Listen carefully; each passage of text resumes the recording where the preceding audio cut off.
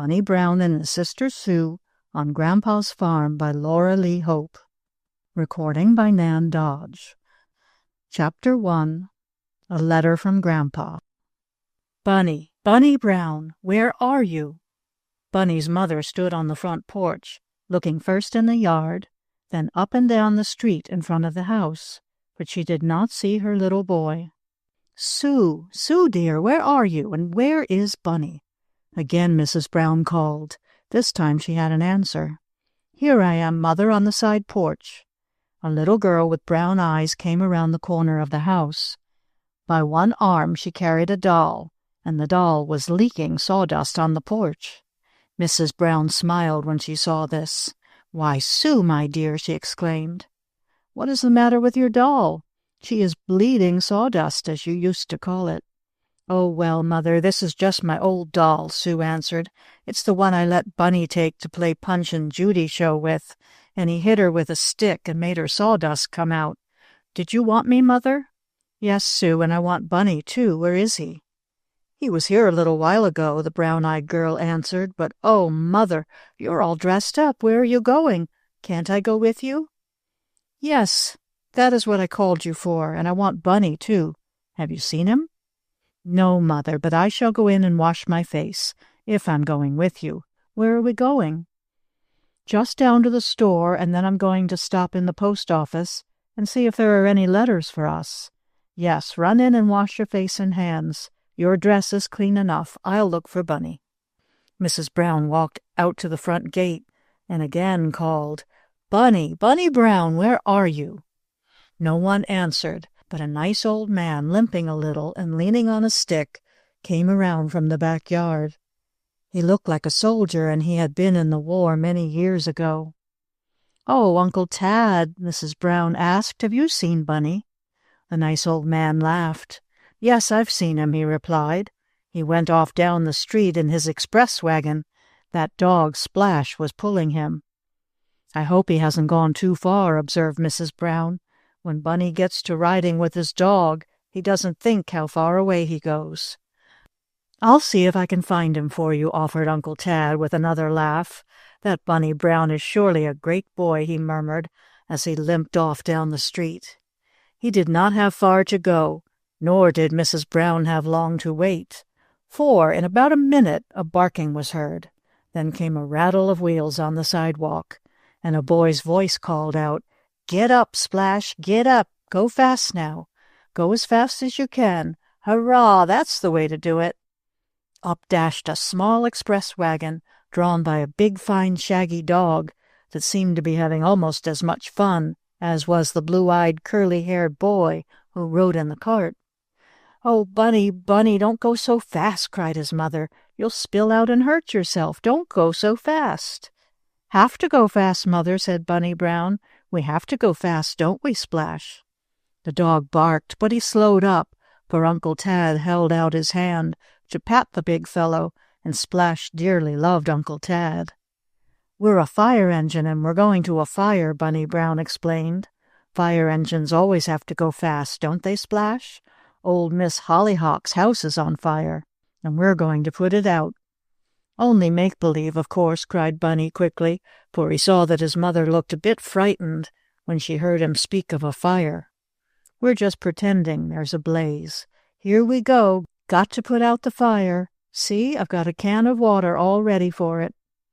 Bunny turned to show his mother and Uncle Tad where, in the back of his express wagon, he had set the garden sprinkling can full of water.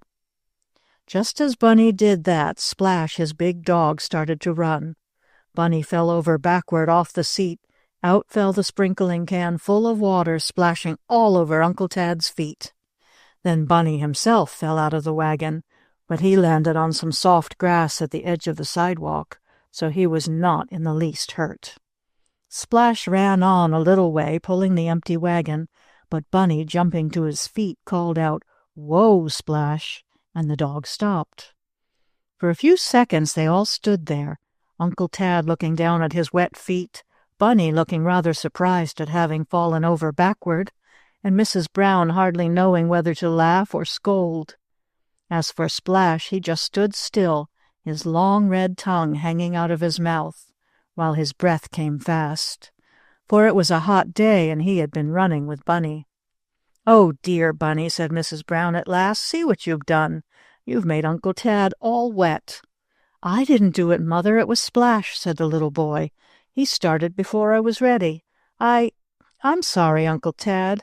Will it hurt your rheumatism?" "No, I guess not, Bunny boy. It's a hot day, and a little water won't do me any harm. But it's all spilled now, and how are you going to put out the fire?" "Oh, I guess we'll make believe the fire's out," said Bunny. "I was going to stop playing anyhow. Where are you going, Mother?" he asked, for he saw that his mother was dressed as she usually was when she went downtown. "I am going to the store," she said, "and I was looking for you and Sue to go with me. Sue is getting washed." "If that water had splashed on Bunny instead of on me, he would have been washed too," said Uncle Tad with a laugh. "Oh, Mother, I'll go and wash myself right away," Bunny cried. Going downtown with their mother was a treat that he and Sue liked very much. "May Splash come too?" Bunny asked. "Not this time, dear. Now hurry. I'll wait for you on the porch." "And I guess I'd better go and put on dry shoes," said Uncle Tad. "I didn't know I was going to be the make-believe fire and get put out, Bunny." Bunny laughed. Then he drove Splash into the yard, put away the sprinkling can, unhitched the dog from the express wagon, and put the wagon in the barn where it was kept. Splash went off by himself to lie down and rest in the shade, while Bunny hurried into the house to wash his hands and face. Soon he and Sue were walking down the village street with their mother. As the children passed a little toy and candy shop kept by Mrs. Redden, Bunny looked in the window and said, "Oh, Mother, she's got a new kind of candy in there." "So she has," cried Sue, pressing her little nose flat against the glass.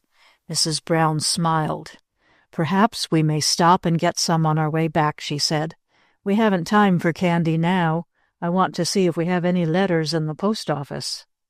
A little later they passed a house, in the side yard of which was a lady, weeding the flower garden. "Good morning, Miss Winkler," called Mrs. Brown. "Oh, good morning," was the answer. "Won't you come in?" "No, thank you. We haven't time now."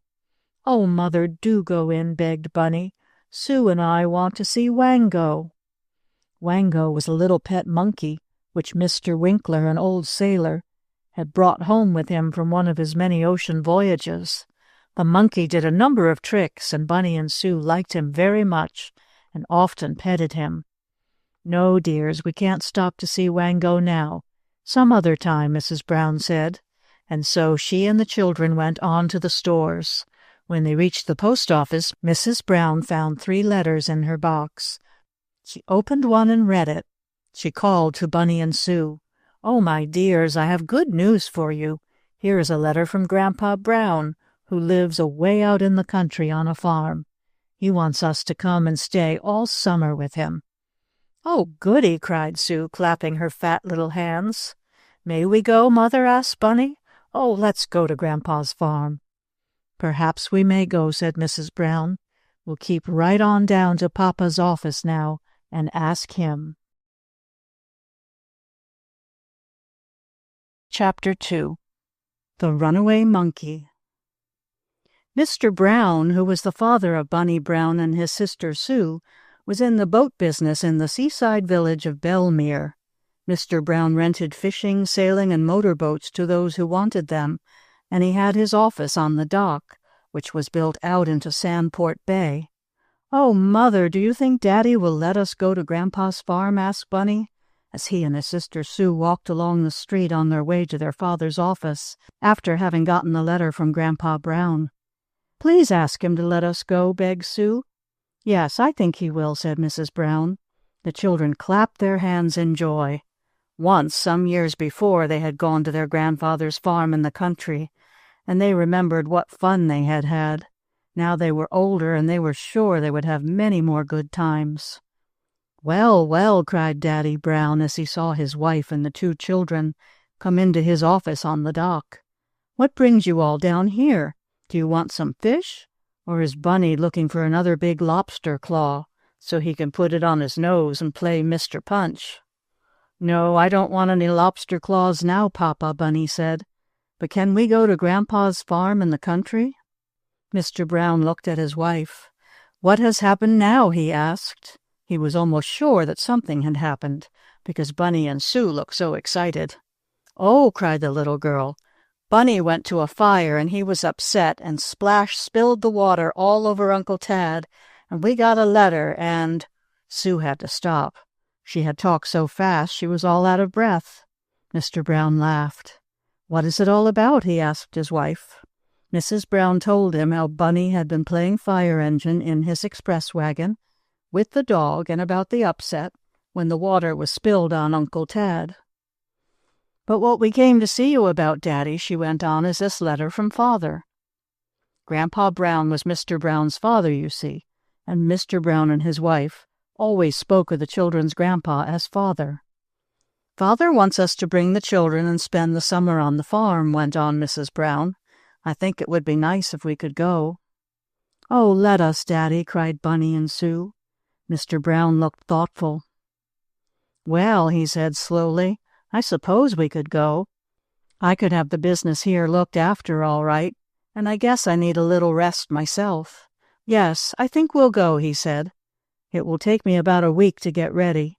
You may write to Father that we'll come," he said to Mrs. Brown. "Was there anything else in his letter?" "Well, yes."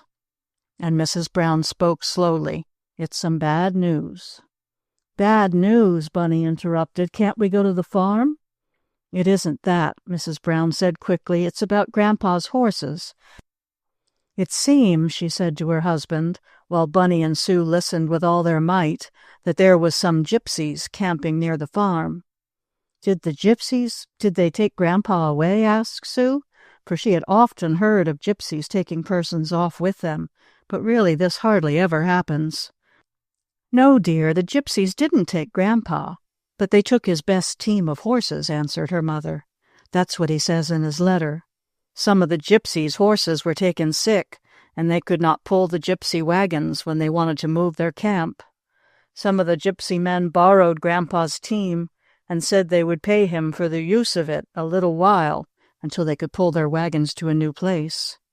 "And did Father let them take his horses?" asked Daddy Brown. "Yes. He says in his letter that he wishes now he had not, for, though the gypsies promised to bring the horses back, they did not do so."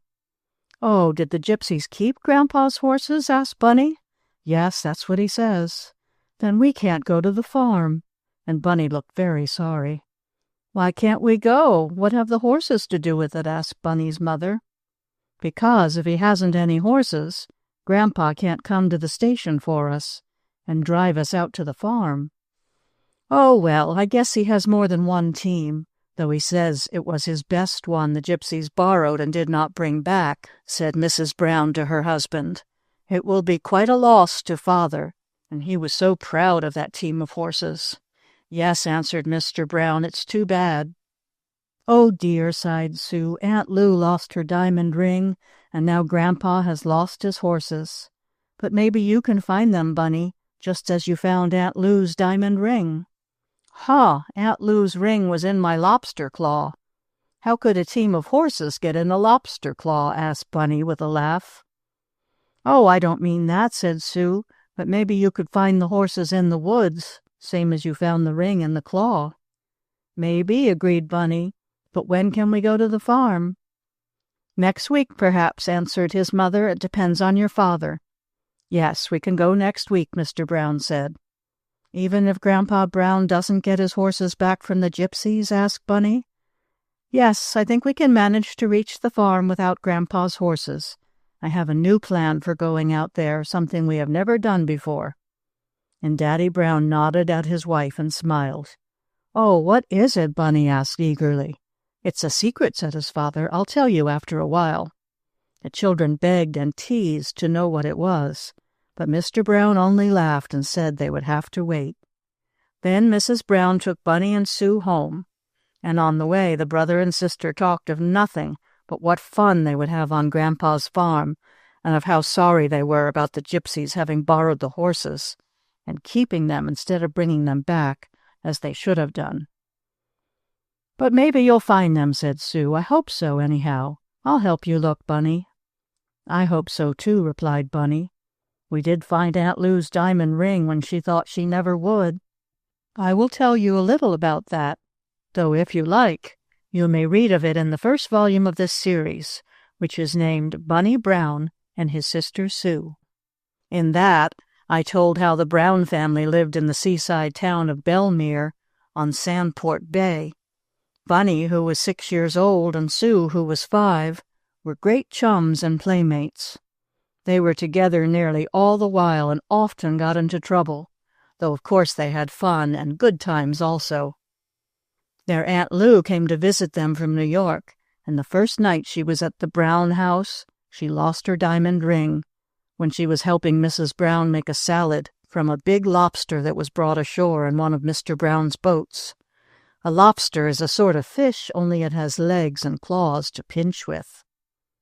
Aunt Lou felt sorry about losing her ring, and Bunny and Sue promised to help her find it. They looked, but for a long time could not discover it. Finally, Bunny found it in the queerest way. Besides finding Aunt Lou's diamond ring, Bunny Brown and his sister Sue did many other things, which are told of in the first book. They had good fun with their friends Charlie Starr, Harry Bentley, Mary and George Watson, and Sadie West and Helen Newton, children of about their own age. Bunny and Sue got locked in an empty house and thought they would have to stay there all night, but they did not. They went on a trolley ride and got lost, and wandered into a moving picture show and up on the stage where they made everybody laugh. Bunny Brown was always thinking of new things to do, and Sue was always ready to help him do them. The children were not naughty, but they did get into trouble and out again more easily than any tots of whom I ever heard. They had many friends, and everybody in town knew and liked them. "And now we're going to have more good fun," said Bunny, on the afternoon of the day when Grandpa Brown's letter came. "Oh, I just love it on the farm." "We can play in the hay and go after the cows and hunt eggs," said Sue. "But you mustn't fall into any hen's nest, as you did once in our barn, and get your dress all egg," said Bunny. "I won't," promised Sue. "Oh, Bunny, I can hardly wait." And she jumped up and down, she was so excited and happy. "Neither can I," said her brother. "I'll tell you what let's do." "What?" asked Sue. "Let's go down to Mrs. Redden's and get a lollipop. We have our penny, and Mother said we could each spend one this afternoon." "All right," Sue replied. "And then shall we go in and see Wango the monkey?" "I guess so, but we'd better eat our lollipops first, or he'll beg them away from us." Wango was very fond of candy, and if the children stood in front of him eating any, he would beg so hard for some, and hold out his little paws in such a sad way, that they could not help sharing their treat with him. Wango was sometimes kept in a big cage, but he was also often allowed to be outside on the porch with a chain fastened to his collar and then snapped to a ring in the porch post. Bunny Brown and his sister Sue bought their lollipops at Mrs. Redden's store and then went on to Mr. Winkler's house to see the monkey. Mr. Winkler, the old sailor, lived with his sister, Miss Winkler. The sister did not like her brother's monkey very much. "Shall we tell Miss Winkler about going to Grandpa's farm?" asked Sue, as she and Bunny walked along the street, hand in hand, eating their candy. "Yes, and we'll tell her about the Gypsies taking Grandpa's horses. Maybe she might see them and tell the bad men to give them back." "Maybe," agreed Sue. "Is your lollipop good, Bunny?" "Awful good. Is yours?" "Yep." The two children walked on and soon were within sight of Miss Winkler's house. "There's Wango tied on the porch," cried Bunny. "I see him," answered Sue. "And oh, Bunny, listen, I hear music." "Oh, it's a hand organ," Bunny exclaimed. "Oh, see, he has a monkey," Sue cried, pointing to a little furry creature on top of the music box.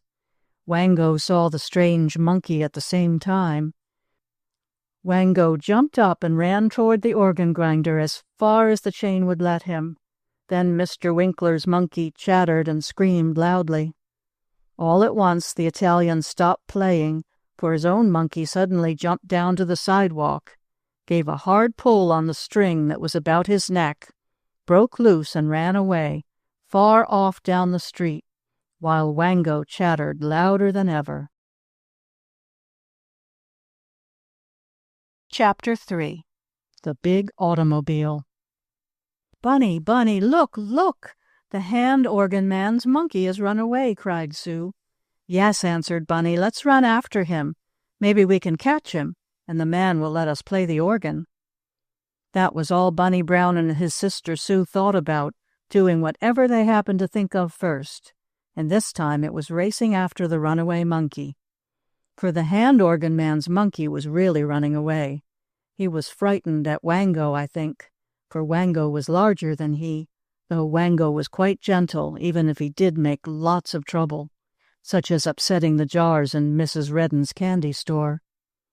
"Here, come back, cried the Italian to his monkey, speaking in what sounded to Bunny and Sue very queer talk. But then the Italian could speak his own language well, even if he could not talk the kind Bunny and Sue used. "We'll get your monkey for you, Mr. Organ Man," cried Bunny. "Come on, Sue." "Well, don't run so fast, I can't keep up to you," called the little girl. "Wait for me, Bunny." Bunny turned and clasped Sue's hand in his own. He did not want to leave his little sister behind. Each child still held a half-eaten lollipop. The hand organ man set down his music box, and he too raced down the street after his runaway monkey. Of course, the man could run faster than could Bunny and Sue. All this while Wango was jumping about on the porch, chattering and squealing. He tried to break the chain that was fast to the collar around his neck, but it was too strong for his efforts. Once, after Mr. Winkler had fastened his pet out of doors, Wango broke away and hid in Mrs. Redden's candy shop. And oh, how he did smash the candy jars! And what a lot of lollipops he took! But his master, Mr. Winkler, the old sailor, paid for them, so it was all right.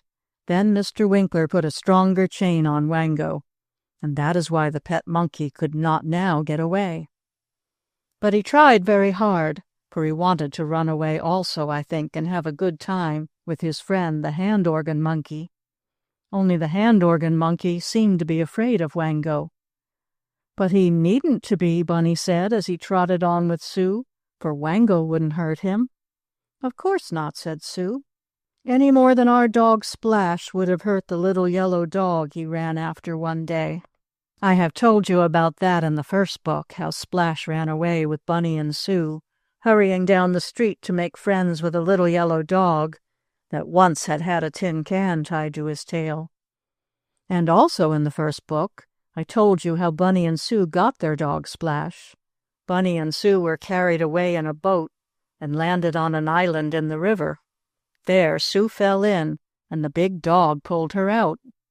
As no one came for the dog, the Browns kept him. And Bunny and Sue named him Splash, because, as Sue said, he splashed into the water to pull me out. On ran the hand organ man after his monkey, and on ran Bunny Brown and his sister Sue after the hand organ man. But Wango had to stay behind.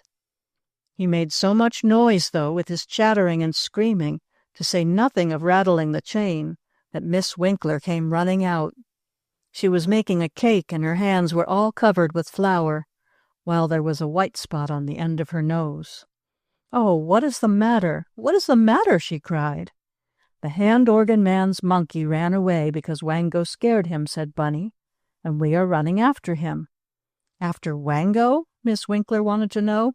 "No, after the hand organ monkey," answered Bunny. "Come on, Sue."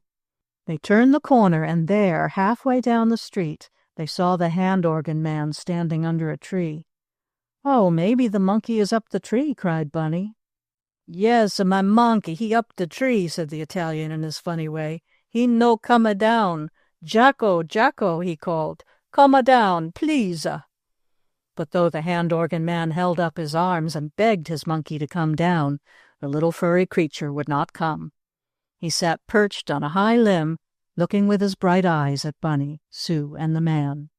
Several boys and girls, as well as some men, came over to see what was going on. "I'll climb the tree and get him," offered George Watson. "Better not. Monkeys can bite and scratch," said Mr. Gordon, who kept the grocery store. "What happened to him, Bunny?" Bunny told him how Wango had frightened the organ monkey. "Maybe if you play, Mr. Italian man, he'll come down," exclaimed Sue after a bit. "Ha, that's a good idea," said Mr. Reinberg, who sold dry goods in Belmere. "Go get your hand organ, Mr. Italian." "Sure, me make a de nice music," agreed the man. "Maybe Jack'll come down den." Off he ran to get his organ, which he had left on the grass in front of Miss Winkler's house. But even when the organ was played, the monkey up in the tree would not come down. He chattered and climbed farther up. "Oh, I know what let's do," suddenly cried Bunny Brown. "What?" asked his sister Sue. "Let's give him our lollipops. That is, what we have left of 'em. Wango likes lollipops, you know, and this monkey ought to like 'em just as well. I'll give him mine," and Bunny looked at his half-eaten candy. "And he can have mine, too," exclaimed Sue. "Better let the hand organ man give him the candy," said Mr. Gordon. "The monkey will know him better. I guess it's a good idea, though, offering him the lollipops." "Much a thank you," said the Italian, smiling, as he took the pieces of candy on the sticks, which the children gave him. He held them up to Jacko and said something in Italian. The monkey chattered just as if he were talking back, and then he began slowly climbing down the tree. "Oh, Bunny, he's coming," cried Sue. "He much a like de candy," said the Italian organ grinder, who was now smiling. "Come on, Jacko, come on." The runaway monkey did not seem so much afraid now, or perhaps he was very hungry for the candy. Anyhow, down he came until he could jump to his master's shoulder. Then he put one little hairy paw around the Italian's neck, and with the other held the lollipops, which he at once began to eat. "Say, that's the time you and Sue did it, Bunny," cried Mr. Gordon. "It was a good trick, but the monkey will eat all your candy." "Oh, I don't mind," Bunny said, but he did care just a little, and so did Sue. However, the Italian was so glad to get his monkey back that he gave Bunny and Sue each a penny so they could buy new lollipops. Then the organ man fastened the string on the monkey's collar again and started off up the street. "Let's follow him," said Sue to Bunny. "Maybe the monkey will run away again, and we can help get him out of a tree." "No, we'd better go home," Bunny said. "Mother may be looking for us." So home they went, and just in time, for Mrs. Brown was about to ask Uncle Tad to look for the children. Every day for the next week, Bunny Brown and his sister Sue would ask when they could start for Grandpa's farm, and their mother would say, "Pretty soon now. Daddy hasn't his surprise quite ready." "Oh, why can't you tell us?" begged Sue. "Because then it wouldn't be any surprise," said Mrs. Brown with a laugh. Bunny and Sue had some good times while they were waiting, but they were anxious to have fun on the farm. And one morning, soon after breakfast, they went out in the yard to play and saw a strange sight. Into the drive rumbled a big automobile, almost like a large moving van. Bunny and Sue ran out of the way. The big automobile came to a stop. The man on the front seat jumped down, and going around to the back, opened the doors. Bunny and Sue peeped inside the van. "Oh, look, look, Bunny!" cried Sue. "It's just like a playhouse inside. It's got beds and a table and even a stove. Oh, what is this all for?" "My, what a big, queer auto," said Bunny.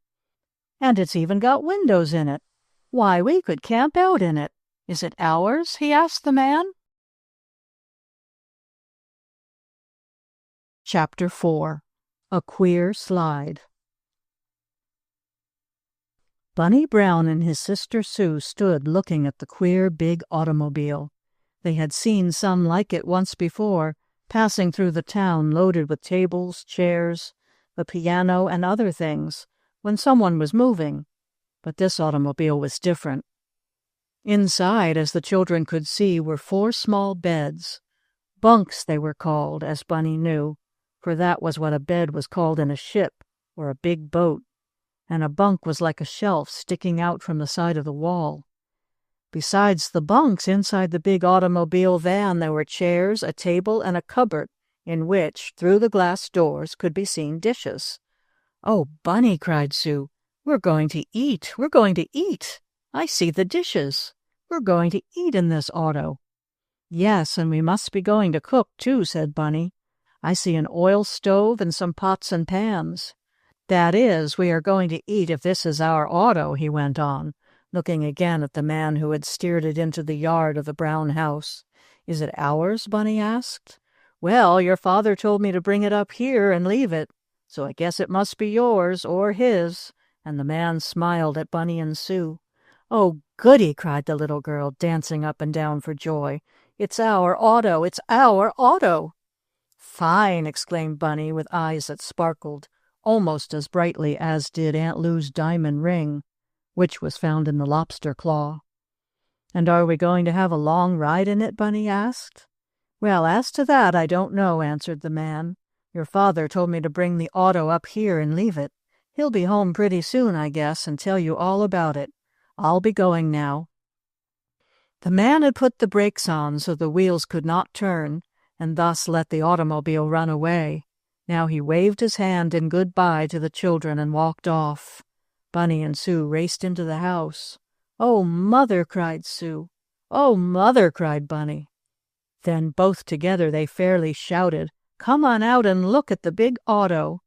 Mrs. Brown smiled and went out with the children. She did not seem as much surprised as they had been. "What's it for, Mother?" asked Bunny. "The man said Papa sent it up. Are we going to take a long ride in it?" "Well, I think so, Bunny." "But if we go riding in this, how can we go to Grandpa's farm?" Sue wanted to know. "You had better wait until your father comes home, and he'll tell you all about it," her mother replied. "May we go inside and look at it?" asked Bunny. "Yes, come along," and Mrs. Brown led the way up the little pair of steps that were fastened at the back of the big automobile. Once inside, Bunny and Sue thought they had never seen such a fine place. It was just like a little house of 2 rooms, one room being shut off from the other by heavy curtains. The first room they went into was where they would eat and cook, and when the table was cleared off, they could sit around it and read or play games. There was a hanging lamp over the table. There were 2 windows in this room with nice white curtains draped over them, and along the sides of the room were cupboards and little places where dishes, pans, and other things could be put away. There was even a clock on the wall to tell the time. In the next room, as Bunny and Sue could see through the curtains, which were pulled back, were 4 beds, 2 little ones, Bunny's and Sue's, and 2 larger beds, or bunks, for Mr. and Mrs. Brown. In this room were also 2 boxes, or chests. "That is where we shall keep our clothes when we are traveling," said Mother Brown. There was a lamp in this room, and windows, with pretty flowered silk curtains over them. "Then we are really going to travel in this auto?" asked Bunny eagerly. "Yes," answered his mother with a smile. "But I thought we were going to Grandpa's," remarked Sue. She did not know what it all meant. "Well, I think this is Papa's secret," went on her mother, "and you will have to wait until he comes home, when he can tell you all about it." Bunny and Sue shook their heads. They did not know what it all meant, but they thought the automobile was fine, and they could hardly wait for the time to come when they should travel and live in it. "It's just like a sleeping car on the railroad train," said Sue. "It's better," Bunny cried. "You can eat in it, too. Once I ate on a train, but my milk all spilled in my lap when I tried to drink out of my glass."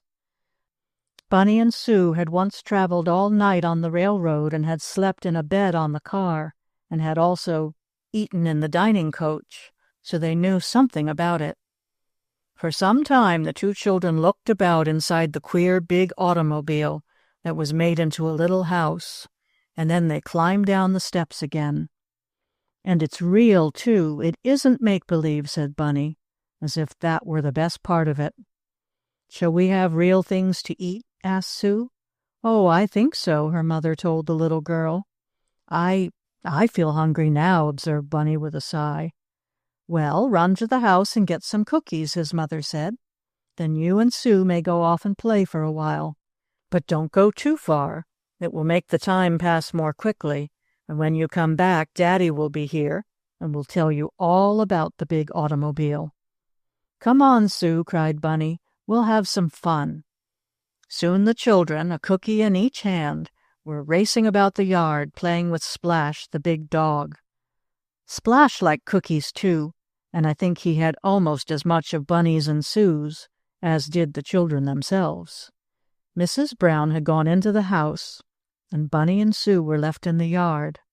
They soon grew tired of playing with Splash, and, as the dog himself was rather hot, he went to lie down in the shade. "I know what let's do," said Bunny after a bit. "What?" asked Sue, who was always ready to go where her brother led. "What can we do, Bunny, to have some fun?" "We'll go over to the pond and catch frogs," answered Bunny. "I'll get my net, and you can take a tin can to keep 'em in." "But we won't hurt the frogs, will we, Bunny?" "No, we'll just catch 'em and let 'em go again, to watch 'em hop. Come on." Bunny had made himself a little net out of a bean pole, with a bent wire in the shape of a hoop, and some mosquito netting pinned over it. Not far away from the brown house was a pond, where there were many frogs and tadpoles, which are little frogs before they have any legs. The pond was in a hollow place where the clay had been dug out to make bricks, for near Belmere was a large brick factory. The water rained into the pond and stayed there for some time, as it could not run out or soak down through the clay. Bunny and Sue were allowed to go to the clay pond because it was not deep and not far away, but Mrs. Brown always told them to be careful not to slip down in the wet and sticky clay or muddy water. So now, with the net and the tin can to catch frogs, away the two children started.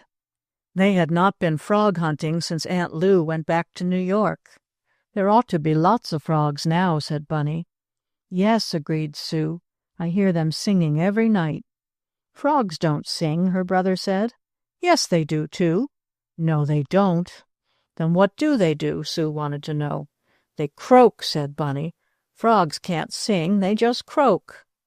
"Well, they can hop then." Sue was sure of that, 'cause the ones George Watson let loose at our party hopped. Oh, yes, frogs can hop. Bunny knew that well enough. "All 'ceptin' pollywoggles," went on Sue. "They jest wiggle." "That's right," said her brother. "Pollywogs can't hop, 'cause they've got no legs. Come on." The two children were soon at the frog pond. They could hear the frogs croaking or singing, whichever you call it, and with his net Bunny was soon scooping around in the water to catch some of the hopping, swimming creatures. "Oh, I've got a big one!" the little boy suddenly cried, as he lifted the net into the air. "Where's your can, Sue?" "Here it is, Bunny." Sue held up an old tomato can with the cover off, while her brother turned his net upside down over it. Some black mud and water splashed from Bunny's net, some splattering on Sue's dress. She looked eagerly into the can. "There isn't any frog at all, Bunny," she exclaimed, much disappointed. "No frog!" shouted Bunny. "Of course there is." With a stick he poked in the mud on the bottom of the can. No frog was there. "Well, he must have hopped out," he said. "Maybe you didn't have one, Bunny." "Yes, I did, but he got away. He was a big one, too, but I'll get another." A little later, Bunny did catch 2 frogs, though they were small ones. He put them in Sue's can. She looked at them for a while and then asked, "Oh, Bunny, oughtn't I to put some water in the can so the frogs can swim? They won't like us if we don't let them swim." "Well, put a little water in," said Bunny. With the frogs in the can, Sue dipped it into the pond at the water's edge. Then she gave a sorrowful cry. "Oh, Bunny, the frogs hopped out. They got away." "Oh, dear," the little boy said. "What made you let 'em go?" "I didn't. They wented themselves. They swimmed right out." "Oh, well, never mind. I can get more." Bunny was real nice and cheerful about it, wasn't he? Some boys would have made a fuss if their sister let their frogs go, but Bunny Brown was different. Soon he caught 4 more frogs, and this time he helped Sue put water in the can, scooping it up with his hands, so the frogs did not get out. But catching frogs gets tiresome after a while, and after a bit, Bunny and Sue were ready to stop. They looked about for something else to do. Not far from the pond was a high bank of clay, partly dug away. It was like a little hill, and sloped down to the edge of the pond. "Oh, Sue, I know what let's do," cried Bunny. "What?" "Let's go up to the top of the clay hill and roll stones down into the water." "All right, let's." Sue set down her can of frogs, and Bunny laid aside his net. The clay hill was too slippery to climb, so the children went around to the side, on a part where the grass grew. Soon Bunny and Sue stood at the top of the hill. It was not very high nor very steep, and at the top were a number of stones. "We'll roll 'em down and watch 'em splash in the water," said Bunny. Down the slippery clay slide the children rolled the stones, watching them splash into the little pond at the bottom of the hill. All of a sudden, as Sue rolled one stone, larger than any of the others she had yet played with, she gave a cry. "Oh, Bunny, Bunny, I'm slipping, I'm falling," she called. Bunny gave a jump toward Sue, hoping he could catch her, but he too slipped on the smooth clay at the top of the hill, and the next second Bunny and Sue went sliding down. Right down the clay hill toward the shallow pond at the bottom they slid, like Jack and Jill, who went up the hill after a pail of water and then tumbled down. Chapter 5. Off to Grandpa's Farm. "Bunny, Bunny," cried Sue as she slid along. "Oh, Bunny, I can't stop." I can't either," answered her brother. "But don't be afraid, you won't get hurt, Sue." "No, but Bunny, if I go into the water, I'll get all wet." "Well, I'll get wet too, and then Mama will know it was an accident. Say, we're sliding fast, Sue, aren't we?" Bunny Brown and his sister Sue were certainly sliding fast. The clay hill was wet with rain that had come down in the night, and the clay was as slippery as glass. The little boy and girl dug their heels in, or they tried to, but the clay was hard as well as slippery. Down and down they went, faster and faster. Sue tried to dig her fingers into the clay, but she could not, any more than Bunny. Neither of them could stick the heels of their shoes in. On and on they slid, faster and faster. "Oh, dear," cried Sue, "I wish our dog Splash were here." "He couldn't stop us," replied Bunny. "He'd slide too, same as we're sliding." Well, anyhow," said Sue, almost ready to cry. He could pull me out when I fell in the water, and I'm going to fall in, Bunny. I know I am. I'm going to fall in. Oh, dear." "Never mind, Sue. I'll fall in with you, and I'll pull you out. It isn't deep." "No, but it's awful muddy, Bunny." Bunny did not have time to answer. He only had time to yell, "Look out, Sue, here we go in." And splash, in went Bunny Brown and his sister Sue. Right in the shallow pond of muddy water they slid, sitting down. It did not hurt them, for the clay was soft and smooth where the water covered it. But, though the two children were not hurt, oh, so dirty and muddy as they were. They had made such a hard splash into the puddle that the water was sprinkled all over them, like a shower from a fountain. For a moment after sliding in and coming to a stop, Bunny and Sue looked at one another, not saying a word. "Well," said Bunny after a bit with a long breath, "you didn't get hurt, did you, Sue?" "No, not hurt, Bunny, but look at my dress." Sue's lips quivered and her eyes filled with tears. "Don't care," said Bunny kindly. "I'm all mud, too." Let's go home," Sue went on. "I must get a clean dress, and I don't want any more frogs, Bunny." "I guess I don't either. We'll let 'em go." Bunny tried to get up from where he was sitting in the puddle of muddy water and clay, but it was so slippery that almost as soon as he stood on his feet, he went down again. Oh," cried Sue, "you're splashing me more, Bunny." I couldn't help it," he said.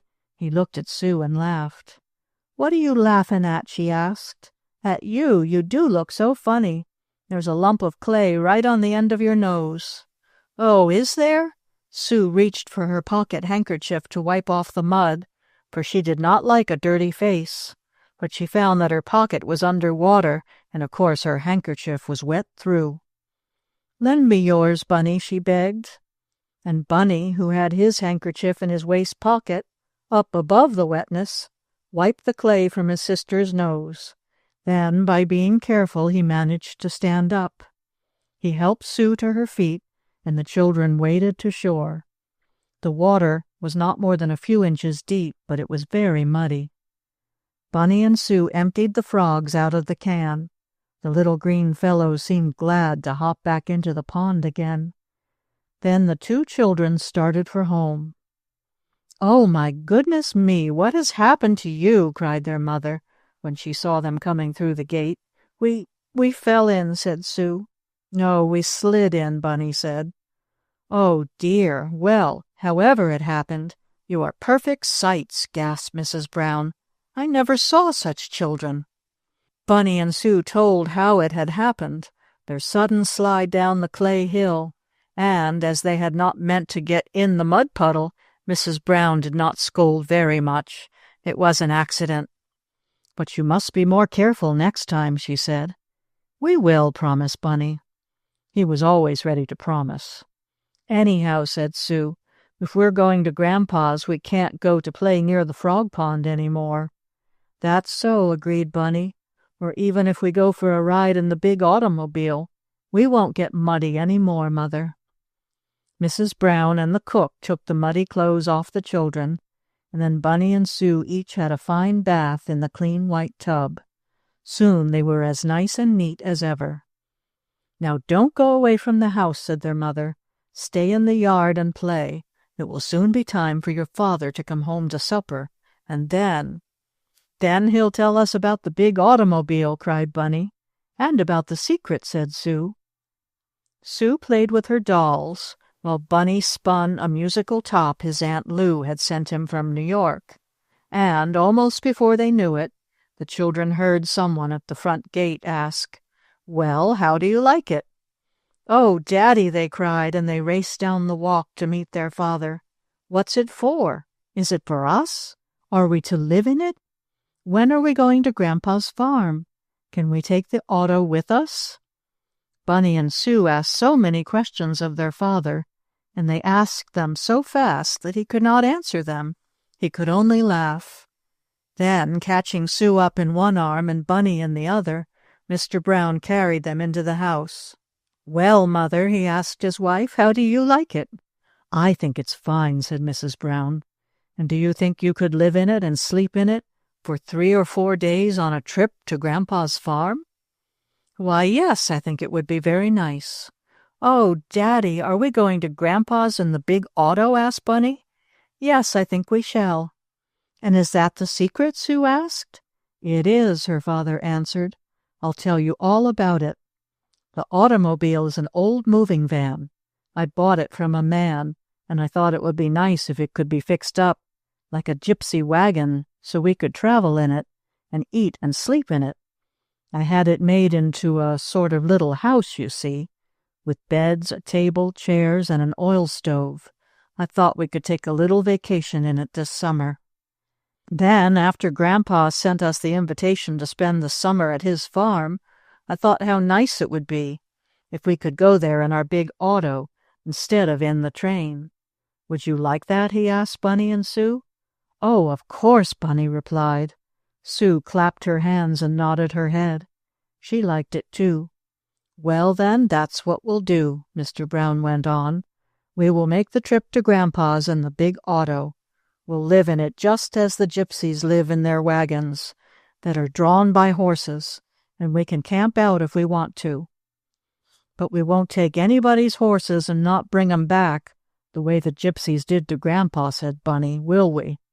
"Oh, no, of course not," echoed Sue. "Well, then, if it's all settled, we'll have supper and talk more about our trip afterward," said Mr. Brown.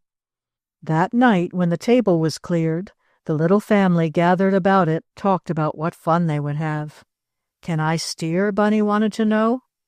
"Oh, no, I'm going to let Bunker Blue do that," his father said.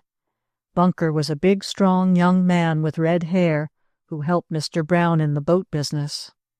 Bunny and Sue could hardly sleep that night thinking of the fun they were going to have in the big automobile and on Grandpa's farm. The next morning they helped their mother get ready to start. Bedclothes were put on the 4 bunks, the oil lamps and the stove were filled, and things to eat were put in the cupboard. On the way they could stop at stores along the road and buy more things when they were hungry. Very soon all was in readiness. 2 days later, the house having been locked up for the summer, Bunny Brown and his sister Sue, with their father and their mother, took their places in the little house that was made inside the big automobile. Bunker Blue was out on the front seat to steer and make the automobile go. "Are you all ready?" asked Bunker of Mr. Brown. "All ready, Bunker. You may start now." Chug, chug went the automobile, and away it rolled, out of the yard and into the street. "Hurrah!" cried Bunny Brown. "We're off for Grandpa's farm." Chapter 6. Just Like Gypsies. Away down the road rumbled the big automobile, which was just like a little house on wheels. Bunny Brown and his sister Sue sat, one at each window, on cute little chairs and looked out. "Oh, isn't this fun?" cried Sue. "The best fun we ever had," agreed Bunny. "It was more fun than when we were shipwrecked on the island, 'member?" "Yes, when we played Robinson Crusoe," went on Sue, "and we couldn't find Mr. Friday because it was Thursday," and she laughed. "And you fell in," added Bunny, "and Splash pulled me out." "Oh, Father!" suddenly cried Bunny, as Sue mentioned the name of the pet dog. "Couldn't we take Splash with us?" "Well, I don't know," said Mr. Brown slowly. "You know we weren't going to take him down on the farm, because Grandpa has a dog. But I guess if you want Splash very much, we have room for him. What do you say, Mother?" And he looked at Mrs. Brown. "Oh, let the children have their pets," said Mother Brown. "Fine!" shouted Bunny. "We'll stop at Mr. West's and get him," said Mr. Brown.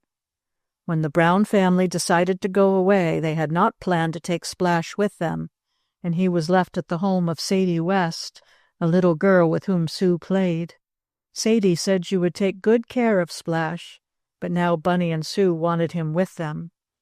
So the big automobile was steered down toward the West home, and a little later Splash was barking joyously inside the little room and trying to kiss with his red tongue Bunny, Sue, and Mr. and Mrs. Brown, all at the same time.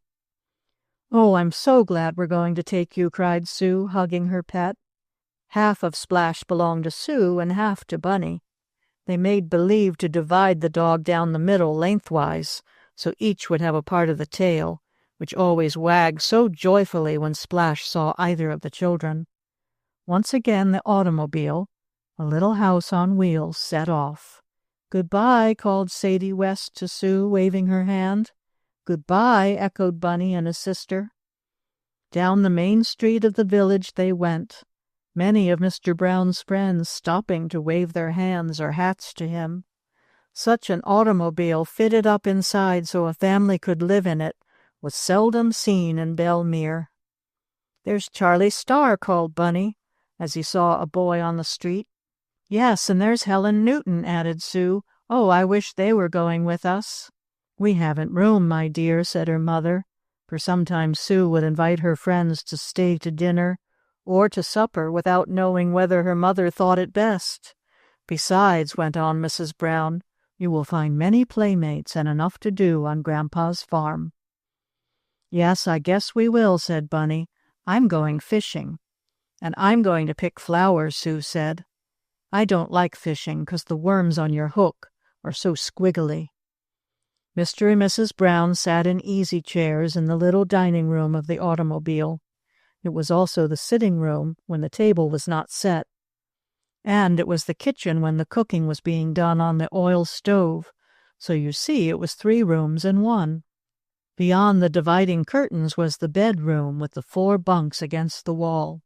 There were windows in that room, but the Brown family seemed to like best sitting in the one nearest the back doors of the automobile. "It's just like being in a railroad train," said Bunny, as he looked out of the window and waved to Harry Bentley, one of his friends, whom he saw just then on the steps in front of Harry's house. "Yes," said Sue, "it's like a train, 'ceptin' it jiggles you more," for the street was a bit rough and the car bumped unevenly along and swayed from side to side. "It will run more smoothly when we get out on the soft dirt country road," Mr. Brown said. A little later they had passed out of the village. On the front seat, Bunker Blue steered the machine and made it go faster or slower just as he needed to. Inside, Splash walked about, feeling a little strange at first, perhaps, but he saw Bunny and Sue and Mr. and Mrs. Brown, so of course he knew it was all right and that he was one of the family. "Mother, I'm hungry," said Sue. "Could I have something to eat?" "Maybe a jam tart," added Bunny, the kind Aunt Lou used to make with the jam squashing up through the 3 little holes on top. "Yes, I have made some of them," Mrs. Brown said. "I'll give you some. You must be hungry, as we had an early breakfast." Mrs. Brown knew how to make jam tarts, just like those Aunt Lou used to bake. A little cupboard was opened, and a plate of the nice tarts set on the table for the children. "Oh," murmured Sue. "Ah," said Bunny. "And would you like a glass of cool milk?" asked Mrs. Brown. "But how can we have cool milk on a hot day when we have no ice?" asked Bunny.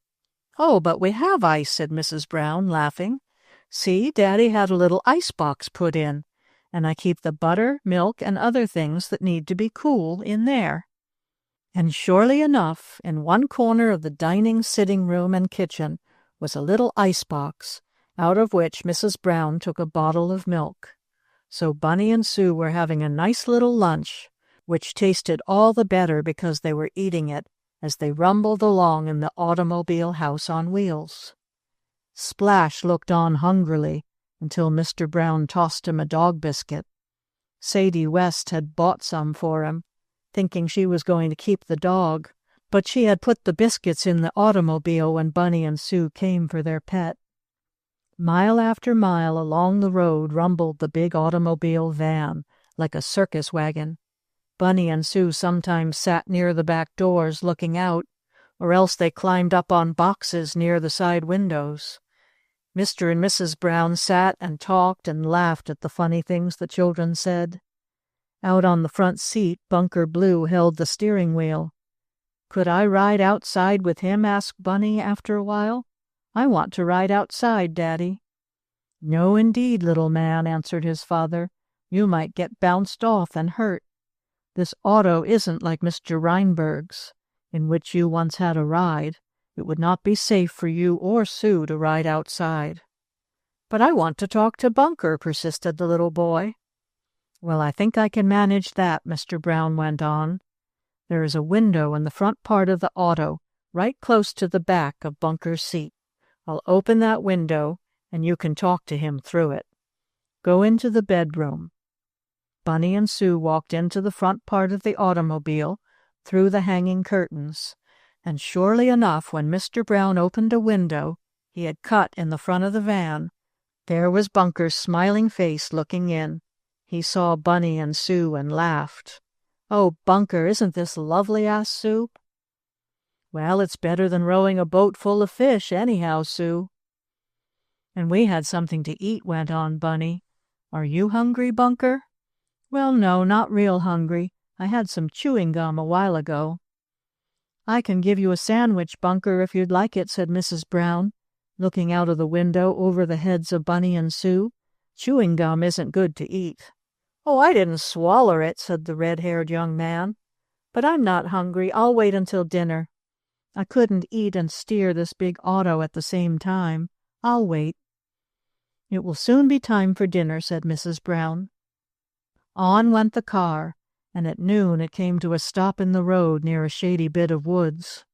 "Here's where we'll eat," said Mrs. Brown. "Shall we set the table inside or out on the grass?" "Out on the grass," cried Bunny. Then we'll be just like gypsies at a picnic." So Mr. Brown lifted the table out of the automobile, and he and Bunny and Sue helped put on the dishes and the knives and forks. Mrs. Brown cooked the dinner on the oil stove. There were meat and potatoes and green peas, besides tomato soup, which Bunny liked very much. There was milk for the children and tea for the older folk, and they sat on chairs under the trees and ate what Bunny said was the best dinner he had ever had. Sue liked it too, and so did Bunker Blue. Then, after a little rest, they went on again. Oh, I forgot to say that of course Splash had his dinner also. He ate the scraps of meat and the bread and potatoes left over when all the others had finished. He liked his dinner very much. On rumbled the big automobile over the country roads. Many persons who passed it, some in other cars and some in carriages, turned to look at the funny house on wheels. Perhaps they wished they had one like it. "And are we going to sleep in it tonight?" asked Sue when the sun began to go down. "Yes," answered her mother. "I'll make up your little beds just as I do at home." "But I can't sleep if it jiggles and squiggles so much, Mother." "We'll not travel at night," said Mr. Brown. "We'll find a nice place beside the road, run the auto under the trees, and stay there until morning. Then the auto won't jiggle you, Sue." "All right, Daddy, that's nice." Just before dusk they stopped for supper. This was just as much enjoyed as was the dinner. Mrs. Brown made lemonade when Bunker found a spring of cold water. Just as supper was over and they were sitting about the table, which was out on the ground near the back of the automobile, Mrs. Brown pointed to some smoke that was to be seen coming up through the trees not far away. "That looks like someone camping over there," she said to her husband. "Maybe it is. There are several bands of gypsies around here," he said. "It may be some of them." Bunny Brown and his sister Sue looked at one another. They were both thinking of the same thing. Could these be the gypsies who had taken Grandpa's horses? The smoke rose higher and higher through the trees as Mr. and Mrs. Brown, with the help of Bunker, began to wash the supper dishes. Bunny and Sue walked a little distance away from the car toward the smoke. "Don't go too far," their mother called to them. "We won't," answered Bunny. Chapter 7. The Woodland Camp. The two children walked slowly down the road, at the sight of which, under some big willow trees, the automobile was drawn up for the night, which would soon come. Mrs. Brown was busy making up the beds. One for Bunker Blue was to be made on the ground, right under the automobile itself. An extra cot had been brought along for him, but it was folded up in the automobile. Mr. Brown was busy looking over the machinery of the engine, or motor, that made the automobile go. He wanted to be sure it had not broken, so they would be able to go on again in the morning and finally get to Grandpa's farm. "Where are you going, Bunker?" called Bunny, as he and Sue saw the big red-haired boy start down the road with a pail on his arm. "I'm going for water," Bunker replied. "Why, we have some in the icebox," cried Sue, for she had had a glass a little while before. "You can drink that water, Bunker." "Oh, I don't want a drink, Sue. It's the automobile that wants one," Bunker answered. "How funny," laughed Sue. "Automobiles can't drink." "Oh, yes, they can," replied Bunker. "I have to pour water in ours so the engine won't get too hot. It doesn't exactly drink it, but it needs it to cool itself off. That's why I'm going for water now." "I'll come with you," offered Bunny, and of course where Bunny went, Sue went too. So the brother and sister were soon walking with Bunker down to the spring. There he filled the pail with water, and, coming back with it, he poured it into what is called the radiator of the automobile, the place where the water itself is kept cool, so it will cool the hot engine. "There," exclaimed Bunker when he had finished. "Now the auto has had a good drink, and it can go to sleep if it wants to." "Oh, do autos go to sleep?" Sue wanted to know. "Well, they stay nice and quiet all night," her father told her. "At least I hope ours will. And it is almost the same as going to sleep. Now, Mother, have we everything ready for the night?" "I think so," said Mrs. Brown. "Bunker, if you'll get out your cot, I'll make it for you, and then you can slide it under the automobile." "Oh, thank you, Mrs. Brown," replied the big boy, "but I can make my own bunk. I'm used to it." Mrs. Brown looked through the icebox and in the cupboard.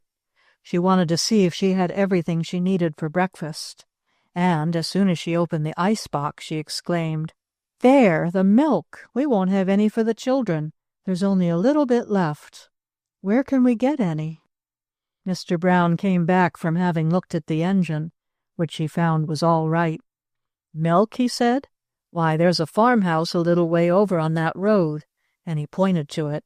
"I guess we could get milk over there." "Then we'll have to do it.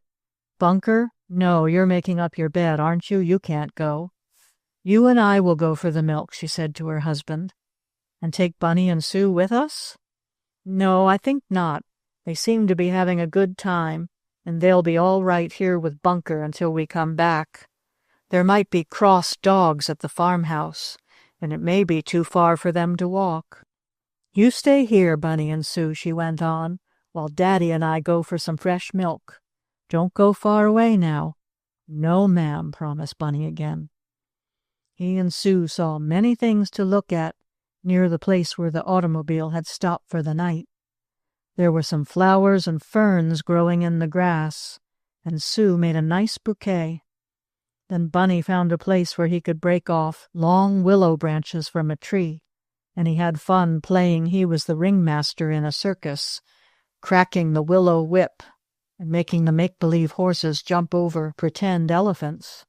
Sue looked up from her flower gathering and said to her brother, "Oh, Bunny, look what a lot of smoke." She pointed to where the smoke had been seen before, curling up through the trees of the woods. "It is a lot of smoke," said Bunny. "Maybe the trees are on fire. Let's go and look." Bunny did not stop to think that if the woods were on fire, it was not a very good place for him and his sister to go. But the trouble was with Bunny Brown that he did what he wanted to do first and thought about it afterward. "If I had my fire engine here, I could put out the fire," said Bunny. But his fire engine was only a toy, and though it did squirt water when he turned the handle, it only sprayed out a little, about a tin cupful. So I guess it could not have put out a very big fire. "We'll go to see what it is," decided Sue. She was always willing to go where Bunny led her. Bunny looked back toward the automobile. Bunker Blue was not to be seen. He was under the big van fixing up his cot for the night that would soon be turning everything dark. Down a side road, Bunny could see his father and mother going to the farmhouse for the milk. "We'll just walk a little way and look at the fire," said Bunny. "Mother or Father won't care about that, and maybe we'll have to tell them there is a fire so they can telephone for the engines." "There aren't any telephones here in the woods," said Sue. "Well, then they can holler for the engines," Bunny remarked. He did not care much about that part. He wanted to see the fire. "Come on," he called to his sister. And so the two tots started toward the place where they could see the smoke curling up over the trees. If Bunker Blue had seen the children, he would have called to them to come back. So would their father and mother. But Mr. and Mrs. Brown were hurrying toward the farmhouse, and Bunker was under the automobile. And just then he had struck his head on a piece of wood, and his head hurt so that Bunker had to rub it, and tears came into his eyes, though he did not exactly cry. But the tears did not let him see very good. That is why he did not see the children set out toward the fire. So Bunny and Sue walked on toward the woods. The woods were darker than the road, and reaching the edge of the trees, Sue hung back. "I don't want to go in," she whispered. "I's afraid." "Oh, don't be afraid," answered Bunny. "I won't let anything hurt you. Where's Splash? He won't let anyone hurt you either." But the big dog was, just then, racing over the fields after a bird he thought he could catch. so no one saw Bunny Brown and his sister Sue as they went into the woods. They could see the smoke of the fire much more plainly now. And then, all of a sudden, they came to a place in the woods where there was a camp. There were white tents, and a number of wagons with looking-glass on the sides were standing near some horses which were eating grass. And in and about the tents and wagons in the Woodland camp were a number of dark-colored men, women, and children. They looked like Indians, but Sue knew who they were as soon as she saw the gay wagons. "Oh, Bunny," Sue whispered, "they're gypsies. Maybe they have Grandpa's horses. This is a gypsy camp, Bunny." Chapter 8. A Night Scare. Perhaps if Sue had not spoken of Grandpa's lost horses, Bunny might not have wanted to keep on toward the gypsy camp. But when his sister spoke, the little boy seemed to become brave all at once. "That's so, Sue," he whispered to her, as he took hold of her hand so she would not be frightened. "Maybe Grandpa's horses are here. These folks are gypsies, sure enough." "Just like the pictures in the books," added Sue, also whispering.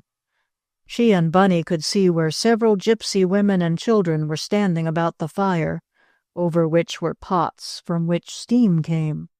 The gypsies were cooking their supper. The men gypsies stood near the horses and wagons talking. Some of the men were smoking, and they all seemed to be having an easy time. "Shall we go up and ask them if they have Grandpa's horses?" Bunny inquired of Sue. "Yes," she said, "but you won't let the gypsies take me, will you?" "Nope," said Bunny. He and Sue had often heard their little playmates talk about gypsies taking children away, but I do not believe this ever happens. The gypsies have children of their own, children who like to live and travel in the queer wagons, and why should the gypsies take other children who might be a trouble to them and cry to come home? Still, Bunny and Sue thought the gypsies might take them away in one of the wagons with the shining looking-glasses on the sides, or that they might be kept in one of the tents, but the two children wanted to find out about Grandpa's horses, so they kept on. By this time, some of the gypsy women had seen the two tots. One woman, who wore a bright handkerchief on her head, came up to Bunny and Sue and asked, "Where are you going? Where do you live? Aren't you lost?" "No, ma'am," said Bunny, while Sue sort of slid around behind him. "We're not lost. Our automobile is over there," and Bunny pointed to the road. "We just came to see if you had our Grandpa's horses."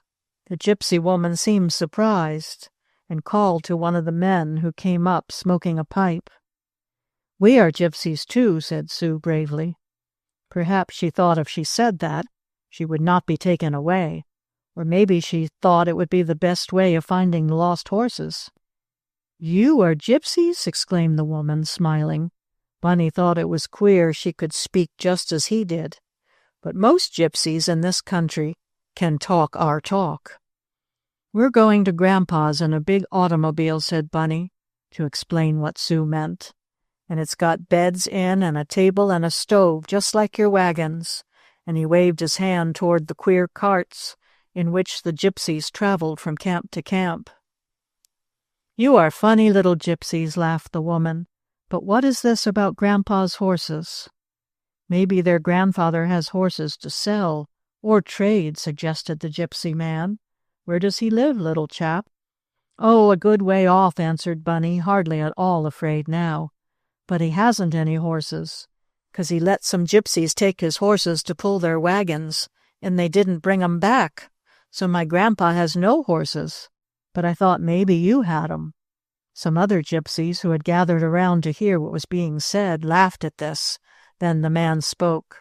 "We have some horses," he said, "but they are not your grandfather's, little chap. But I think you had better run home, or run back to wherever your automobile is. Your mother may be looking for you." Bunny and Sue had not thought of that. I guess we had better go home," said Sue. "Yes," agreed Bunny. "If Grandpa's horses aren't here, we had better go back." "Do you know the way?" asked the gypsy woman. "If you are afraid, I will go with you. if you tell me where your automobile is." I guess we can find it, thank you," said Bunny. He was not sure that he could, for it was almost dark now, and the gypsy fire looked bright and cheerful. But Bunny did not want to walk along through the woods with the gypsy woman. She might, after all, take him and his sister. "Come on, Sue," said Bunny to the little girl, and they turned back on the path by which they had come. "Goodbye," called the gypsy woman after them. "Come again and see us, and I will tell your fortunes." "All right," answered Bunny, waving his hand. "What's a fortune?" asked Sue, when they had walked on a little way. "It means what's going to happen to you." "Well, lots happened to us, Bunny. I slid down the claybank hill, and so did you, and once I sat in a hen's nest and broke the eggs." "That isn't a fortune," said Bunny. "That's just bad luck. But let's run, Sue. It's getting awful dark, and maybe we can't find the automobile. Let's run." Bunny set off, fairly dragging Sue after him, but she called out, "Oh, Bunny, I can't run. My legs is too tired. Let's go back and get the gypsy woman to take us." "No," said Bunny, "I can find our auto all right." He kept on. He went more slowly, though, so Sue would not get tired. At first, Bunny managed to keep to the path through the woods, the path that led from the main road, on which their automobile was standing. But in a little while, Bunny found himself walking into a patch of bushes. "Oh, oh!" cried Sue as the bushes scratched her face. "Where are you going, Bunny?" Bunny did not answer, for he did not know himself. He was off the path. "Oh, dear!" cried Sue. "Let's go back to the gypsy camp, Bunny." "No, I'll find the way," he said. "I'll find our automobile." Just then there was a rustling in the bushes and in the dried leaves under them, and Sue, somewhat frightened, exclaimed, "Oh, Bunny, what was that?" Once again Bunny did not answer for a moment, for he did not know what the noise was. But he did not have to speak, for a second later there came a loud bark. "Oh, it's a dog!" cried Sue. "Maybe it's one of the gypsy dogs come after us." A dog did rush up to Bunny and Sue, but it was a good, friendly dog and seemed very glad to see them. It jumped about Bunny, and no sooner had the little boy put his hands on the shaggy back of the frisking animal than Bunny cried out, "Why, it's Splash! It's our dog, Splash!" "Oh, how glad I am!" laughed Sue. "Now we're all right. Oh, you dear old Splash." She put her arms about the neck of Splash, and he seemed as glad to meet Bunny and Sue as they were to see him. Then a voice called from the darkness, "Bunny, Sue, where are you?" "Oh, it's Daddy!" Bunny cried. "Oh, you children!" another voice said. "It's Mother!" shouted Bunny. "Here we are!" He added, "We went to the gypsy camp to look for Grandpa's horses. But we're coming back now. We didn't find the horses, but Splash found us." The next minute Mr. and Mrs. Brown were beside Bunny and Sue, while Splash frisked about and barked as though he had done it all. "Oh, Bunny and Sue," said Mrs. Brown, "you shouldn't have gone away. You should have stayed with Bunker. He was quite frightened about you, and so were we." "But you're not scared now, are you, Mother?" asked Bunny. "'Cause we're not lost any more." "But I'm tired and sleepy," said Sue. "I want to go to bed."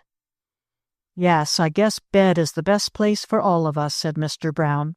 "Now, Bunny, Sue, you must not go away like this again. You might have been lost in the woods all night." "The gypsies would have brought us home," observed Bunny. "One gypsy lady wanted to, but I thought I could get home myself. And I almost did," he added. "Tell me about the gypsies," said Mrs. Brown as she looked off through the woods, where a faint glow of the campfire could be seen. Bunny and Sue told of their little adventure. They were sorry they did not find Grandpa's horses for him. "I guess the gypsies who have them are far away from here," remarked Mr. Brown. A light was seen flickering through the trees along the path, and a voice called, "Where are you?" "It's Bunker Blue," said Mother Brown. "I told him to come after us with a lantern." Soon Bunker came up. "Did you find 'em?" he asked eagerly. "Yes," Mr. Brown answered, "they're all right." And a little later they were all safely at the big automobile. Bunny and Sue had some bread, with the milk their father and mother had bought at the farmhouse. Then they were undressed and tucked in the little bunks. Bunker went to sleep in his cot under the van, and Splash curled up on the grass near him. And, after seeing that everything was snug for the night, Mr. and Mrs. Brown went to bed also. Their first day's travel was over. Everyone had been sleeping soundly for some time, and Bunny was dreaming that he had found Grandpa's horses, and was riding down a slippery hill on one of them, when all of a sudden, in the middle of the night, there came a loud yell. "Let me alone! Get away from here!" "That's Bunker Blue," Bunny heard his father say. Bunny sat up, hardly awake. Sue also sat up in her bunk. Then Splash began barking under the automobile where Bunker was sleeping.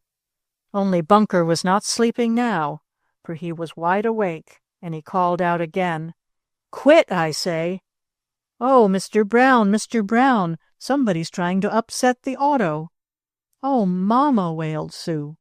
Bunny did not know what to do. "Wait a minute, I'm coming," called Mr. Brown, as he jumped out of bed. Chapter 9.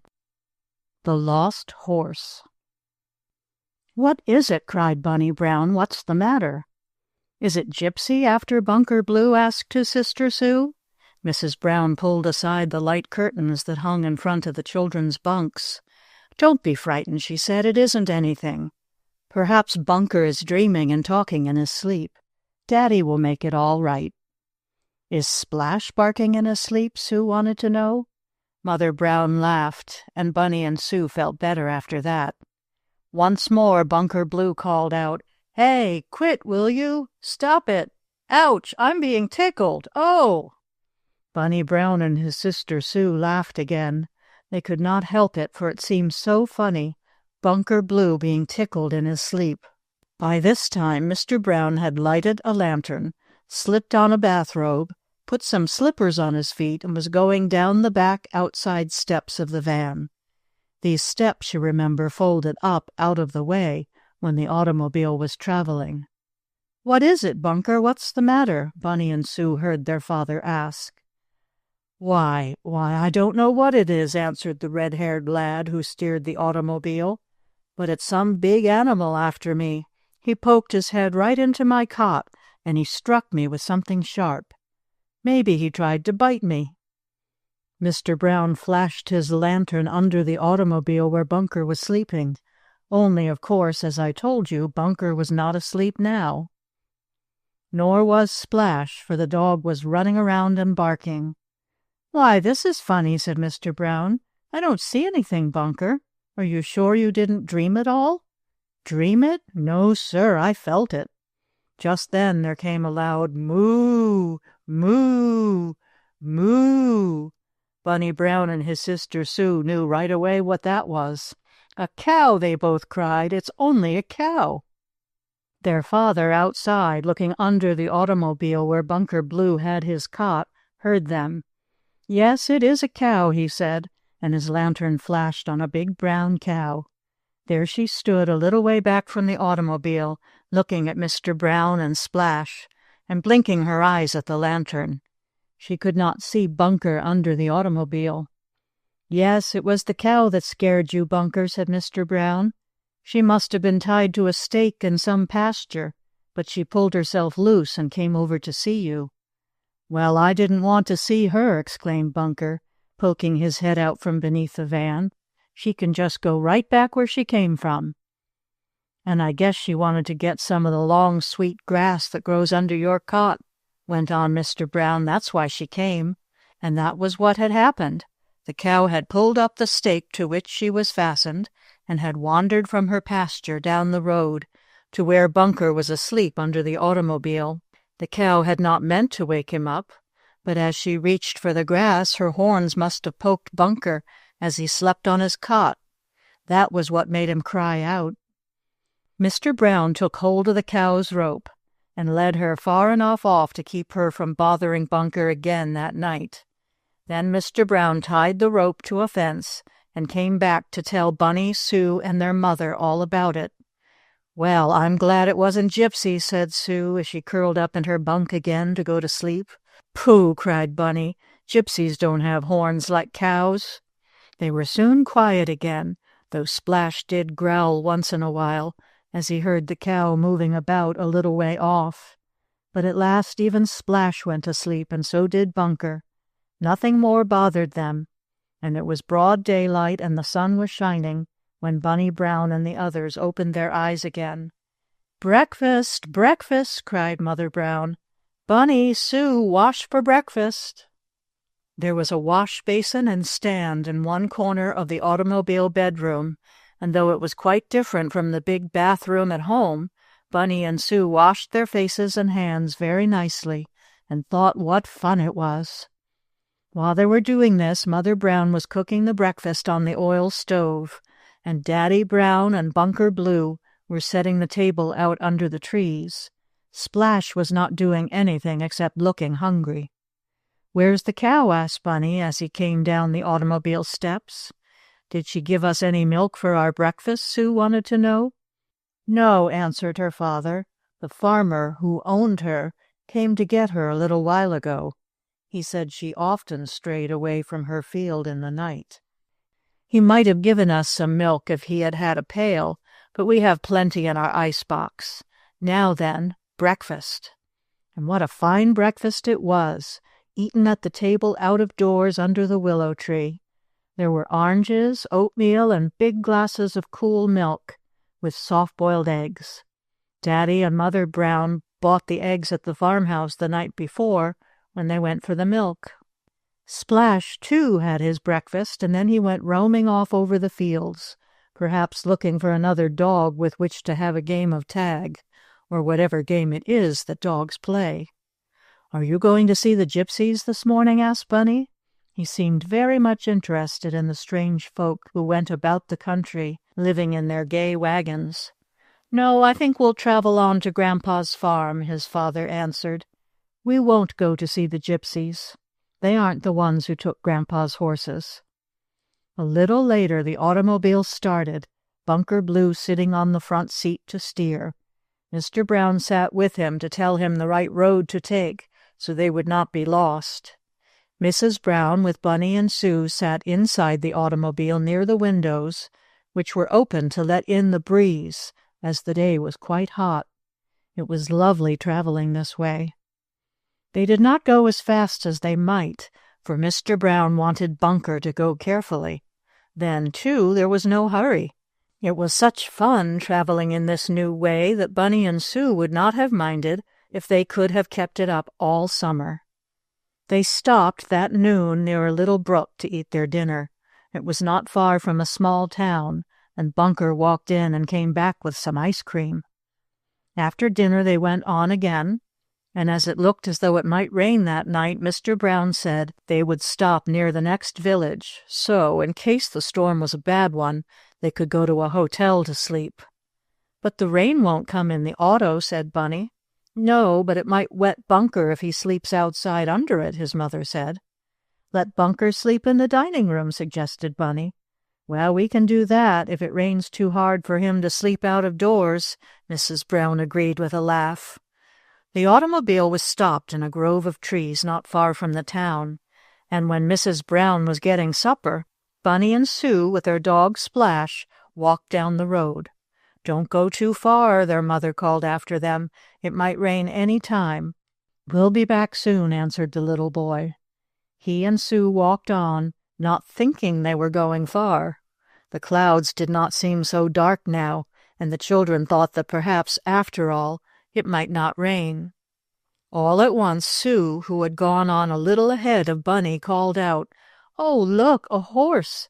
It's a horse, Bunny, and nobody's with him. Maybe it's one of Grandpa's." "Maybe it is," Bunny agreed. "It's lost anyhow. I'll catch him and we'll keep him. We'll take him to our auto and fetch him to Grandpa. He'll be real glad." Bunny was not afraid of horses, especially one as kind and gentle as this one looked to be. Bunny had often fed grass to the grocer's horse when it stopped in front of their house, and once the grocer's boy had held Bunny on the back of the horse and had given him a ride. So now, as Bunny walked up to this horse, which was coming slowly along the road, the little fellow was not in the least afraid. "Whoa, horsey," he called, and the horse stood still. "Oh, I know it's Grandpa's horse," cried Sue, clapping her hands. "Grandpa's horses always stand still when you say whoa, and that's what this one did. Oh, Bunny, aren't you glad?" Chapter 10. At Grandpa's Farm. Bunny Brown walked right up to the horse. Around the animal's neck was a long rope that dangled to the ground.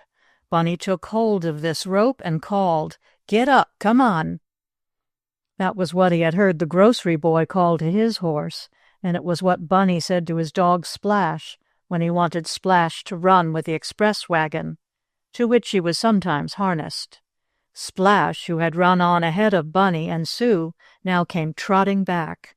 He did not seem surprised to see Bunny with a horse.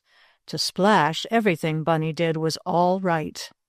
The dog barked at the horse once or twice, but that was only his way of speaking, I suppose, and the horse lowered his head and put his nose close to the dog. "Oh, now they're friends," cried Sue, clapping her hands. "But don't let him bite you, Bunny." "Let who bite me?" "That horse." "Horses don't bite," said Bunny. "They just eat hay and grass and oats. Anyhow, his head's too high up. He can't reach me to bite me." Bunny now started back down the road towards the automobile, leading the horse by the rope. Sue followed, but she did not like to go so near the horse as her brother went. Sue was just a little bit afraid. "Isn't it good we found one of Grandpa's horses?" Sue cried. "I wish I could find the other one, Bunny." "Maybe you will tomorrow. We'll take this one to the auto, and then we can look for the second one." "How do you suppose he came to be on the road?" "I don't know," Bunny answered. "Maybe he got away from the Gypsies." "Oh, I hope Grandpa's other horse gets away," Sue cried. "And I hope I find it. But I'll let you lead it for me, Bunny, 'cause it might step on me." "I'll lead it. I'm not afraid," said the little boy. This horse did not seem to mind in the least being led along by Bunny. It walked slowly, and Splash followed behind. Perhaps the dog thought he, too, was helping drive the horse along, and for all I know, he may have been. Dogs drive sheep, and I should think they could drive horses, too, shouldn't you? Pretty soon Bunny and Sue, with the horse they had found, came within sight of the big automobile, around a turn of the road. They saw their mother and father looking down the highway. "We thought you had run away again," called Mrs. Brown. "Oh, no," answered Bunny, as if he and Sue never did such a thing as that. And really they never at any time exactly intended to run away. It was always an accident. "Well, come along to supper," Mr. Brown said. "We're glad you're home."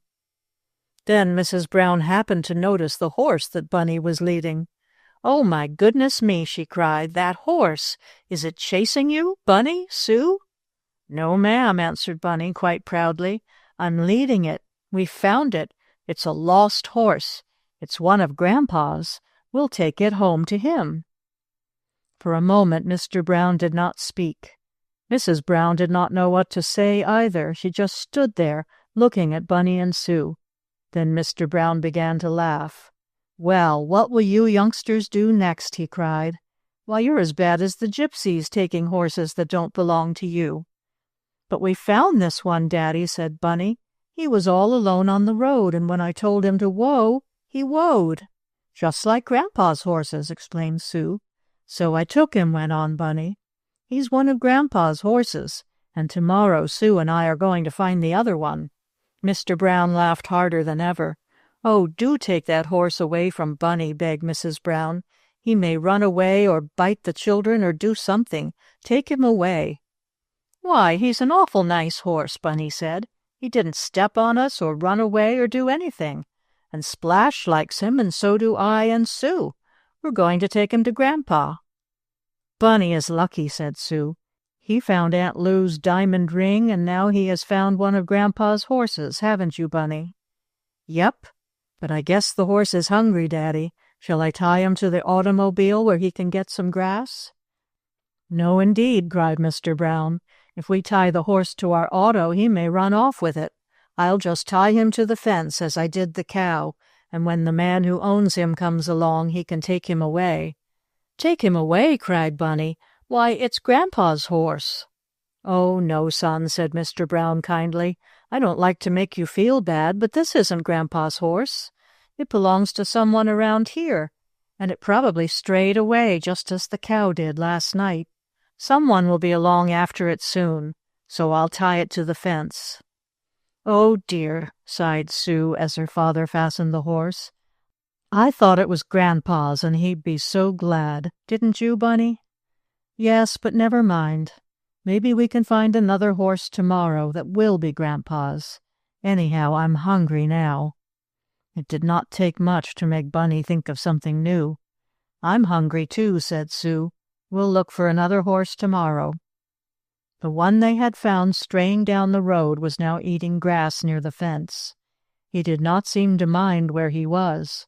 Splash lay down near him as though to watch, so he would not stray off again. "Shall we eat outside?" asked Mr. Brown of his wife, "or do you think it will rain?" "I think not. We'll have an early supper, and unless it rains too hard, we won't go to the village hotel. We'll stay here." "And let Bunker put his cot in the dining room," added Mr. Brown, "if it's too wet under the auto." "Oh, I don't mind the rain," said Bunker, who was washing the potatoes for supper. The little table was set out under a tree, and there supper was eaten. It was almost over when a man came along the road. "Good evening," he called, and he looked surprised to see the big automobile and the little supper party. "Good evening. Have you folks seen a stray horse? One of mine ran away." Then he saw the one Bunny had found, which Mr. Brown had tied to the fence. "Why, there's my horse now," the man cried. "How'd it get here?" "I found it," said Bunny. "I thought it was my grandpa's, but it isn't, Daddy says. Is it yours?" "Why, yes, little man, it is, and I'm glad you found him. He might have gone off a good way if you hadn't stopped him." Then Bunny told how he had led the horse along the road, and Mr. Brown explained why it was he and his family were traveling in the big automobile to Grandpa's farm. "If you'll send over to my place," promised the farmer as he led his horse away, "I'll give you some peaches and pears." "Thank you," answered Mr. Brown. "We'll be glad to get them." And after supper, Bunker Blue went over, coming back with a nice basket of fruit. "So it's a good thing, Bunny, that you found the horse after all," said his mother, "even if it wasn't Grandpa's." Bunny thought so too, as he looked at the nice peaches and pears which the farmer had sent over. It did rain that night, but not very hard, and Bunker, instead of coming into the automobile to sleep, hung some canvas curtains around his cot under the car and slept there. He said he liked to be out in the rain, and he had often been on one of Mr. Brown's boats all night out on the bay in a storm. It was bright and clear in the morning, and after a good breakfast they started off again.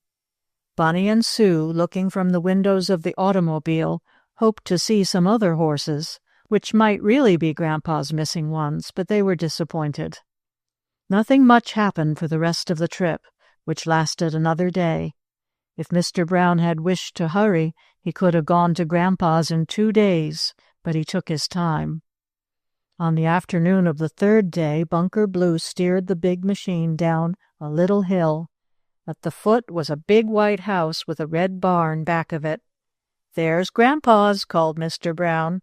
"Yes, and there is Grandpa himself standing at the gate to meet us," Mrs. Brown said. "Wave your hands to him, Bunny and Sue." The children did from the windows of the automobile. Then Bunker steered it up the driveway. Bunny and Sue jumped out. "Hello, Grandpa!" cried Bunny. "Hello, Grandma!" laughed Sue. And a second later they were being hugged by the dear old couple, while Mr. and Mrs. Brown got out of the automobile more slowly. "Oh, Grandpa, did you find your horses the Gypsies took?" Bunny asked. "No," answered Grandpa Brown. "I guess I'll never see 'em again, and it was my best team, too." and he shook his head sadly. Chapter 11. In the Garden. Bunny Brown and his sister Sue walked up the path to the house with Grandpa Brown. Sue had hold of one of Grandpa's hands and Bunny the other. Behind them came Father and Mother with Grandma Brown. "Are you glad to see us, Grandpa?" asked Sue. "Glad to see you? Why, I should say I am," cried Grandpa. "I thought you would never get here. And what a fine big auto you came in." "It's a moving van," Bunny explained. "You put pianos and chairs and tables in it, and you take them to the new house when you move. Only we didn't move our things. We moved just ourselves." "We had lots of fun," cried Sue. "It certainly is a nice way to travel," said Grandpa Brown. "Better than with a horse and wagon, or even the steam cars." "Yes," agreed Bunny. "We're awful sorry about your horses, Grandpa. We saw some gypsies, and we asked them if they had your team, but they said they hadn't." "No, I guess the gypsies that took my horses to use for a little while, but forgetting to bring them back, are far enough away from here now," said Grandpa Brown.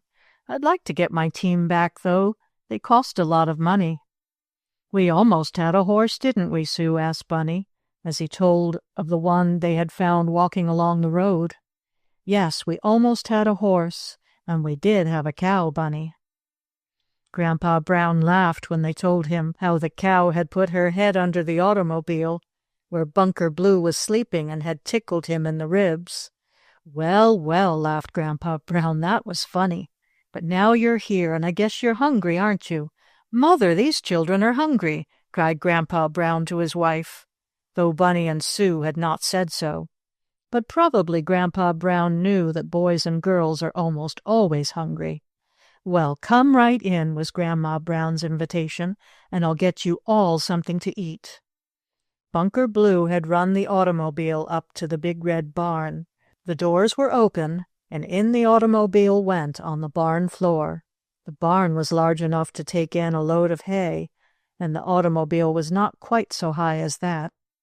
Soon Bunny and Sue, with their father and mother, were seated at the table, eating a little lunch, and Mr. and Mrs. Brown talked about the trip, and Grandpa Brown told more about his lost horses. "You see, it was this way," said Grandpa Brown. "The gypsies were camped not far from here. They had been around here some time, and they had done no harm, as far as I could see. Then one day a gypsy man came over and wanted to buy the horses from me. But I needed my teams, and so I wouldn't sell him any horses.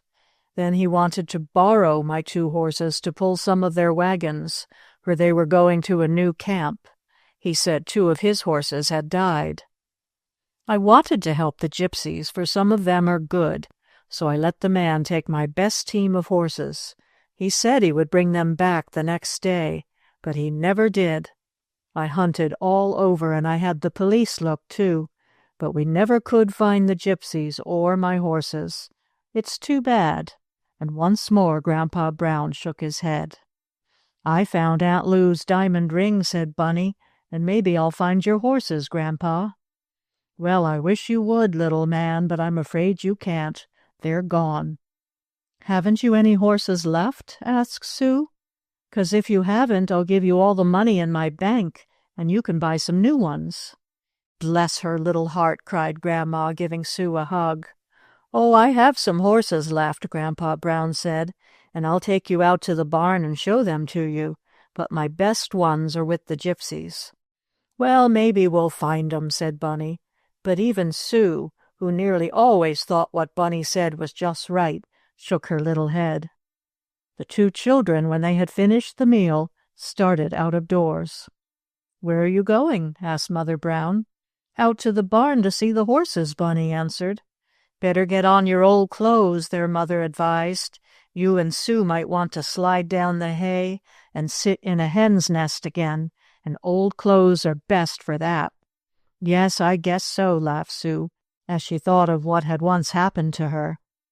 A little later, wearing their play clothes, which would not be harmed even if they rolled in the dirt, Bunny and Sue set out for the barn to see what they could find.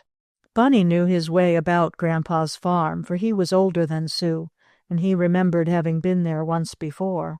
"Oh, here's a horse, Sue," he cried as he went into the barn.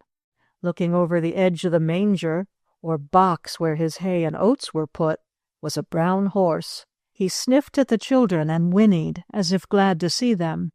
When a horse whinnies, it is just as if he laughs. "Hullo," said Bunny, and, liking horses and not being afraid, he went up and patted this one on the nose. "Come on, Sue, rub him." "No, Bunny, I'm afraid." "Oh, he won't hurt you." "Well, I can't reach." "I'll get you a box to stand on, Sue." Bunny looked around and found a box. He was putting it in front of the stall of the brown horse, stooping over to get it just right when he felt someone pulling on his coat. "Don't do that, Sue," cried Bunny.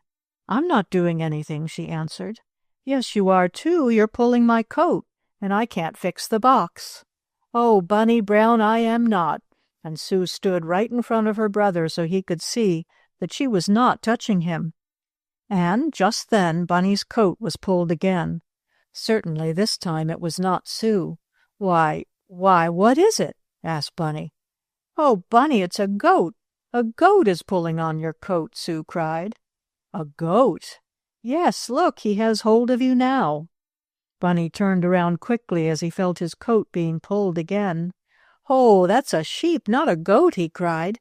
And indeed it was an old sheep, or rather a ram, with queer curling horns, and the ram had reached over a low door of the stall next to the brown horse and was pulling Bunny's coat. "I thought it was a goat," said Sue. "And I thought you were pulling my coat," laughed Bunny, "so we're even. Hello, sheep," he called. "What do you want?" "Ba-ah," bleated the ram. "Maybe he's hungry," said Sue.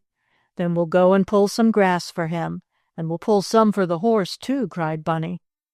Out into the field back of the barn went Bunny Brown and his sister Sue. They pulled up big handfuls of the sweet green grass. At least it was sweet to horses, sheep, and cows, though it would not taste sweet to you boys and girls. Then back into the barn went the children, and the horse and ram seemed very glad to get the grass. 3 times Bunny and Sue ran out and got more grass, and every time Bunny would feed the horse any grass, the ram would reach over and pull on his coat. "I guess the sheep wants you to love him instead of the horsey," said Sue. "I'll pat the sheep, Bunny. I'm not afraid of him." So Sue rubbed the ram's black nose. He seemed glad to see her and put out his red tongue to lick her hands. "Oh, it feels so funny," laughed Sue. "It tickles me and feels almost as squiggly as when you pick up a worm. Come on out and play, Bunny." They went out in the garden, and there they saw one of Grandpa Brown's hired men stooping down between rows of onions. "Are you picking them?" asked Bunny. "Are you picking the onions?" "No, little man, I'm pulling up the weeds." "I'll help you," offered Bunny, and stooping over, he began to pull up some tall, round green stalks. "Don't, oh, don't do that," cried the man. "Why?" asked Bunny, and Sue, who had started to do as her brother was doing, looked up, wondering what was wrong. "Why, you're pulling up the onions," said the man. "We want them to grow." "Oh," said Bunny. He looked, but he could not tell which were the weeds and which the onions. "Is this a weed?" asked Sue, and she pulled up something green. "It smells like a weed. Oh, I don't like the smell." And she made a funny face as she brought her hands near her nose. "That's an onion," the hired man said. "I guess you had better run in from the garden and let me do the weeding. When you get older, you can tell which are weeds and which are onions." "I'm never going to eat onions anyhow," Sue said, making another funny face with her nose all wrinkled. "I don't like onions either," Bunny said. "They have an awful funny smell, haven't they, mister?" "Well, some folks think so," and the hired man went on with his weeding while the children ran away. But they did not go to the house. Instead, they walked farther on through the garden until they came to some rows of boxes. "Oh, look at the cute playhouses," cried Sue. "Let's look at them, Bunny." "All right," answered her brother. They went up to one of the houses. A queer sort of buzzing sound came from it. "Let's look inside," said Bunny. "All right," agreed Sue. "There's a lot of flies in front, Bunny," and she pointed to them. As Bunny was about to lift off the top of one of the boxes, he heard the hired man from the onion patch calling, "Get away! Run away from there, or you'll be stung! Run! Run!" Chapter 12. Bunny's Waterfall. Bunny Brown and his sister Sue at first did not know what the hired man meant. They did not see why they could not stay and play with the queer little boxes, which, as Sue said, were just like doll houses. She was even going back to the farmhouse and get one of her dolls, for she had brought 3 or 4 with her in the big automobile. But now the hired man was running toward Bunny and Sue. He had stopped weeding the onions. "Run away, he cried again, waving his arms at the children. "Run away, hurry!" "What for?" asked Bunny. Bunny was always good at asking questions. "Why should we run?" Bunny asked. Before the man could answer, Sue cried out, "Oh, Bunny, look at the flies. They're buzzing all around me. I don't like them. Come on." At the same time, a number of the flies, as Sue called them, began buzzing around Bunny's head. He waved his hands to drive them off. "Don't do that. Keep your arms still and come away," cried the hired man. "If you don't run away, you'll be badly stung." By this time he was close to Bunny and Sue. He caught the little boy up in one arm and Sue in the other, and ran with them away from the little playhouses.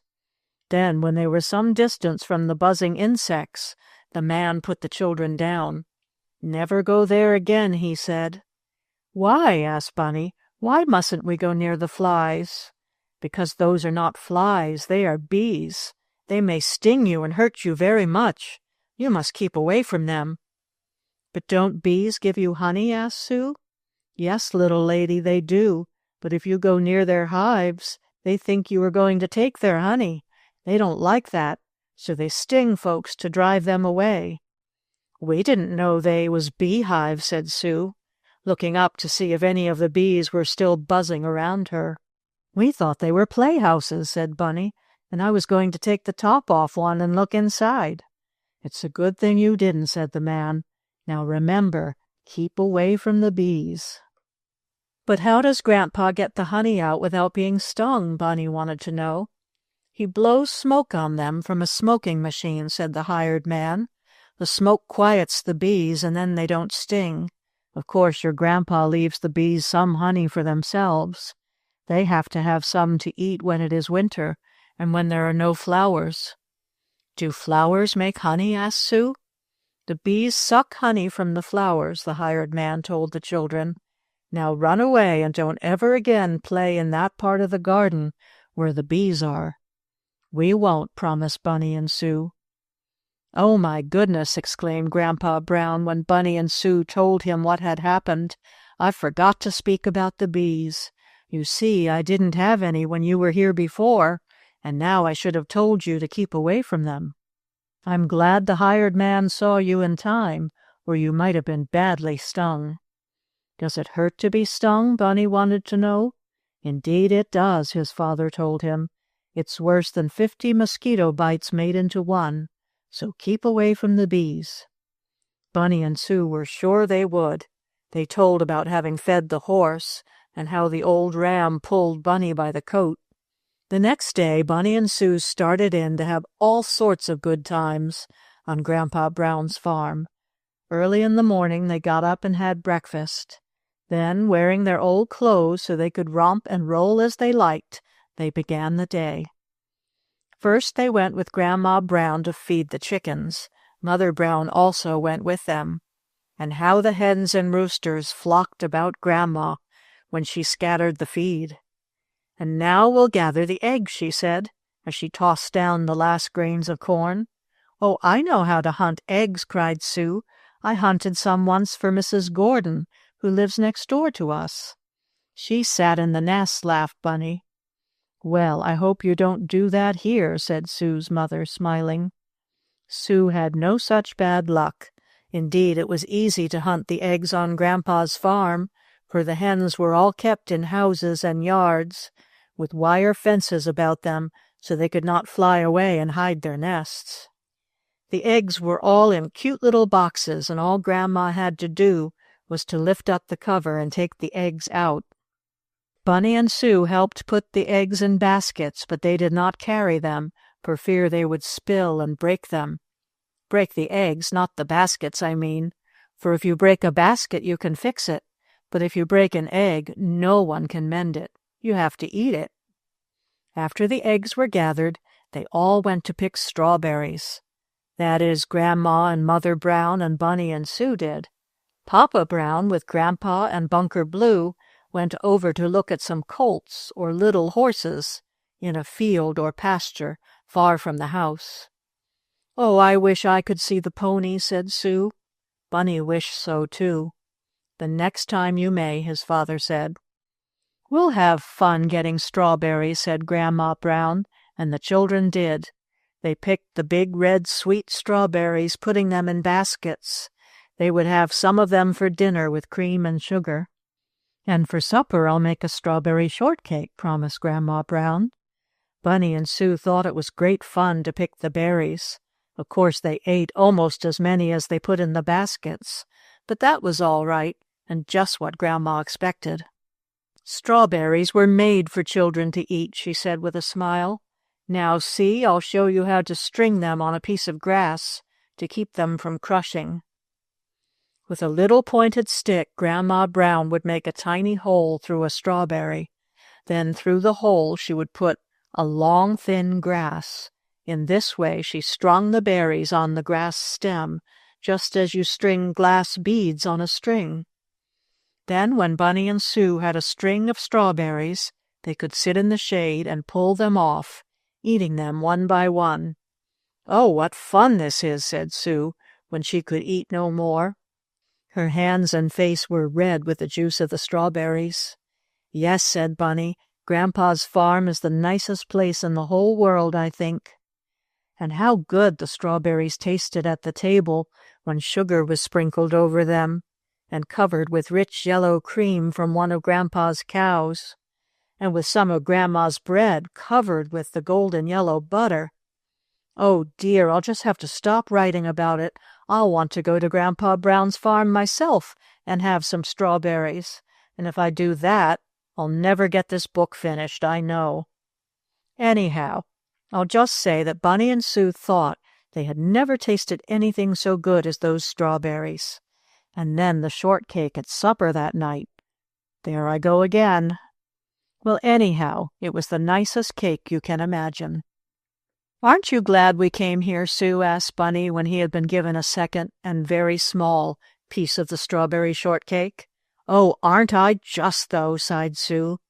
The sun was shining brightly when Bunny Brown and his sister Sue awakened the next morning and went down to breakfast. "What can we do today, Bunny?" asked Sue. She always waited to see what Bunny was going to do before she began her play. "Oh, I think we'll go over by the brook," he said. "Fishing?" "No, Sue, not fishing. Mother won't let me have a regular fish hook.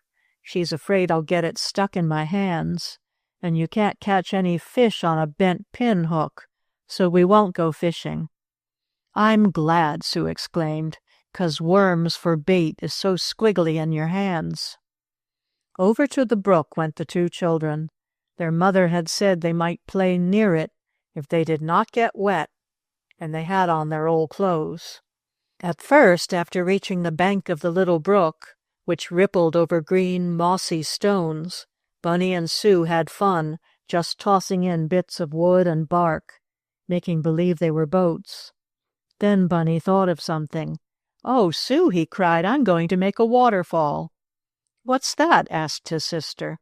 "Well, you put some mud and sticks and stones in the brook all the way across.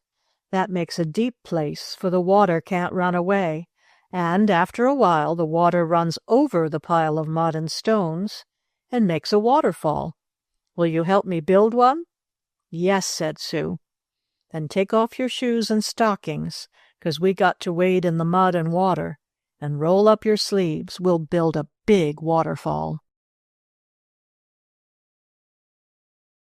Chapter 13. The Turkey Gobbler. Bunny Brown had seen some of the older boys near his house build a sort of wall across a brook, so that the water was held back, making a little pond, and then, when the pond was full, the water ran over the top of the mud wall and down on the other side. That was why it was called a waterfall. "Now I'll put some stones down first," Bunny explained to Sue. "You get some pieces of grass with the dirt on the roots and put them on top of the stones. That's good to hold the water back." "Shall I get wood too?" asked Sue. "No, wood will only float away on top of the water," Bunny said. "We have to have something that will sink, like stones and dirt." The two children were soon making the waterfall. They splashed about in the mud and water, but they did not mind, for they had taken off their shoes and stockings, though their mother had not said they could do so. "But she wouldn't want us to go into the water with our shoes and stockings on, would she, Sue?" asked Bunny. "No, I guess not. So we'll have to take them off." That was all there was to do. The children rolled up their sleeves, for they had to reach down in the mud to get the stones and clumps of grass to make the waterfall. Pretty soon Bunny and Sue had built such a high wall of stones, mud, and grass across the little brook that no more water ran down the little stream. The water had gathered into a sort of pond that was getting larger all the while as it rose behind the stones. "Oh, now it's running over!" cried Sue. "Yes, now it's a waterfall."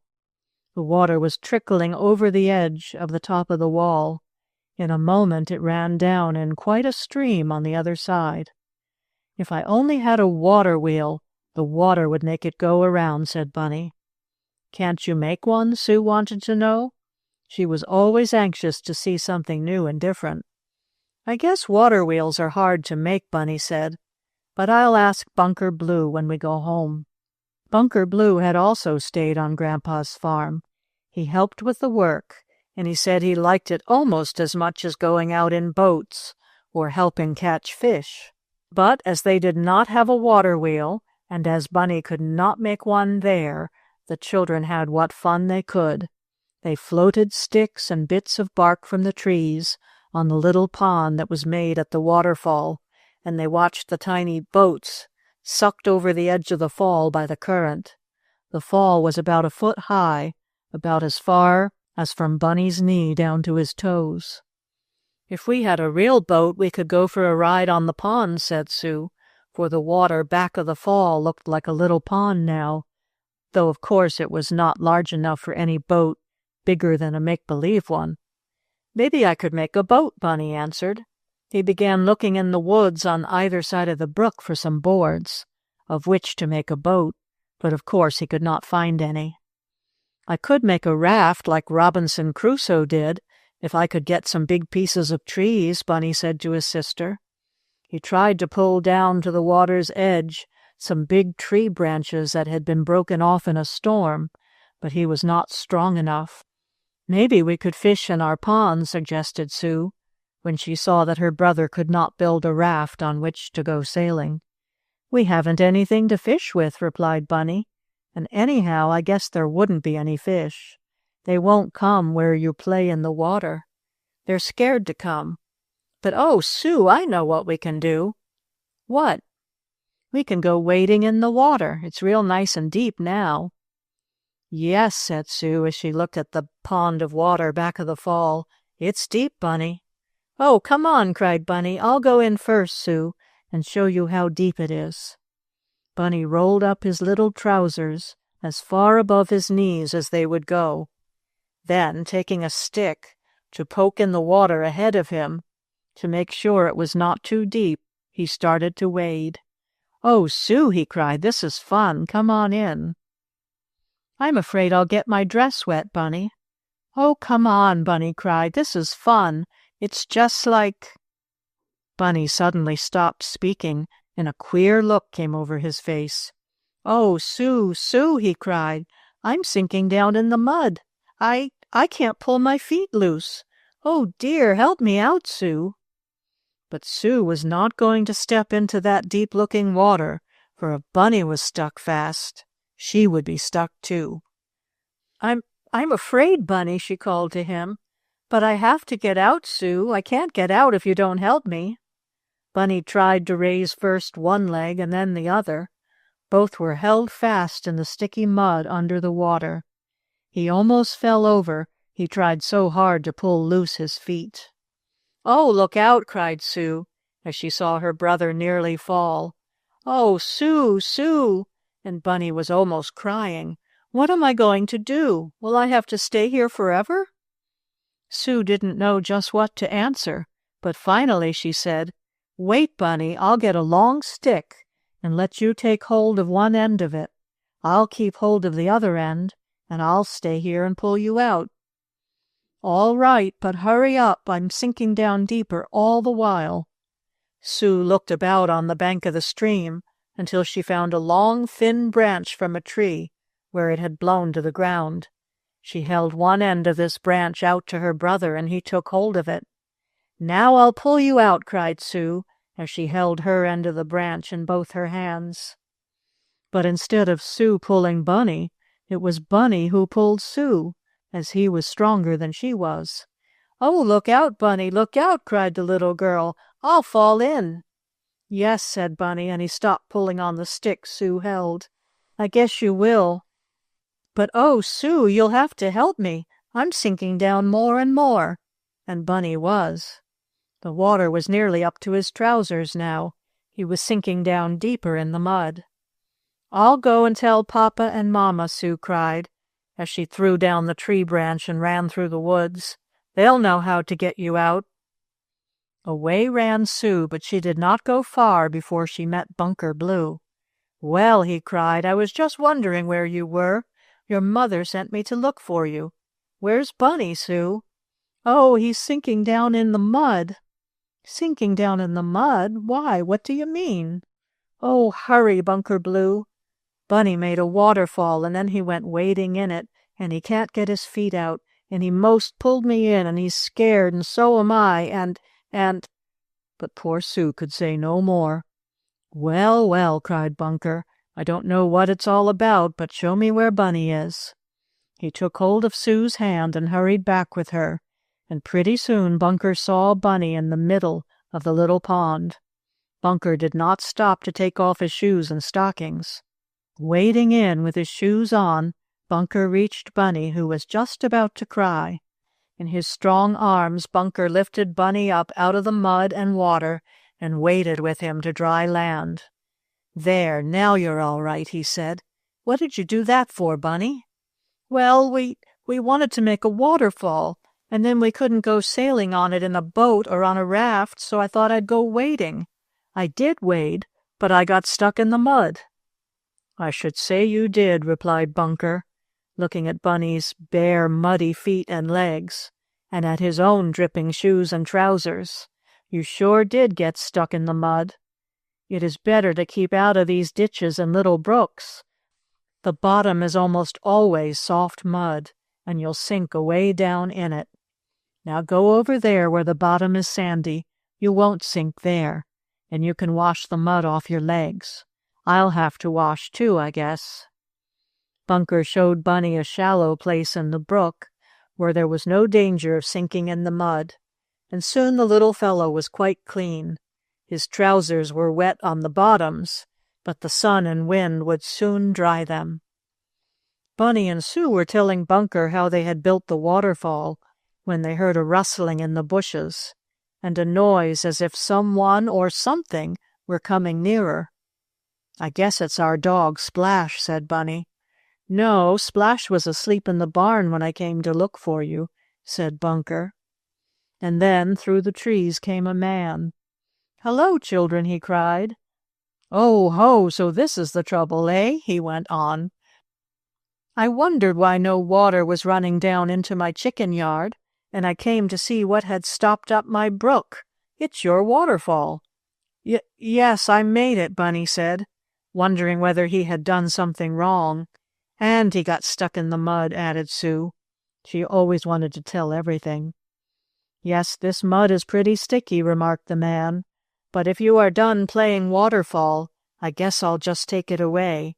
You see, it stops the water from coming down the brook. That is, it stops nearly all of it, and I need the water." With a long stick, the man began poking away the mud and stones Bunny and Sue had piled up to make the waterfall. "This little brook goes right through my chicken yard," the man explained, "and the chickens like to drink the water. When I saw, a while ago, that there was only a little coming down, not enough for the hens and roosters to drink, I thought something had happened, and it was you children who did it all." And the man smiled. "Well, I know you want to have fun, but please don't stop up my brook any more, will you?" he asked. "No, sir," answered Bunny. He had had enough of waterfalls, for a while at least. Then he and Sue went back to Grandpa's. "Oh, Bunny, Bunny," was all his mother said when she heard what had happened. "What will you and Sue do next?" "I don't know, Mother," Bunny answered.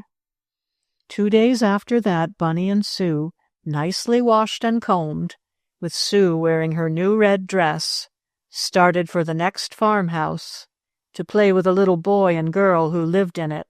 They went across the fields. Sue stopped to pick some flowers while Bunny went on ahead. Pretty soon he heard his little sister calling, "Oh, Bunny, Bunny, come quick, he's after me." Bunny turned, thinking it might be a goat running after his sister, as one had done, though it did not hurt Sue. But this time it was no goat. Bunny saw a big bird with his wings dragging along on the ground, his feathers all puffed up, and with what looked like a red tassel hanging, dangling down over his beak, strutting toward Sue. "Oh, Bunny, Bunny, what is it?" Sue cried. "Take him away." "It's a big turkey gobbler," said Bunny. "I'll drive him away for you, Sue. Don't be afraid." "Gobble, obble, obble," cried the turkey. But of course Bunny Brown and his sister Sue did not know what the gobbler was saying. "Oh, take him away, Bunny, take him away," cried the little girl, dancing up and down, her red dress fluttering in the wind. Chapter 14. Lost in the Woods. Bunny Brown did not just know how he was going to drive the angry turkey gobbler away from his sister Sue. He did not stop to think of that, but, like the brave little fellow he was, he ran toward Sue, ready to do something. The gobbler was closer to Sue now. "I've got to drive him away, I've got to drive him away," said Bunny to himself over and over again. "Oh, Bunny, Bunny," cried Sue, "take him away, take him away." This would have been hard for Bunny to do, for the gobbler was a very big one, and Bunny could never in the world have lifted him. "I wish my dog Splash were here," thought Bunny. "He'd make that old gobbler run." But Splash was not there. He had run off down the road with another dog, just before Bunny Brown and his sister Sue set off together. "Gobble, obble, obble," cried the turkey. He spread out his wings wider than ever, and the red thing that hung down over his nose, as Sue called his beak, seemed to stand up straight, he was so angry. "Oh, Bunny!" and Sue was screaming now. "Help me, Bunny!" And then all at once Bunny thought of something. In his hand he carried a tin pail, which he and Sue had hoped to fill with wild strawberries on their way back from playing with the children in the next house. Raising this pail over his head, Bunny threw it as straight as he could at the gobbler, and, to Bunny's surprise, the pail went right over the turkey's head. It caught by the wire handle around the gobbler's neck and hung in such a way that the gobbler could no longer see Sue in her red dress. And I think the little girl's red dress made the gobbler more angry than he would otherwise have been. Gobblers don't like red for some reason or other. "Gobble, obble, obble," called the big turkey. Oh, but he must have been surprised. He did not know what to do. He just danced around and around, trying to shake the pail off his neck. If he had only lowered his head, as he did when picking up corn, the pail would have slid off, but the gobbler did not think of that. Perhaps he still thought he could find Sue and pick her legs with his sharp beak, because she wore a red dress that he did not like. And it was such a pretty red dress, too, and Sue looked so nice in it. "Gobble, obble, obble," went the turkey louder than ever. "Oh, Bunny, Bunny," cried Sue, as she ran toward her brother. What did you do to him?" I tried to hit him with the pail to make him let you alone," said Bunny, "but the pail went on his neck." "Wasn't I a good shot, Sue?" "Yes," she said, "and now let's run before he comes after us again. Run, Bunny, run." "But I want my pail," Bunny said, holding back. "The turkey has my pail, and we can't get any strawberries." But though Sue was younger than Bunny, she knew it would never do to try and take the pail away from the turkey now. "You can't get it, Bunny," she said. "If you take it away from him, he'll bite you. 'Sides, when he has it on him that way, it's just like the blinkers on a horse. He can't see us. Come on." What Sue said was true. The turkey could not see the children as long as the pail was on his neck in that way. "When he drops it off, we can come back and get it. Maybe when he has gone to bed, Bunny," said Sue. "Turkeys go to bed early, don't they?" "Maybe," answered her brother.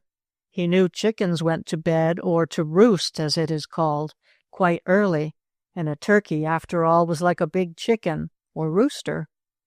"Well, when he goes to bed, we'll come and get the pail," said Sue.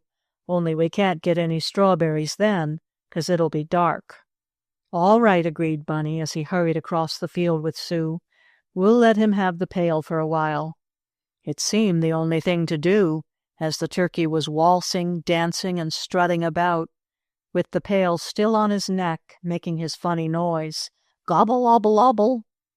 He did not try to find Sue and her red dress, or even Bunny now. Probably the gobbler was trying to get the pail off his head. And just as Bunny and Sue reached the fence and crawled through to the road where the gobbler could not get them, the big turkey did manage to get rid of the pail. He put his head down, and the pail handle slipped over his neck. Then, with a loud gobble, he ran toward Bunny and Sue, but they were safe on the other side of the fence by this time. "Oh, Bunny, I'm so glad," said Sue. "It's a good thing you had that pail with you."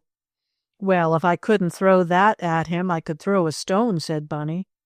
"But I think the pail was just the very best thing the little boy could have thrown at the gobbler. Besides, it did not hurt him, as a stone might have done." Looking back to see where the pail lay, Bunny went on with Sue to the house, where they were to spend the afternoon. They found their little friends waiting for them, and after telling about the turkey, the children had fine fun.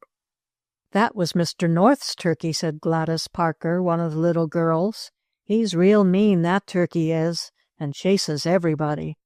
"Well, he chased me," said Sue, "only Bunny made him stop." "I'm glad you did," said Ethel Burke. "Maybe he'll be a better gobbler after this." The children played many games.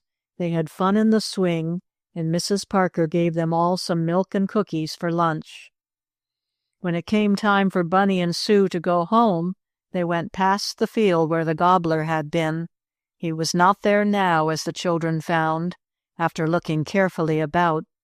Maybe he had gone to bed, for it was about time for the chickens to go to roost. Turkeys like to roost in trees, you know, and not in a coop as chickens do. And perhaps the big gobbler was, even then, perched up in some tree with his head under his wing. And for all I know, perhaps he was dreaming of a little girl in a red dress, and a boy who threw a pail over a turkey's head. That is, if gobblers do dream. "Oh, there's the pail," cried Bunny, as he saw the shining tin in the middle of the field. "I'm going to get it, Sue." And Bunny did.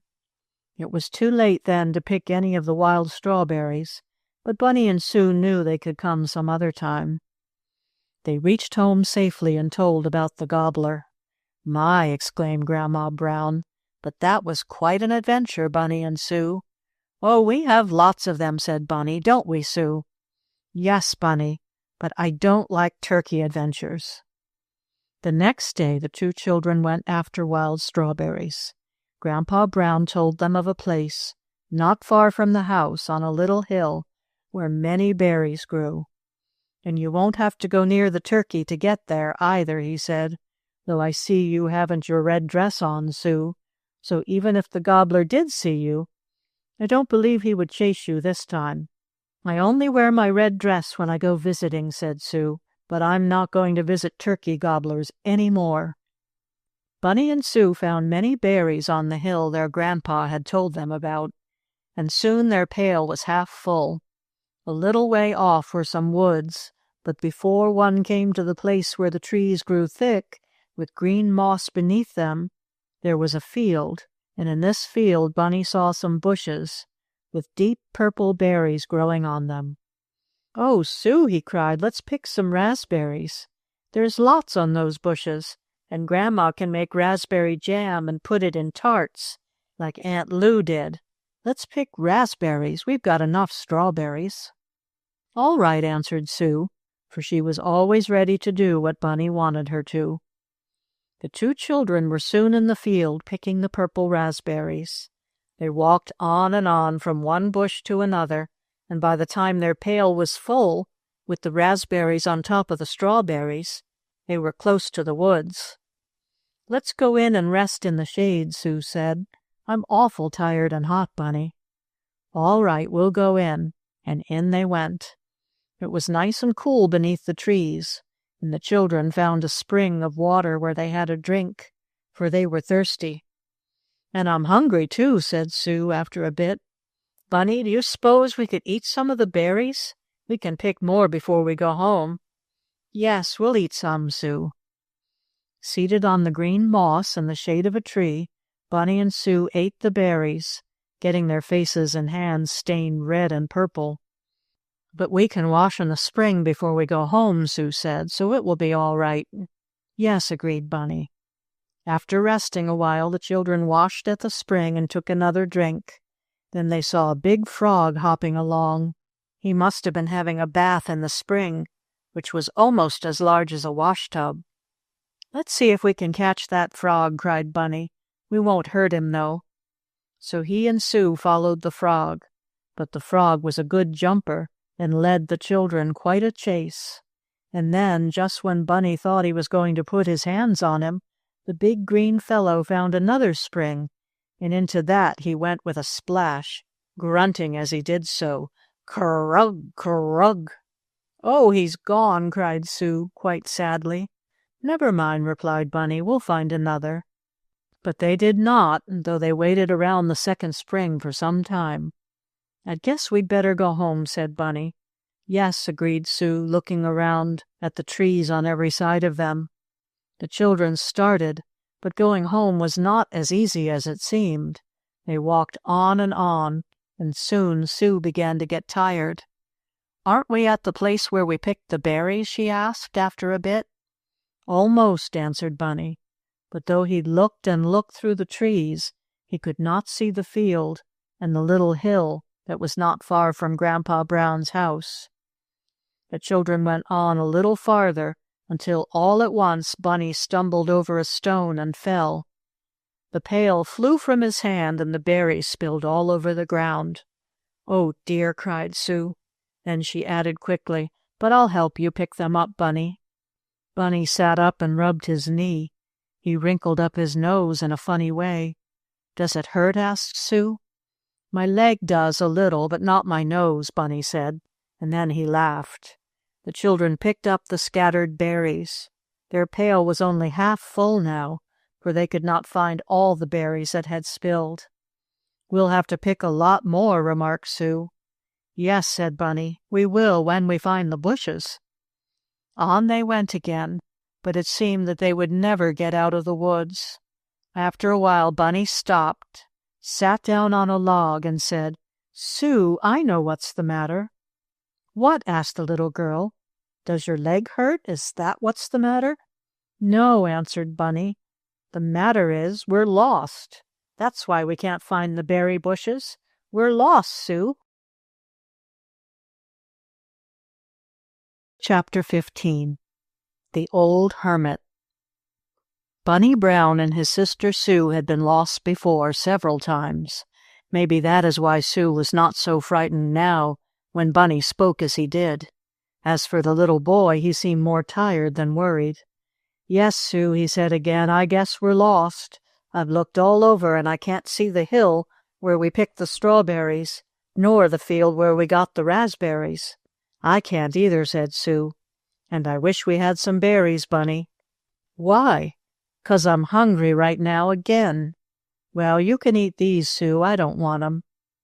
Bunny Brown was hungry himself, and he did want some of the berries very much, but there were now only a few left in the pail, and Bunny remembered that his mother had said to him that he must always look after Sue when she went walking with him.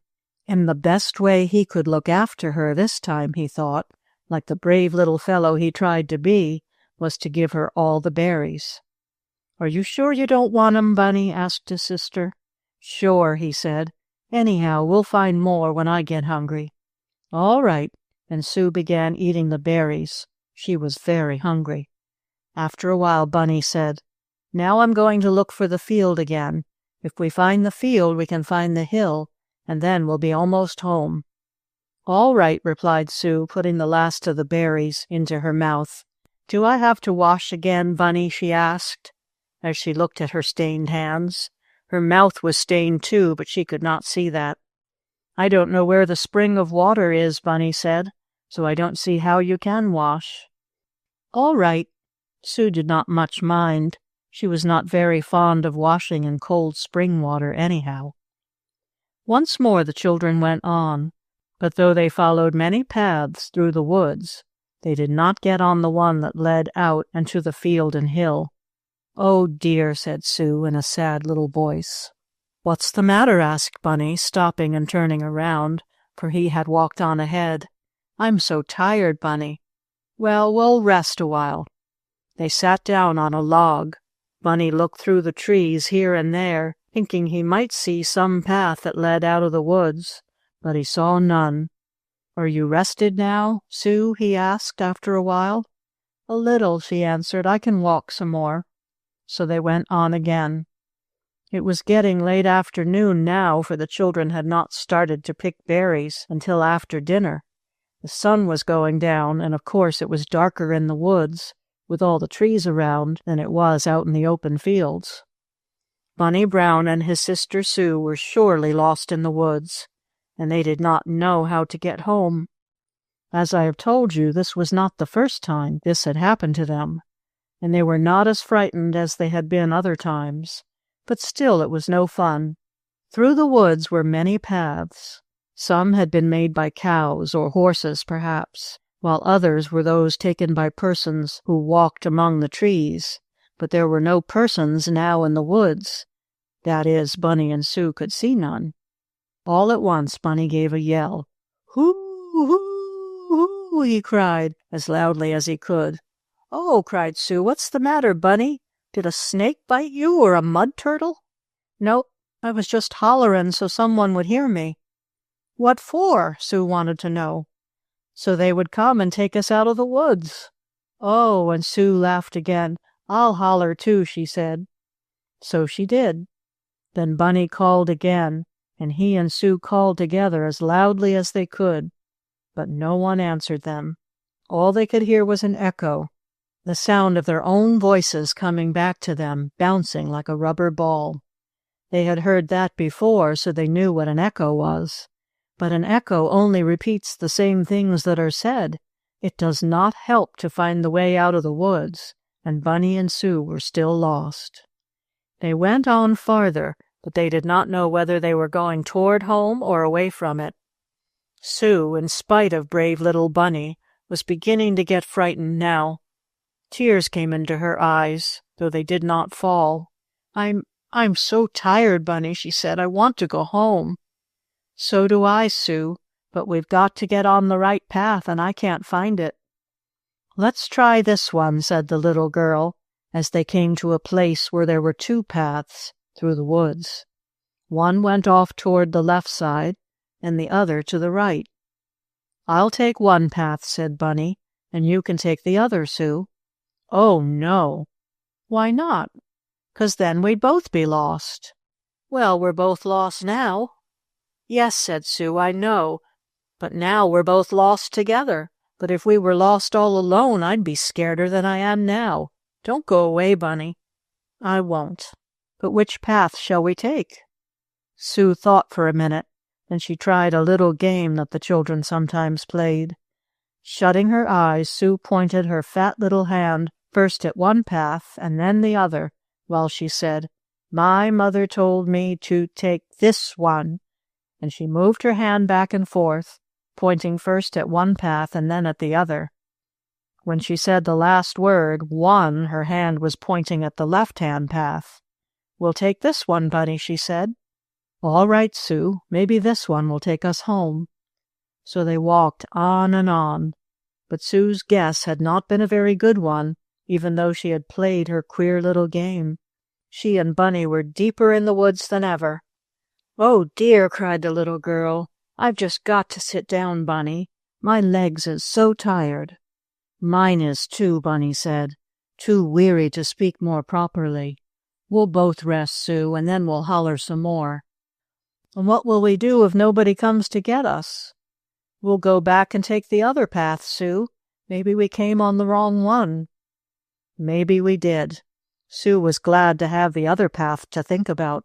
Perhaps that might be the one that would lead them home.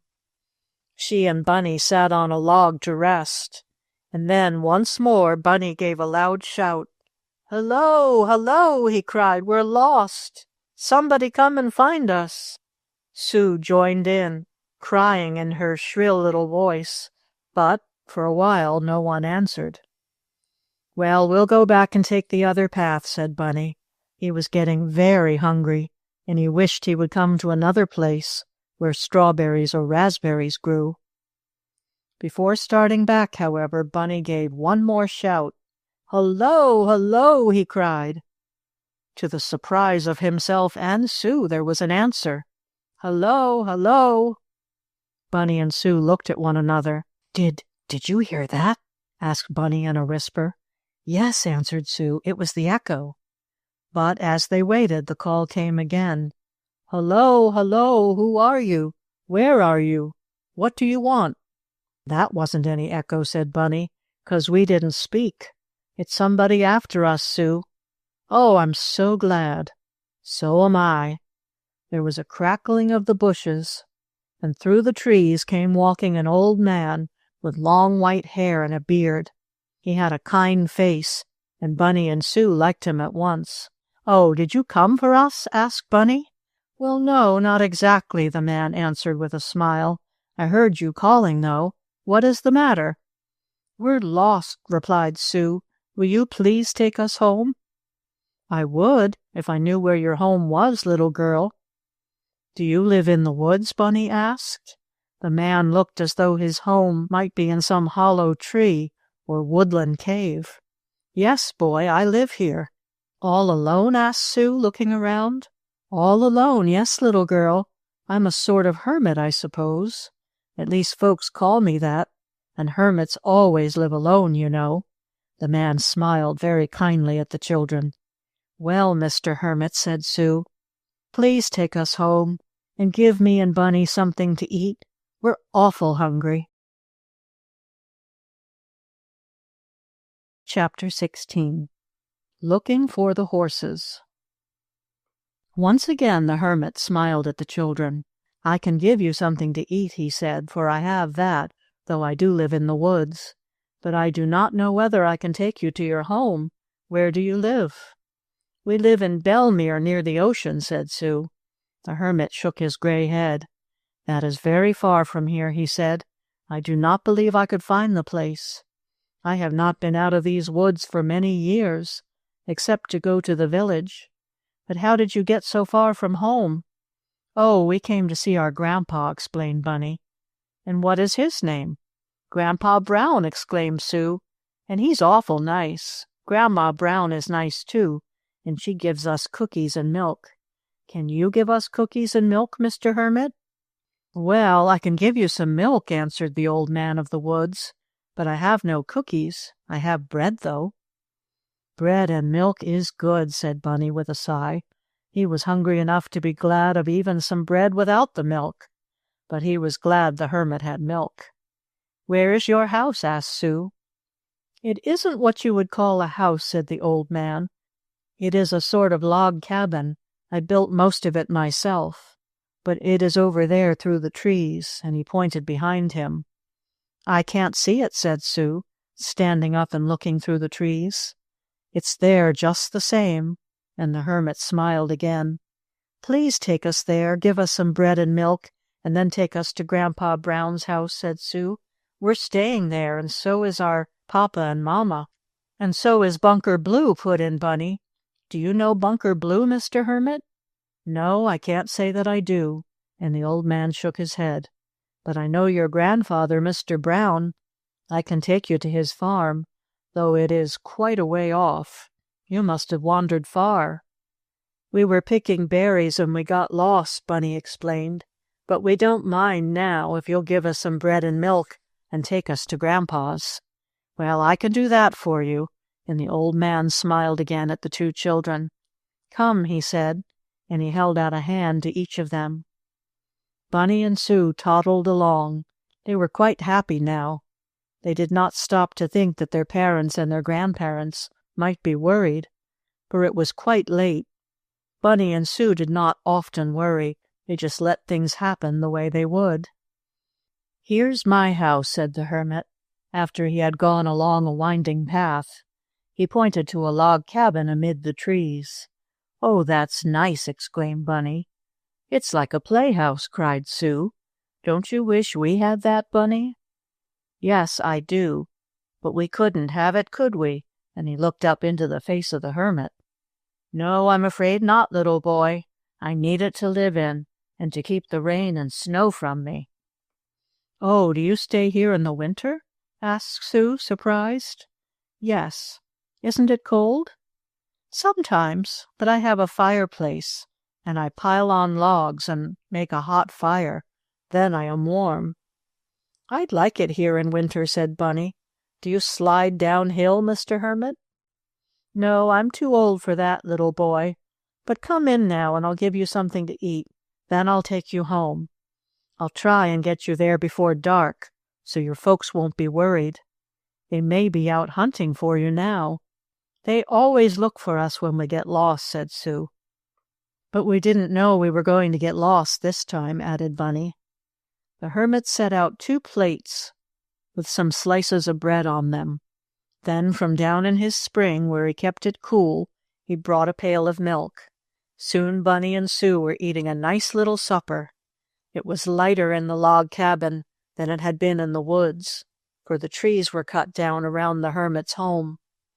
"Oh, Bunny!" exclaimed Sue, as she drank the last of her milk. "Oh, Bunny, we forgot to look for them." "Look for what?" Bunny wanted to know, as he crumbled some more bread into his bowl of milk. "What did we forget to look for, Sue?" "Grandpa's horses. The Gypsies took them and didn't bring them back," she explained, so the hermit would know what she and Bunny were talking about. "The Gypsies took your grandpa's horses, little girl?" "Yes, they borrowed them, Grandpa says, but they didn't bring them back. I guess maybe the Gypsies got lost, Bunny, and that's why they didn't bring the horses back. But we looked all over and we couldn't find them, Mr. Hermit." "I almost found one," said Bunny. "It was a horse walking along the road, but it wasn't Grandpa's." "And a cow tickled Bunker Blue in the ribs when he was sleeping under our automobile," Sue explained. "I mean, Bunker was sleeping, not the cow. The cow was eating grass, she was, and her horns tickled Bunker." The hermit shook his head. "You are queer children," he said. "But tell me about your grandpa's horses." Between them, one telling part and the other helping, Bunny and Sue told the story of the Gypsies taking Grandpa Brown's best team of horses. "And we've looked and looked, but we can't find them," said Sue. "Once Bunny found Aunt Lou's diamond ring that was lost. It was in the lobster claw all the while, and we didn't know it. But we forgot to look for the horses today," said Bunny. "You didn't see them, did you, Mr. Hermit?"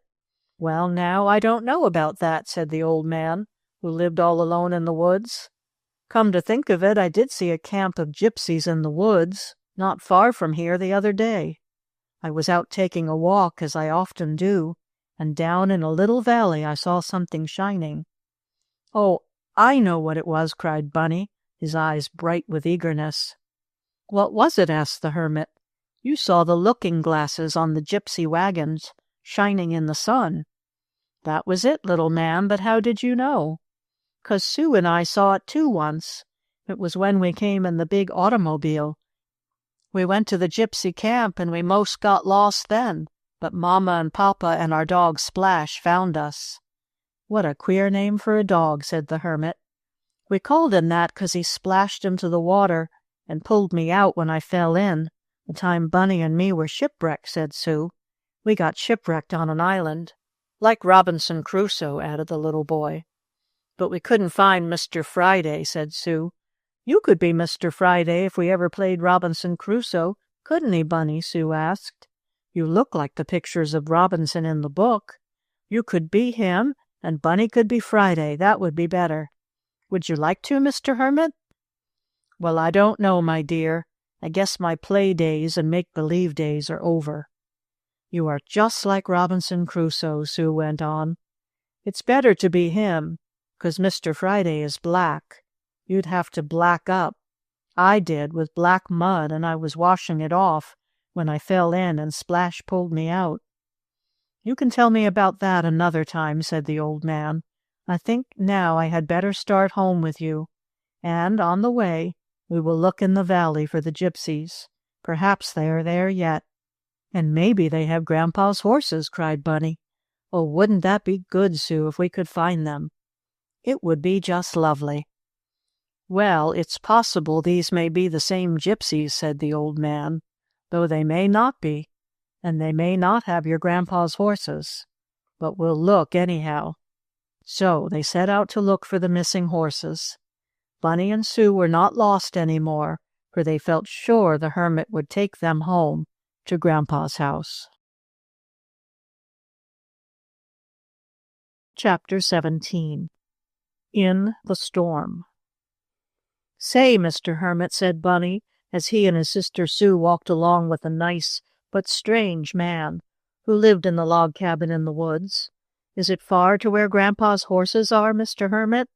"Well, little man, I'm not sure we can find your grandfather's horses," said the aged man with a smile at the two children.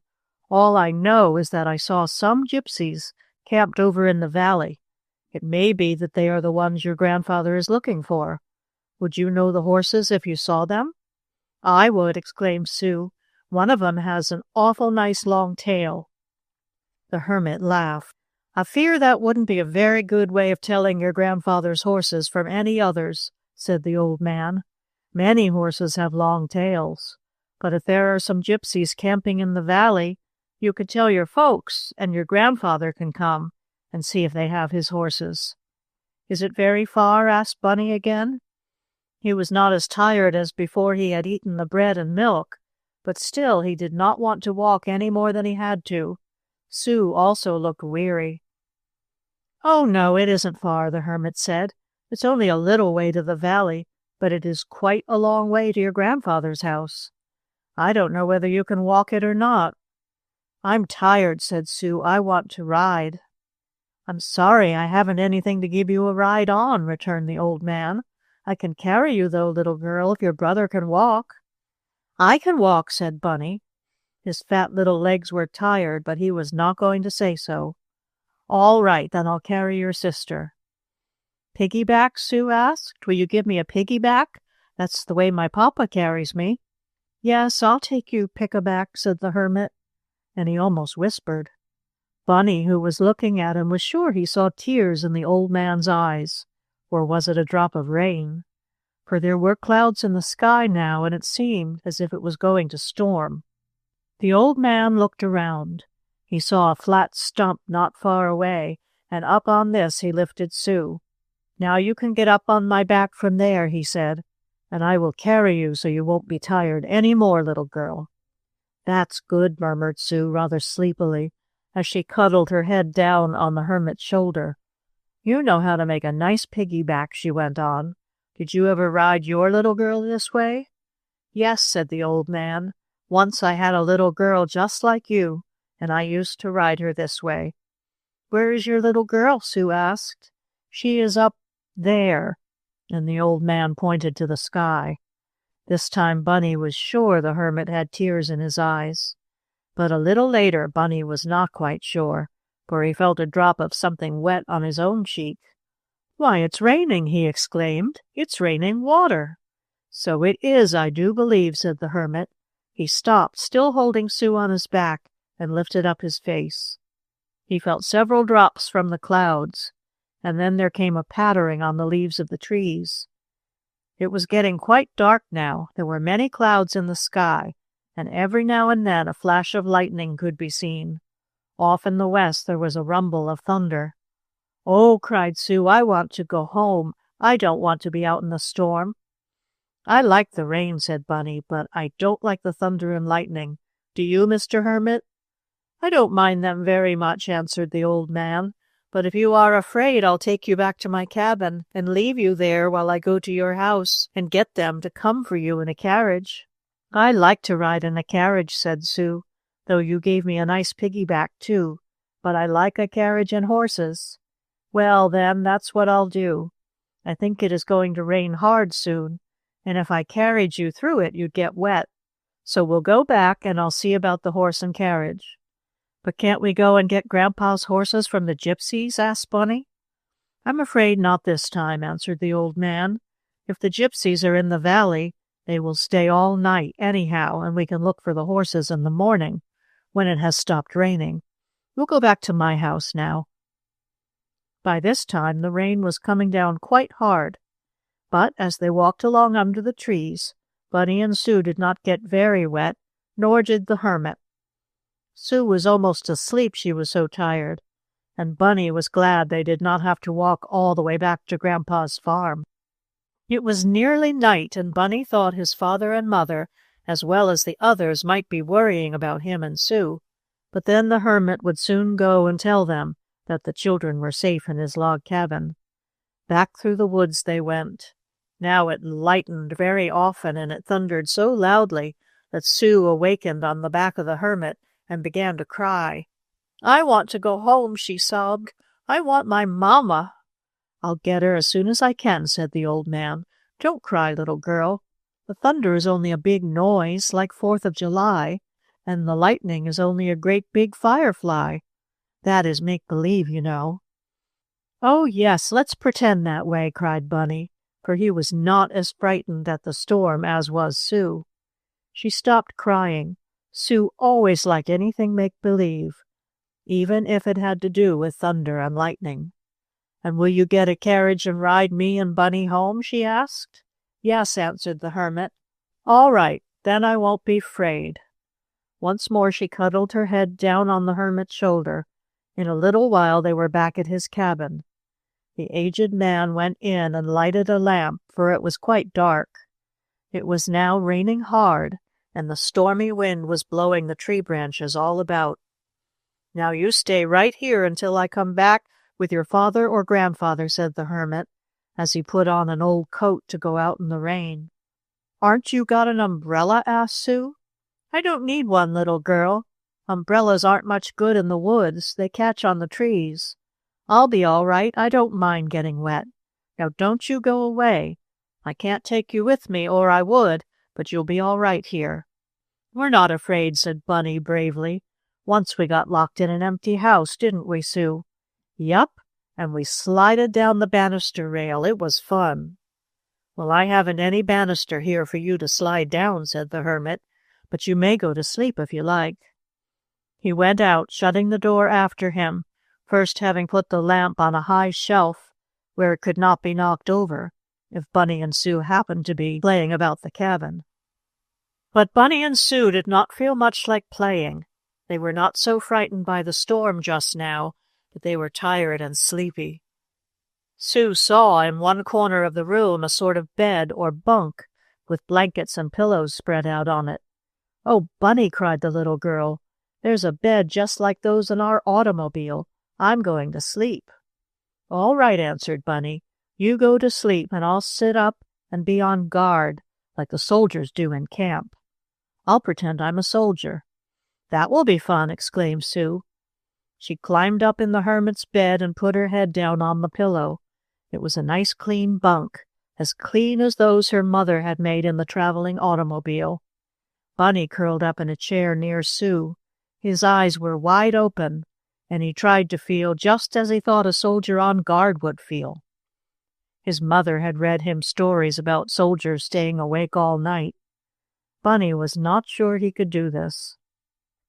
"But I won't go to sleep until the hermit man comes back with Papa or Grandpa Brown," he thought. "Then Sue and I can go to sleep in the carriage." The rain came pattering down on the log cabin roof. Bunny could not see the lightning now because of the lamp which the hermit had lighted, but he could hear the thunder. It did not frighten him, though. Sometimes, when it sounded very loud, the little boy pretended it was a big circus wagon rumbling over a bridge, the tank wagon with water in it, where the big hippopotamus splashed about. The circus wagon, Bunny was sure, would make the most noise, so he made believe. Sue was curled up on the bed. Once she roused up enough to say, "Bunny." "Yes, Sue," he answered. "What do you want?" "Are you there, Bunny?" she asked, sleepily. "Yes, Sue, I'm right here." He reached over and touched her hand. "What do you want, Sue?" I just wanted to know, are you there?" And with that, Sue turned over again and soon was fast asleep. Several times Bunny felt himself nodding. His head would bob down and his eyes slowly go shut. Then he would rouse up and say to himself, "Soldiers mustn't sleep when they are guarding the camp. I'm a make-believe soldier, and I mustn't sleep." Then he would be wide awake for a little while, but soon his head would nod again, and finally Bunny slept just as Sue was doing, only he was asleep in the chair, and she was in the hermit's bed. Just how long he slept, Bunny did not know, but all at once he was awakened by a noise at the door. At first he thought it was the hermit who had come back with his papa or mamma, but then, instead of a knock, a scratching sound was heard. Then Sue awoke and heard it too. Scratch went something on the door. "Oh, Bunny, what is it?" asked Sue, sitting up in bed. "What is it, Bunny?" Chapter 18. The Picnic. Bunny Brown did not answer his sister Sue right away. He was listening to the queer scratching sound. He wanted to try and think what it was. Scratch, scratch, scratch it went. "Oh, Bunny," cried Sue, rolling over in the bunk so she could easily slip over the edge and be nearer to her brother. "It's something trying to get in." "Yes," said Bunny, "it does sound like that. Maybe it's a wolf, Bunny." Bunny looked at the door and windows to make sure they were closed.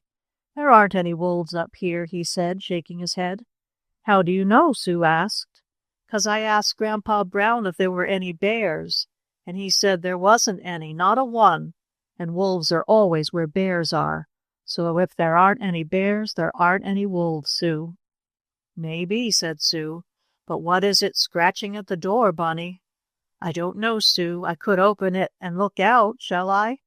"No," she cried, "for if you open the door it would come in. Now it can't get in, or else it would. It can only scratch." Bunny thought it would be best not to open the door, but what could that queer noise be? He wished he knew. Again it sounded scratch, scratch, scratch, and then all at once there came a bark. Both Bunny and Sue cried out at the same time, "A dog!" And Bunny added, "Oh, I guess it's Splash. I'll let him in." He ran to the door and opened it, for it was not locked, and a second later in bounded good old Splash, the big dog. He was all wet with the rain, but oh, how glad he was to see Bunny and Sue. He barked and jumped all over the cabin, getting the children wet from his dripping coat. But Bunny and Sue did not mind that. They were so glad to see Splash. "And I thought you were a wolf," laughed Sue, putting her arms around the neck of Splash. Sue was wide awake now. "I wonder how he got here," questioned Bunny. "Maybe he ran on ahead of the folks. They must be coming for us now." "I think Splash just came by himself," said Sue, and that was what had happened. Bunny and Sue listened, but they did not hear their father or mother or the hermit coming along. It was still raining, but the thunder and lightning had stopped. The children were glad of that. "Splash just came off by himself and found us, just as he did lots of times before," said Sue. "Didn't you, doggy?" she asked. Splash barked, and that might have meant yes or no. Bunny and Sue did not know dog language, and I don't either, so I can't tell you. But anyhow, Splash was there, and Bunny and Sue were very glad. It was not at all lonesome in the hermit's cabin now. There was no clock, so Bunny did not know how late it was, though he could have told time had there been a clock. After shaking some of the water from his shaggy coat, sending it in a shower over Bunny and Sue and about the cabin, Splash lay down on the rug and seemed quite happy. He looked from Bunny to Sue, and then put his head out on his paws as if to go to sleep. It was as if he said, "Well, everything's all right now. I'm here with you. You can go to sleep just as I'm doing." But Bunny and Sue were not so sleepy now. They were glad Splash had come, but they also wanted their papa and mamma in their own little beds at Grandpa's house. They were glad Splash had come, but they also wanted their papa and mamma in their own little beds at Grandpa's house. I wish they would come for us," said Sue after a bit. "So do I," returned Bunny. "It must be most morning." The children talked for a while. They did not feel very happy, though Bunny tried to get Sue to play some make-believe games. "I don't want to," she said. "I want to go home." All at once, Splash, who had been asleep, sprang up and began to bark loudly. "Oh, dear," cried Sue, who had fallen into a little sleep. "What is it, Bunny?" Splash barked so loudly that Bunny could not make his voice heard. The dog ran to the door and scratched at it, as he had done before. "He wants to go out," said Sue. "It's somebody coming for us," Bunny cried. "I guess it's Papa and Mamma." He opened the door. Out bounded Splash, barking joyously. Then a voice cried, "Bunny, Sue, are you all right?" "Yes, Daddy," cried Bunny. "Well, well, what a scare you gave us," said another voice. "But we didn't mean to, Grandpa," called Sue, for she heard her grandpa's voice. Is it most morning?" Bunny asked. "Only a little after 9, answered his grandpa. "It isn't late." Grandpa Brown took Sue in his arms, and Papa Brown carried Bunny. Splash ran along by himself. No one had to carry him. Mr. Brown thanked the hermit for his care of the children during the storm, and then, through the rain that was falling gently now, Bunny and Sue were taken out to the carriage, which was in the road at the edge of the woods. A little later they were on their way to the farmhouse, Splash running along beside the carriage. "Can Splash see his way in the dark?" sleepily asked Bunny. "I think so," answered Papa Brown. "Anyhow, we haven't any room for him in the carriage. How did you get lost this time?" "It was the frog that made us," said Bunny. "We chased after him, and we couldn't find the right path again. But the man found us." And oh, how glad Mamma and Grandma Brown were to see the children when they came home. "Don't you ever get lost again," said Mamma Brown as she undressed Sue for bed. "No, ma'am, we won't," promised the little girl, and Bunny said the same thing. The family had become very much worried when Bunny and Sue did not come back from having gone for berries. Supper time came, and no children. Then Grandpa Brown, his hired men, Mr. and Mrs. Brown, Grandma Brown, and even Bunker Blue began to look for the lost ones. They did not find Bunny and Sue, of course, for they were far away with the kind hermit. Then the storm came, and the family at the farmhouse were more worried than ever. They did not know what to do, but everything was all right when the hermit came along through the storm and said he had found the children. Then Grandpa Brown hitched up a horse to a big carriage, and he and Papa Brown, taking the hermit with them, went to the cabin. Before that, though, Splash had gone off by himself and had found Bunny and Sue. Then along came Papa and Grandpa Brown, and that ended the little adventure. Everything was all right. "He's a nice man, that hermit," said Sue. "He gave me a piggyback, and once he had a little girl of his own, but she is in the sky now." "Yes, he is a good old man," said Grandpa Brown. "I know him, though he hardly ever comes to see me. He has lived in his cabin in the woods all alone for many years. Once he had a wife and children, but they all died, and he became very sad. So he went to live by himself. He hardly ever speaks to anyone, but he loves children. Bunny and Sue could not have been cared for by anyone better than old Mr. Wright, the hermit. And he knows where the gypsies are that have your horses, Grandpa, said Bunny. That was not just what the hermit had said, but it was as near as Bunny could remember. Grandpa Brown shook his head. I'm afraid I'll never see my horses again, he said, but I'll ask Mr. Wright where the gypsies that he saw are camping. Then I'll have a look for my horses. This Grandpa Brown did next day. He went over to the hermit's cabin, taking with him a nice basket of good things to eat that Grandma and Mrs. Brown had put up. The children ate his bread and milk, said Mother Brown, so we must give him something else in place of it. And I think Mr. Wright the hermit was very glad to get the basket of good things. For of course a man living all alone in the woods cannot make pies, and jam tarts and cake as good as mothers and grandmothers can. The hermit showed Grandpa Brown the valley where the gypsies had been seen, with their wagons shining with looking-glasses. But the queer gypsies were gone, though the ashes of their campfires showed where they had stopped. And of course there were no horses left behind. They don't stay very long in one place, said Grandpa Brown. If they had my horses, they took them away. I guess I'll never see them again. For several days after getting lost, Bunny and Sue did not have any adventures. They played about the farmhouse or in the barn, having much fun. Once they went fishing with Bunker Blue. Bunker did the fishing and caught 5 or 6, which Grandma Brown fried for supper. One morning, when Bunny and Sue came downstairs after a good night's sleep, they saw their mother and grandmother busy in the kitchen, putting cake and pies, sandwiches, pickles, knives, forks, spoons, and other things in baskets. What's that for? Asked Bunny. A picnic, answered his mother. Oh, are we going on a picnic? Asked Sue, clapping her hands. Yes, off in the woods, her grandmother replied. It is a Sunday school picnic, and Grandpa and I go every year. This time we will take you with us. Oh, what fun we'll have, cried Bunny Brown. I just love a picnic, don't you, Sue? Awful much, answered the little girl. Chapter 19.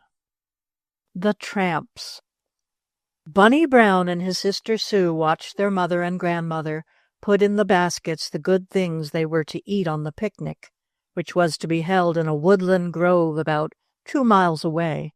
Oh, what a big cake! Exclaimed Sue, as she saw a coconut custard cake being taken from the shelf by her mother. Do you like that kind? Asked Grandma Brown. I just love it, cried Sue, standing on her tiptoes to look over the table. So do I, added Bunny. Yes, it is their favorite cake, said Mother Brown. I always make it when they have a birthday, and on Christmas and New Year's Day. But I don't know where we're going to put it, said Grandma Brown. It is a fine big cake, but all the baskets are filled. If we crowd it in, it will crush, and— Oh, don't squash our coconut cake, begged Sue. Don't spoil it, Mother. I'll not, my dear. Perhaps we had better not take it along, she said to Grandma Brown. We have enough to eat without it. And we can eat it when we come home, exclaimed Bunny. We'll be hungry then. I'm always hungry after a picnic, aren't you, Sue? Yes, Bunny. But, Mother, maybe we could take along some of the cake. Oh, we have enough without that, her grandmother told Sue. We'll save that until we get home. I'll put it in the pantry. Now, all the baskets are packed. Get ready, children. Grandpa will soon be here with the wagon, and we'll ride off to the picnic grounds. It's a lovely day. It was. The sun was shining down from the blue sky, and there was a nice cool wind, so that it was not too hot. There had been a little rain the night before, and the roads were not dusty. It would be cool and fresh in the woods. No better day for a picnic could be wished for. Bunny and Sue were very happy. So was Splash, the big dog, for he ran about here and there, barking and wagging his tail. To look at him, you would have thought he had gotten up the whole picnic all by himself.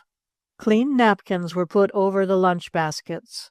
Lemon juice had been squeezed into glass jars with sugar, so that only water from a spring or well would have to be put in to make lemonade. Bunny and Sue were washed, combed, and dressed, all ready for the picnic. They did not wear their best clothes, for they wanted to romp about and play in the woods. Bunny said he was going to climb trees, and you can't do that if you wear your best clothes. "But if you climb a tree," remarked Sue, "don't get your foot caught in one as you did before, Bunny, and have to have your shoe taken off." "I won't do that," promised the little boy. "I'll only climb easy trees." "I'm going to take 2 of my dolls," said Sue. "Then if I see a little girl that hasn't any, I can lend her one of mine and we can play together." "That will be nice," said Grandma Brown. "Here comes Grandpa with the horses." Grandpa Brown drove up to the side door with a wagon that had 3 seats in it. He and Papa Brown would sit on the front one, where Grandpa could drive the horses. Bunny and Sue were to sit on the middle seat, and on the last one Grandma and Mother Brown would sit.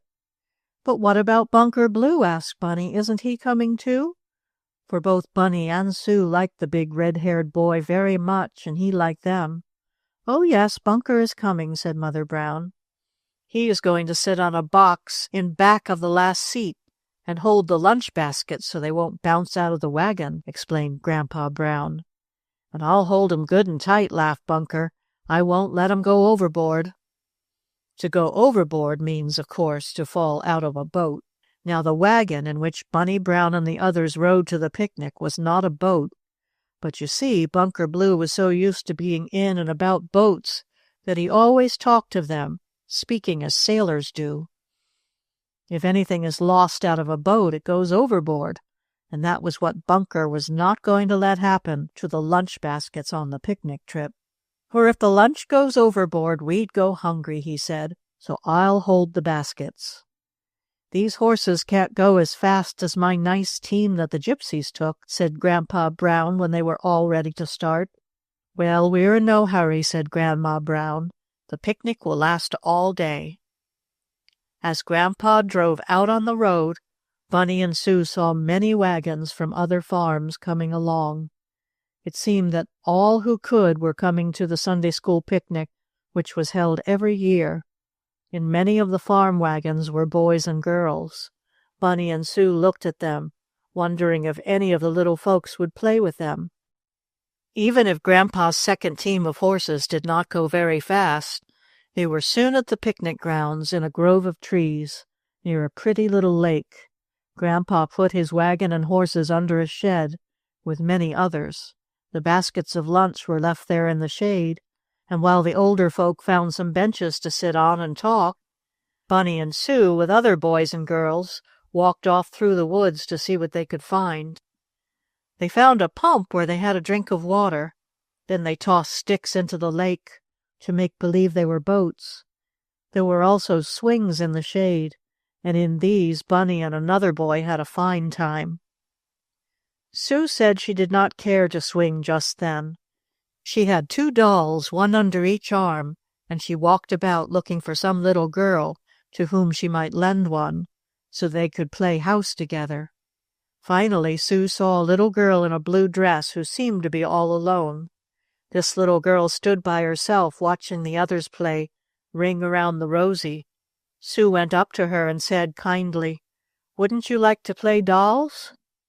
Yes, I would, but I haven't any doll." "I'll let you take one of mine." Sue held out her best doll to the little girl. It is always polite, you know, to give company and your friends the best that you have, instead of keeping it yourself, no matter how much you want it. "Oh, what a lovely doll!" exclaimed the little girl, her eyes shining bright. "Her name is Ethel," said Sue. "Why, that's my name!" exclaimed the little girl in the blue dress. "Did you know that?" "No," answered Sue, "I didn't, but I'm glad it is your name. Now we'll find a place to play house." Sue found a spot where some vines grew over an old stump, making a sort of green tent or leafy bower, like the one on the island where she and Bunny had played Robinson Crusoe. In that, Ethel and Sue had a fine time with the dolls. When it was time to eat the lunch from the baskets, Bunny and Sue asked if they could not take theirs and eat it with some of the other children who were going off by themselves. Sue wanted to be with Ethel, and Bunny had found a boy named John at one of the swings. He brought John to eat with him. "Yes, you children may take your lunch off by yourselves," said Mother Brown. "I thought you would want to do that, so I put it up in a separate basket for you." Bunker Blue carried the lunch for Bunny and Sue to a nice place in the woods, where a number of children were going to eat the good things their fathers and mothers had brought for them. The children had nearly finished eating when all at once the bushes near where Bunny was sitting were pushed to one side, and two rough-looking men, one large and one smaller, with ragged clothes and red handkerchief tied around their necks in place of collars, stepped out. And then one of the tramps, for that is what the men were, made a grab for the lunch basket that was near Bunny Brown. Chapter 20. The Missing Cake. The tramps had come through the bushes so quickly and had made such a sudden grab for the lunch basket that for a second or two Bunny Brown did not know what to do. Neither did his sister Sue, nor were the other children any better off. They just sat there looking at the rough men, one of whom had Bunny's basket and was taking out what was left of the sandwiches, cake, and other good things. "Is there anything to eat in it?" asked the little tramp of the big one, who had Bunny's basket. "Yes, some," was the answer, "but there are more lunch baskets. Grab one for yourself." Of course, that was not a nice way to talk. Not very polite, you know. But perhaps tramps are different from other folks. They get so hungry at times that they forget to be polite, I guess. The smaller tramp, for one was much bigger and taller than the other, looked around to see what he could find. He saw little John Boland holding tightly to a basket. It still had some good things to eat in it, for John had not eaten all his lunch. "Here, give me that," cried the tramp. "No, no," John exclaimed, and he turned to run away, for he did not like the tramps, any more than did Bunny Brown or Sue or any of the others. But as John turned, his foot caught in a root of a tree, and down he went, striking the ground quite hard. His lunch basket bounced out of his hand and rolled to one side. "Ha, that's what I want," said the tramp. "I don't want you, little boy. All I want is something to eat." But John, I suppose, thought the tramps might take him away, as some people think gypsies will take children away, only they won't, and John began to cry. Now it is a funny thing, but very often, if one little boy or girl in a crowd of others begins to cry, why, 2 or 3 more will do the same thing.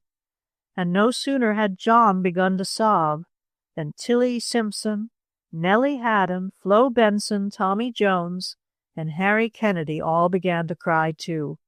About the only ones who were not crying were Bunny Brown and his sister Sue. And Sue had some tears all ready to let fall out of her eyes. But Sue watched to see what Bunny would do. She did not want him to call her a crybaby afterward, though Bunny hardly ever called his sister names, except maybe in fun. "You let us alone. Let my basket alone. Let John's basket alone. Go on away from here." The big tramp, who was eating what was left in Bunny's basket, looked up and laughed.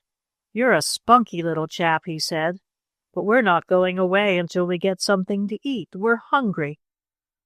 "That's what we are," said the small tramp, who had picked up the basket that had rolled from the hand of John. Out of this the small tramp was eating pieces of cake and sandwiches as fast as he could. John, who had stopped crying now, sat up and looked on, his eyes wide open. "We haven't had anything to eat all day," went on the big tramp, who was also eating fast. "We're terrible hungry. You children have had enough. We'll take the rest." "Yes, and then maybe we'll take some of them," said the small tramp, blinking his eyes and looking around. Of course he was only fooling, but the children did not know this, and some of the little girls screamed and ran away. But Bunny Brown was not so frightened as were the others. He was older, and then, too, he felt he must look after his sister, so he cried out again, Go on away from here, you bad tramps." The tramps only laughed. Then Bunny Brown thought of something. Turning around, he called as loudly as he could, "Here, Splash! Come on, old dog!" Then Bunny whistled. He had only just learned how from Bunker Blue a few days before, and he could not whistle very loudly, but still he did very well for a small boy. "Come, Splash! Come on, old dog!" he cried, and he whistled once more. The tramps looked at one another. "He's calling his dog," said the big one. "Yes," said the little tramp, "we'd better go. Come on, we've had enough to last us for a while. We'll empty the baskets and run." The two roughly dressed men, with red handkerchiefs around their neck in place of collars, quickly emptied into their pockets the sandwiches and cake that were left in some of the baskets which the children had dropped. They mixed the cake and bread and meat all up together, those tramps did. Perhaps they were so hungry they did not mind. Then off they ran through the bushes the way they had come. "Oh, I'm so glad they're gone," exclaimed Sue. "So am I," said Tommy Jones. "If they hadn't gone, your dog would have bit them, Bunny Brown, wouldn't he?" Bunny Brown laughed. "My dog isn't here," he said. "He isn't?" exclaimed Tommy. "Why, he called him and whistled to him, didn't he?" he asked the others. "Yup," said Flo Benson, "he did." "That was only make-believe," explained Bunny. "I thought maybe if I pretended Splash was here, the tramps would be afraid." "Tramps are always afraid of dogs. My papa said so. That's why I made believe to call Splash. But he isn't here. We left him back on Grandpa's farm with the hired man. Mama thought he might be in the way at the picnic, so we didn't bring him." "Oh, that was a fine trick," exclaimed Sue. "I forgot Splash wasn't here with us. I thought sure he'd come when you whistled, Bunny." "So did the tramps, I guess," laughed Bunny Brown. "I'm glad I thought of it. And if Splash had been here, he would make the tramps go away anyhow." "But they took all my lunch," sobbed John, "and I fell down and I bumped my nose and—" But that was all the trouble he could think of just then.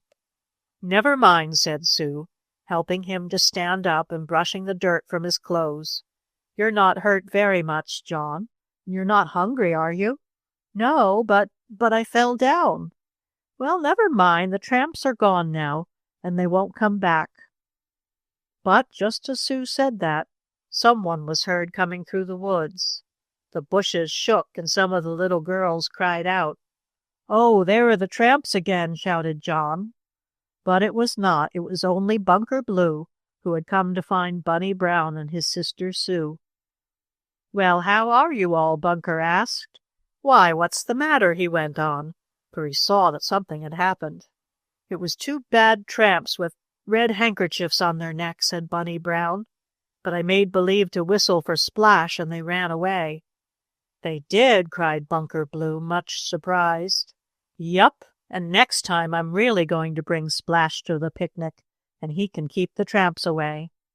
"Maybe it would be a good idea," said Bunker, "but it was a good thing you thought to pretend your dog was nearby.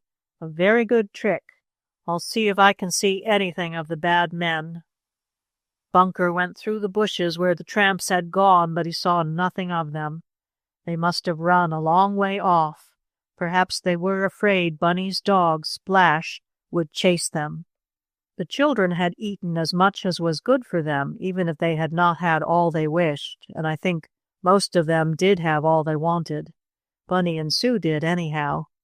Bunny's basket, of course, was emptied by the tramps, as was that of John and some of the others.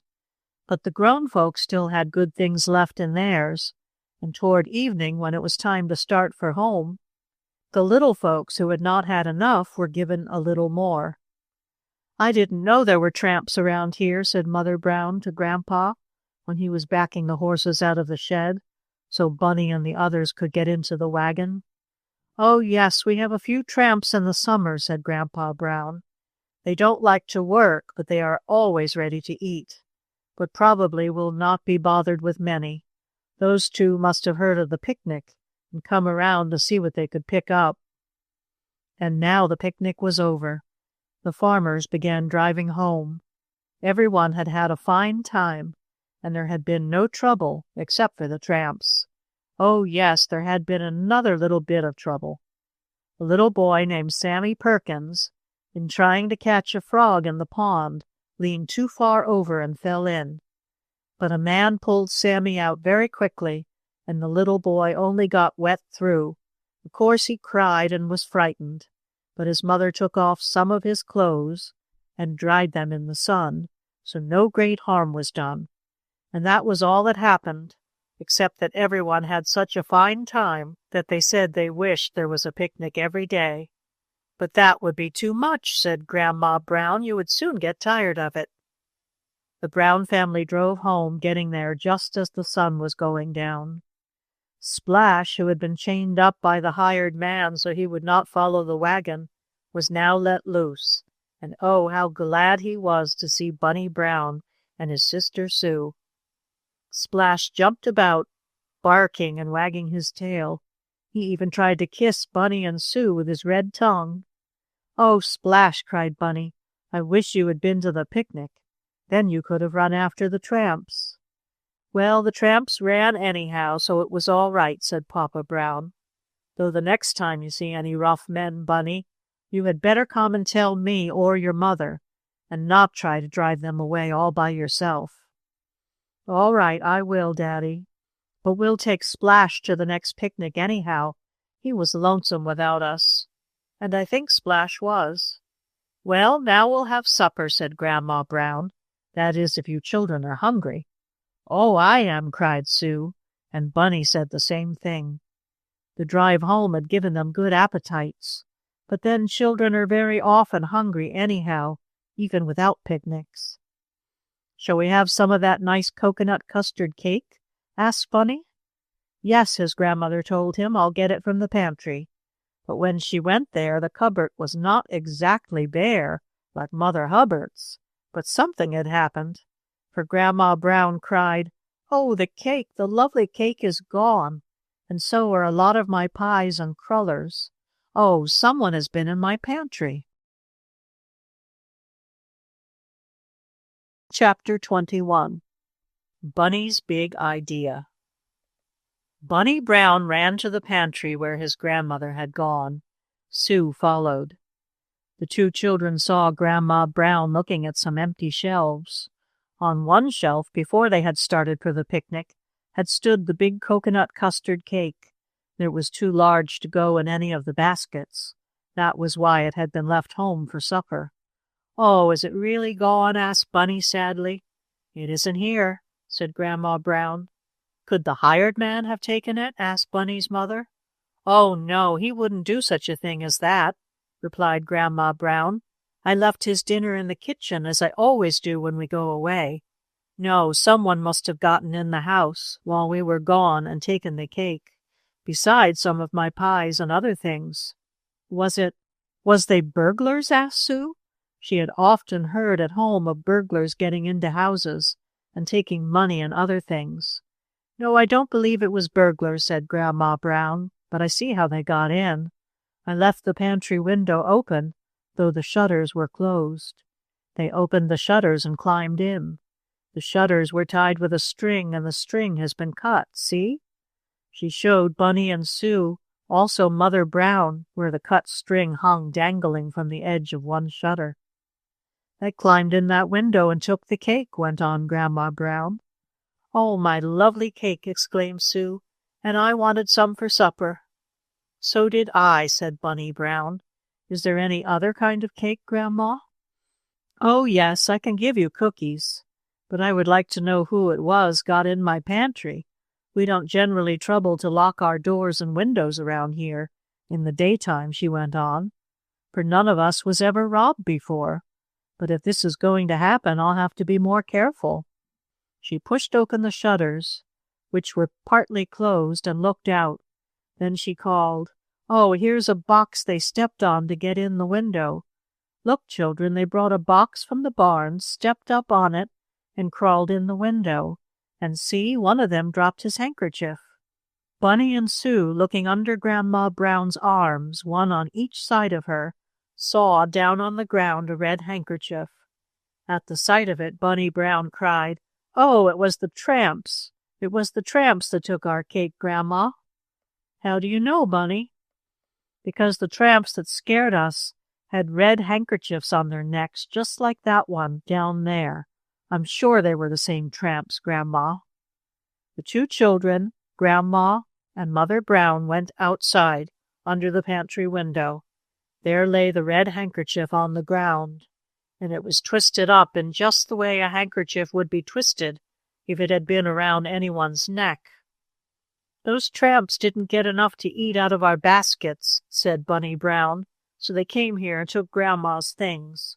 Let's go after 'em. I'll get Splash and—" Bunny Brown started to run after his dog that had gone out to the barn with Bunker Blue, but his mother caught the little boy by the arm. "You had better stay right here," she said. "You are too small to go chasing off after Tramps, even with Splash.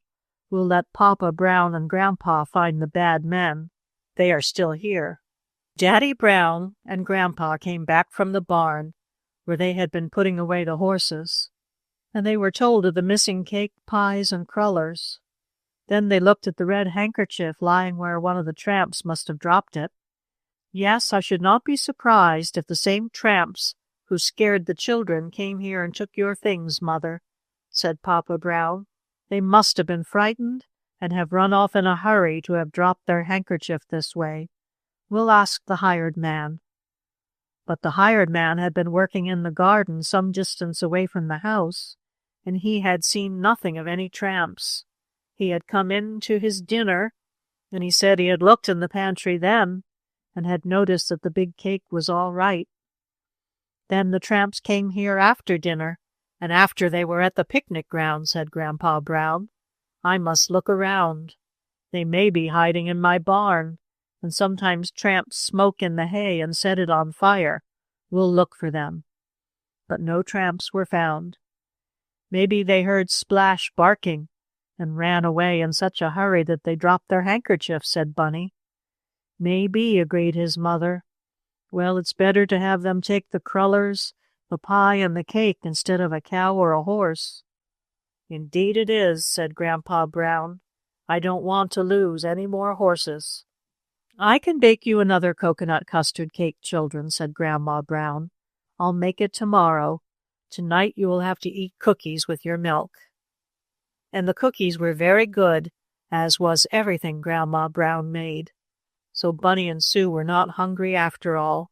That night Grandpa Brown went all around the house to make sure that all the doors and windows were locked. "For we don't want any Tramps coming here in the middle of the night, waking us up from our sleep," he said. And nothing happened. Probably the Tramps ran a good way off with the fine big coconut custard cake. They must have had a good feast on that, and on the pies and crullers. For 2 or 3 days after the picnic, Bunny Brown and his sister Sue had good times at Grandpa's farm.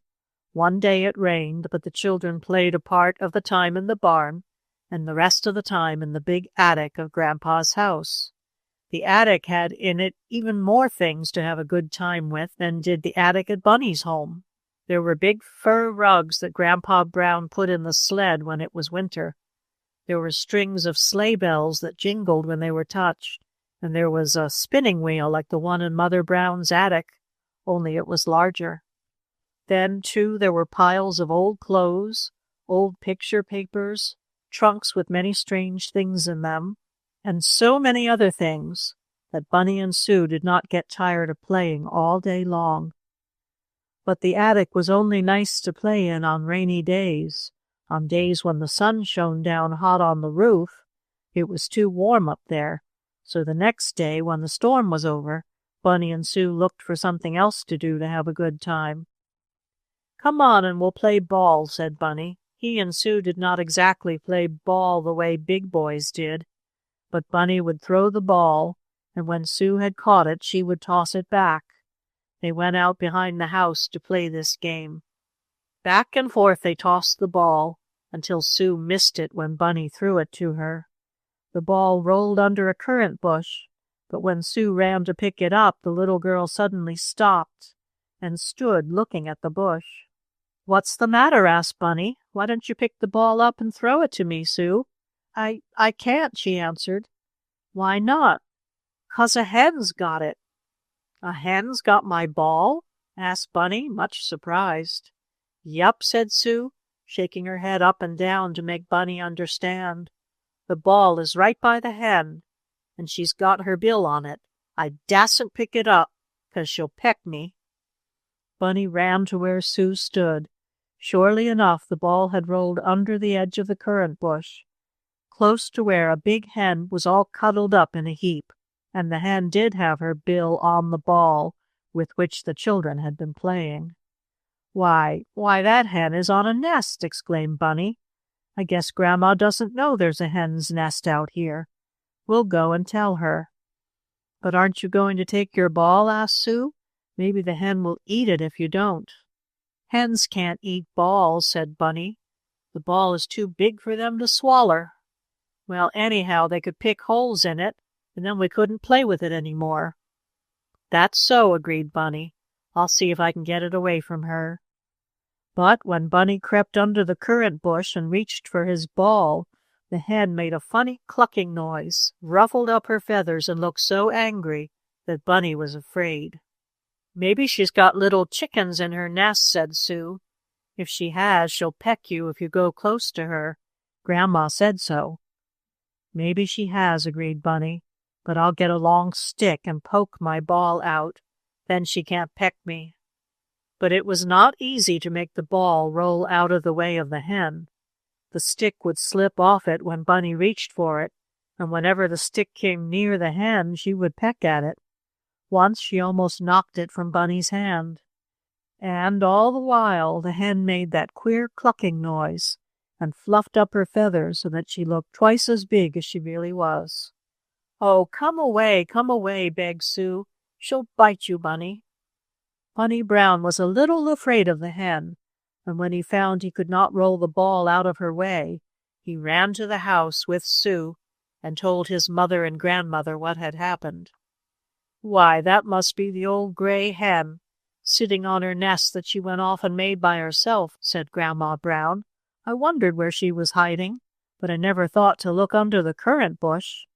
I'm glad you found her, Bunny. I'll get your ball for you." The hen did not seem to mind when Grandma Brown went close to her. Very carefully Grandma reached for Bunny's ball. Then she gently lifted up one of the hen's wings and showed the children the eggs under her feathers. "Soon some little chickens will hatch out of the eggs," said Grandma. "Some of the shells are already cracked, and the chickies may be out tomorrow." "Oh, I'll just love to see them," cried Sue. Now that they had their ball again, Bunny and Sue could play once more, and the next day the little chickens did hatch. Up to the house came the old mother hen, with 11 little fluffy yellow balls, almost as round as Bunny's ball, but of course not so big. "Peep, peep," went the little chickens, as they followed the hen mother around. "Cluck, cluck," said the hen mother. "Oh, aren't they cute?" cried Sue. Everyone thought they were, and I think the hen mother was very proud of them, for if anyone went too near she would make a queer noise and ruffle up her feathers, just as she had when Bunny reached for his ball near her. It was 2 or 3 days after this that Bunny Brown and his sister Sue awakened one morning and saw something queer out on the side of Grandpa's barn. "Oh, look!" exclaimed Sue, who saw it first. "What a big picture, Bunny!" Indeed, it was a large one, brightly colored, showing elephants, lions, tigers, and horses, all in a big ring, and there were men and ladies jumping from the top of a tent into nets underneath. "Oh, it's a circus picture," cried Bunny. "How did it get there, Grandpa?" "A man came along early this morning and pasted it up," said Grandpa Brown. Bunny and Sue ran out to look at the circus picture. It was a fine big one, and the more they looked at it, the more the children liked it. Finally, Bunny said, "Sue, I've got an idea. Such a big idea." "Oh, what is it?" asked Sue. "What's an idea? Is it good to eat?" Bunny did not exactly know what an idea was, but he had heard his mother and father say that word. "Sue," exclaimed Bunny in a sort of whisper, "if that circus is coming to town, we'll go. You and me. We'll go to the circus." "Oh, Bunny," cried Sue, clapping her hands, "that will be just fine. But how can we go?" Chapter 22. Off to the Circus. Bunny Brown thought for a minute. He and Sue looked at the gay circus poster, and the more he looked at it, the more he felt that he and his sister must go and see the big show in the white tent. "How can we go, Bunny?" asked Sue. Bunny Brown wrinkled up his forehead. He always did that when he was thinking hard, and now that the big idea had come to him, he was thinking harder. "First, we'll have to find out where the circus is going to be," he said. "We'll ask Grandpa. He'll know." "Do you suppose Mother will let us go?" asked Sue. "I don't know. We'll have to ask. First, we'll find out where the show is going to be." Bunny and Sue stood a little while longer, looking at the circus picture. As they turned this way and that, peering at the big elephant, the savage-looking lion, the striped tiger, and the hippopotamus with his mouth so widely open, Bunker Blue came along whistling. "Maybe Bunker knows," cried Sue. "Knows what?" asked the red-haired lad, stopping near the two children. "What do you think I know?" "Where the circus is going to be," replied Bunny. "Do you know where they'll put up the tent?" Bunker squinted at the circus poster. "No, I don't know exactly where it will be," he said, "and it doesn't tell on that sign, but it says the circus is coming day after tomorrow. You could find out from your grandpa's hired man, though, where the tents will be. I guess they will put them up in the same place they had them last year, and the hired man was here then. He's worked for your grandpa a good many years. Ask the hired man." "We will," Bunny said. "Are you thinking of going to the circus?" asked Bunker. We'd like to," answered Sue softly. "And maybe we will," added her brother. "You're too little to go to a circus," said Bunker Blue, "and I don't believe any of the big folks are going. I'd like to go myself, but I don't believe I can." "Well, we're going anyhow," whispered Bunny to Sue, so Bunker would not hear. "Are you sure, Bunny?" "Sure we'll go," he said. "Just you leave it all to me." At dinner that day, Bunny and Sue talked of nothing but the circus and the big picture poster on Grandpa's barn. "It's the same show that was here last year," said the hired man. "I saw the fellow who pasted the picture on the barn, and he was the same one who was around last year." And will the tent be in the same place?" asked Bunny. "Yes," said the hired man. "The circus always shows in the same place when it comes to town. They put the tents up by the baseball grounds, just outside of the town." Bunny had found out what he wanted to know. If he and Sue could get to town, all they would have to do would be to ask where the baseball grounds were. Anyone could tell them that, and then they would find the circus. But first, Bunny wanted to find out if his papa and mama, or grandfather and grandmother, were going to the show. It would be so much easier for him and Sue if they were. So Bunny asked, "Could we go to the circus, Mother?" "Oh, I hardly think so," answered Mother Brown. "I don't like a circus. And your father has to go to the city that day to look after his boat business. Grandpa is too busy to go, and I'm sure Grandma and I don't want to go." "No, indeed," exclaimed Grandma Brown. "I always was afraid of wild animals, and I don't like a circus anyhow." "Bunker Blue could take us," said Bunny. "No, dear, I'm sorry, but Bunker is going to drive Papa into town on that day, so he could not take you. You had a nice time at the picnic, and that ought to be enough for you. This is only a small circus, and I don't believe it would be nice for you to go," said Mother Brown. But Bunny Brown and his sister Sue wanted very much to go to this circus, even if it was only a small one. "Oh, Bunny, we can't go," said Sue with tears in her eyes. When she and Bunny went out in the yard after dinner, "We can't go to the circus." "Maybe we can," insisted Bunny. "But how can we? Mother isn't going, nor father, nor grandma, nor grandpa. How can we go? We can go by ourselves. It isn't very far into town. Not more than a mile. We can walk a mile, Sue. Yes, but who will give us the money for tickets? Do they sell tickets to the circus for pins, Bunny? If they did, maybe we could find enough pins in Grandma's house on the floor. Nobody wants those pins. We could pick 'em up. They don't sell real circus tickets for pins, explained Bunny. They sell them for money. I've got 5 cents, said Sue.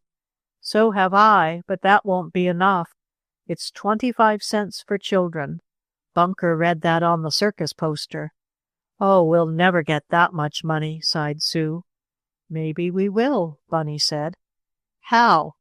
Well, I might carry water to the elephant, and the man might give me a ticket for that. Bunker said he once got in the circus that way. But I couldn't carry water to an elephant, objected Sue. I'd be afraid he'd bite me. I'd carry it for you, kindly offered Bunny. I'm not afraid of an elephant. If you're kind to them, they won't bite you. But elephants is so big. They take an awful lot of water, Sue went on. They'd drink a whole tub full. You could never carry that much. I'll try, said Bunny. I want to go to that circus. And so do I, Bunny. They didn't say we mustn't go, the little boy went on. Mother just said she and Grandma couldn't take us. I don't think they'd mind if we went by ourselves. Maybe not, Bunny. But supposin' they wouldn't let us in the tent? Oh, I guess they will. You could carry some water for the ponies. You're not afraid of them, are you? No, said Sue slowly. I'm not afraid of ponies. I'll get them some water, Bunny. But maybe they have all the water they want and they won't let us in, no matter what we do. Bunny thought that over for a minute. Then he said, We could do our Punch and Judy show for the circus man, Sue. Maybe he'd let us in if he saw that. Maybe. But, Bunny, you haven't any lobster claw to put on your nose to make you look like Mr. Punch. Bunny sighed. That's so, he said. The lobster claw is broken. I guess we'll have to carry the water, Sue. I'll get some for the elephant, and you can carry some for the ponies. Then the circus man will give us tickets to the show. We'll go anyhow. So Bunny had it all planned out. Neither he nor Sue said anything to their father, mother, or grandparents about what they were going to do. Bunny was quite sure if they asked, they would not be allowed to go, and he did not want to do anything he was told not to do. But he and Sue had not really been forbidden to go to the circus, though of course Mrs. Brown had no idea the children were planning to see the show in the tent with the wild animals and the men and women jumping into nets. The rest of the day Bunny and Sue spent pretty much out near the barn, looking at the big circus poster, wondering if they would see all the animals in the picture. They spent part of the next day doing the same thing. Mrs. Brown was so busy helping Grandma Brown, and Mr. Brown was so busy getting ready for his trip to the city, that no one paid much attention to the children. We'll start off early tomorrow morning, said Bunny, the night before the circus was to come to town. We'll take a lunch with us. I'll save some of my supper and some of my breakfast. We can take some bread and cake, and we've each got 5 cents to get some pink lemonade with. I want a circus balloon, too, said Sue. Well, maybe a man will give you one, said Bunny hopefully. Sue clapped her hands in joy. I hope he gives me a red one, she cried. Early the next morning, right after breakfast, Bunny Brown and his sister Sue went quietly from the house. They had wrapped some slices of bread and some cookies in pieces of newspaper, and this lunch they carried with them as they started off for the circus. No one saw them start, and down the road they went, hand in hand, off toward town. Oh, Bunny, cried Sue, as she toddled along beside her brother, isn't it just fine? Wait till you see the circus, said Bunny, his eyes shining with delight. We'll have lots of fun.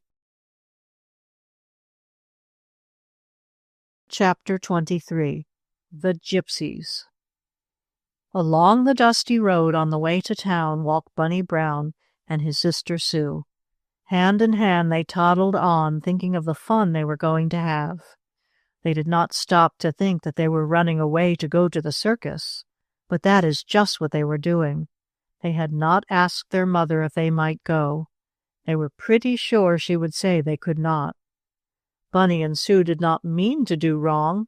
They just did not think. They only wanted to have a good time. "Do you suppose we'll really see elephants, Bunny?" asked Sue. "Course we will." "Like in the picture?" "Sure. With 2 tails and his big teeth sticking out like lollipop handles that Wango put in his mouth? Elephants like that?" "Yes, Sue. Only an elephant hasn't 2 tails. One end is his tail and the other is his trunk, his long nose that he breathes through and squirts water in. I told you about it." "Yes, I know, Bunny, but I forgot." "And are you going to give the elephant water to squirt in his trunk?" "Maybe, but I hope he doesn't squirt it on me." "Or on me," added Sue. "I'm going to water the ponies. They haven't any trunks, have they, Bunny?" "No. Oh, we'll have a good time, Sue. And will I get a red balloon?" "I don't know about that." Bunny Brown shook his head. The more he thought about the circus, the harder it seemed to be to get inside the tent. Suppose they wouldn't let him water the elephant. How was he going to get a ticket to the show, or one for Sue? Bunny was beginning to feel worried. That is, he didn't know just what he was going to do, but he would not give up yet. There were many persons going into town that day. Many of them were going to the circus, it seemed. Some wagons and carriages had many children in with the grown folks. At first Bunny and Sue thought it fun to walk along by themselves, but after a bit Sue began to get tired. It was hot and dusty, and the town was farther away than even Bunny had thought. "Oh, Bunny," Sue cried at last, "I want to ride." "But how can you?" asked the little boy. "If you had brought Splash and the express wagon, we could have a nice ride." "That's so," said Bunny slowly. He had not thought of that. He stood in the road and looked back toward Grandpa's house. Just then there were no wagons or carriages in the road, but Bunny saw a small cloud of dust coming toward him. Faster and faster it came. Then he heard a bark. "Oh, Bunny," cried Sue, "is that Splash?" I don't know," began Bunny Brown. But in another second he saw that it was their big shaggy dog. "Oh, it is Splash," cried Sue. "I'm so glad he came. Now, if an elephant tries to bite us when you're watering it, Bunny, Splash will bite him." "Elephants aren't afraid of dogs," said Bunny. "But I'm glad you came, Splash." "I wish he'd brought the express wagon and I could ride," said Sue, with a sigh. But that was too much to wish for. The 2 children had slipped away that morning without calling for Splash to go with them. Bunny thought if the dog came, Mother Brown might see and ask Bunny and Sue where they were going, and of course they would have to tell. But Splash had come anyhow, and he could not be sent back. He barked happily and was very glad to be with the children once more. He would never have stayed home if he could have had his way about it. "Well, come on," said Bunny after a bit. "We don't want to be late for the circus, Sue." "No, I want to see everything." "Will they let Splash in too, Bunny?" "I guess so. They have trained dogs in circuses." "But Splash isn't trained." "He can draw us in the express wagon," Bunny reminded her. "Yes," said Sue, "and I wish we had it now. I'm awful tired." "But you can sit down when we get in the circus, after I water the elephant." That seemed to make it all right, and once more the children went on hand in hand, Splash now running on ahead and sometimes trotting back. Pretty soon a wagon drawn by a white horse and driven by a fat, good-natured-looking man came up from behind the children. The men looked down at Bunny and Sue and cried out, "Whoa!" He was talking to his horse, of course, and the horse stopped. So did Bunny and Sue. "Want a ride?" asked the fat man with a jolly laugh. Bunny and Sue wanted a ride very much, and they both said so. "Get in," said the fat man, "or wait a minute and I'll lift you in. You're too small to get up by yourselves. Is this your dog?" "Yes," answered Bunny. "And please, could he ride too? He gets tired running along." "Yes, he can get in too. I've plenty of room. Up you go, doggy." "His name is Splash," said Sue, as the fat man lifted first her and then Bunny up into the wagon. "Oh, Splash, eh? That's a good name. Well, up with you, Splash." Splash, seeing that Bunny and Sue were in the wagon, leaped in himself. Then off they went again. Sue was happy now. "Where are you tots going?" the fat man wanted to know. "To the circus," said Bunny. "I'm going to water the elephant." "And I'm going to water the pony," added Sue.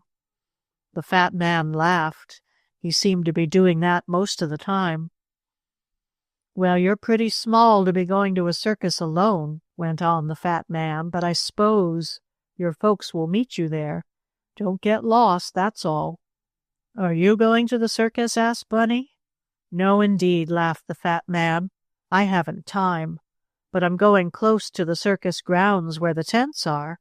I'll let you off there." "Thank you," said Bunny. He was glad he and Sue and Splash would not have to walk, as he was also beginning to feel tired. "Here you are, youngsters," finally called the man, as the wagon went around a turn in the road. "There are the circus grounds. You can get out here and walk straight ahead. But don't get lost. Where is your father or mother going to meet you?" Bunny did not answer that question, for of course mother or father did not know that the two children had gone to the circus at all. Bunny began to be a little worried. But the fat man did not ask any more questions, for just then a band began to play music, and the horse wanted to hurry away. So the fat man helped Bunny and Sue out of the wagon and drove off with a wave of his big hand. Splash jumped out himself. "Now we'll go over and see the circus," said Bunny. And oh, what a lot there was for him and Sue to look at. There were big white tents, and from the poles were flags of all colors, fluttering in the wind. In another tent, the sides of which were raised up to let in the air, were many horses and ponies. In another tent there was a long table, on which were many dishes, and seated on benches were men and women eating at the table. "Oh, look, Bunny!" suddenly cried Sue. "There's your elephant." Bunny looked and saw a big elephant pushing a large red wagon by putting his head against it, while some men steered it. "Are you going to water that elephant?" asked Sue. I don't know," replied Bunny. Now that he saw how very big an elephant was, he began to think that, after all, perhaps he had better water just a pony, as Sue was going to do. "When can we go in the circus, Bunny?" asked Sue, as she heard the band playing again. It was not time for the show to begin. In fact, the parade had not yet started. But Bunny and Sue did not know this. The circus was just getting ready to have the parade. "I want to go in and see the animals," went on Sue. "Have to get a ticket first," said Bunny. "I'll ask a man to let me water a pony. I guess an elephant is too big." "And I'll water a pony too, Bunny." The elephant, pushing the big wagon, came close to where Bunny and Sue were standing. Splash barked at the elephant and ran back. So did Bunny and Sue. The elephant looked bigger than ever. A man carrying a long whip came hurrying up to the tent, where the horses and ponies were eating their hay. "Please, mister," cried Bunny, "I want to go to the circus. So does my sister. We'll water the ponies if you give us a ticket." The man looked at the two children. At first he looked cross, and then he smiled just as the fat man had done. No one could look cross for very long at Bunny Brown and his sister Sue. "You're too little to water ponies or to go to circuses," said the man with the whip. "You had better go back home." "I guess you're lost. I'll send a man to take you home." Then he hurried off, cracking his whip. "Oh, Bunny," cried Sue, "did you hear what he said? He said he was going to send us home. And we won't see the circus. Oh, dear." "Yes, we will see the circus," cried Bunny. "I'll ask another man. Come on, Sue. We'll stand in another place, and then he can't find us when he comes back." Bunny went around to the other side of the horse tent, followed by his sister and Splash. It would be dreadful to be sent home now, just when the circus was ready to start. "We'll ask someone else to let us water the ponies, and then they'll give us tickets to get in," said Bunny. "Take hold of my hand, Sue, and then you won't get lost." As the two children stood there, they hardly knew what to do. All about them men were hurrying here and there, some leading horses or camels. Bunny and Sue could hear music in the big tent, and as they stood there, they saw two men coming along who did not look like those who belonged with a circus. The two men had gold rings in their ears, and the faces of the men were very dark. They had on coats with silver buttons and wore sashes around their waists. Each man was leading a horse, but the horses were not like circus horses. "Oh, Bunny," cried Sue, "look, those are gypsies like the ones we saw in the woods." "Yes," cried Bunny, "and they have two horses. Maybe those are Grandpa's horses. Oh, Sue, suppose they should be. Maybe we found 'em. Maybe we found the gypsies who took Grandpa's horses and didn't bring 'em back." Chapter 24. Bunny and Sue Are Sad. Bunny and Sue watched the two gypsy men closely. The children were sure the men were gypsies, for they looked just like those others the children had seen in the woods when the two youngsters wandered away on the first night of their automobile trip. The two men with their bright red sashes and the gold rings in their ears stood together. Each one had hold of the halter of a horse he was leading, and the horses did not seem to be the kind that belonged in a circus, for they pranced about and did not like to hear the music, nor did they like the sight of the elephants and camels that were now walking about getting ready for the parade. "Do you suppose they could be Grandpa's horses?" asked Sue of her brother. "Maybe," said Bunny. "What did the gypsy men bring them here for?" Sue wanted to know. "Maybe they want to train them to be circus horses. Or maybe they want to sell them," Bunny answered. "We ought to go tell Grandpa," declared Sue. "Then he could come and get his team. He wants it awful much." "We can tell him after the circus," Bunny said. "We want to see the show, Sue." "Yes, and I want a red balloon or maybe a blue one. Which goes up the highest, Bunny?" For just then a man walked past with many balloons, blue, red, green, and yellow, floating in the air. "Oh, I guess they all go up the same, Sue," said Bunny. The little boy was thinking hard. Suppose these should be his grandfather's horses that the gypsy men had. How could Bunny get them? It seemed too hard for the little boy to do. Then, too, Bunny wanted to take Sue in to see the circus. That was what they had come for. But how could he get in when he had no money? And now that he had seen an elephant close by, he did not feel like carrying water to one of the big animals. Suppose one of them should accidentally step on Bunny Brown. The little boy looked around for someone to whom he could speak.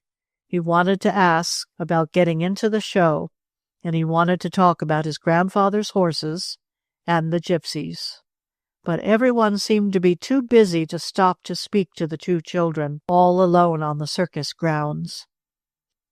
Watching the two gypsies with the horses, Bunny and Sue saw the men talk to some of the circus people.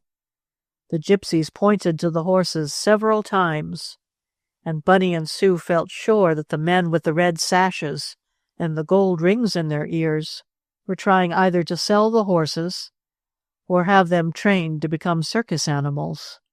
"Oh, look, Bunny," Sue suddenly cried. "The circus is starting."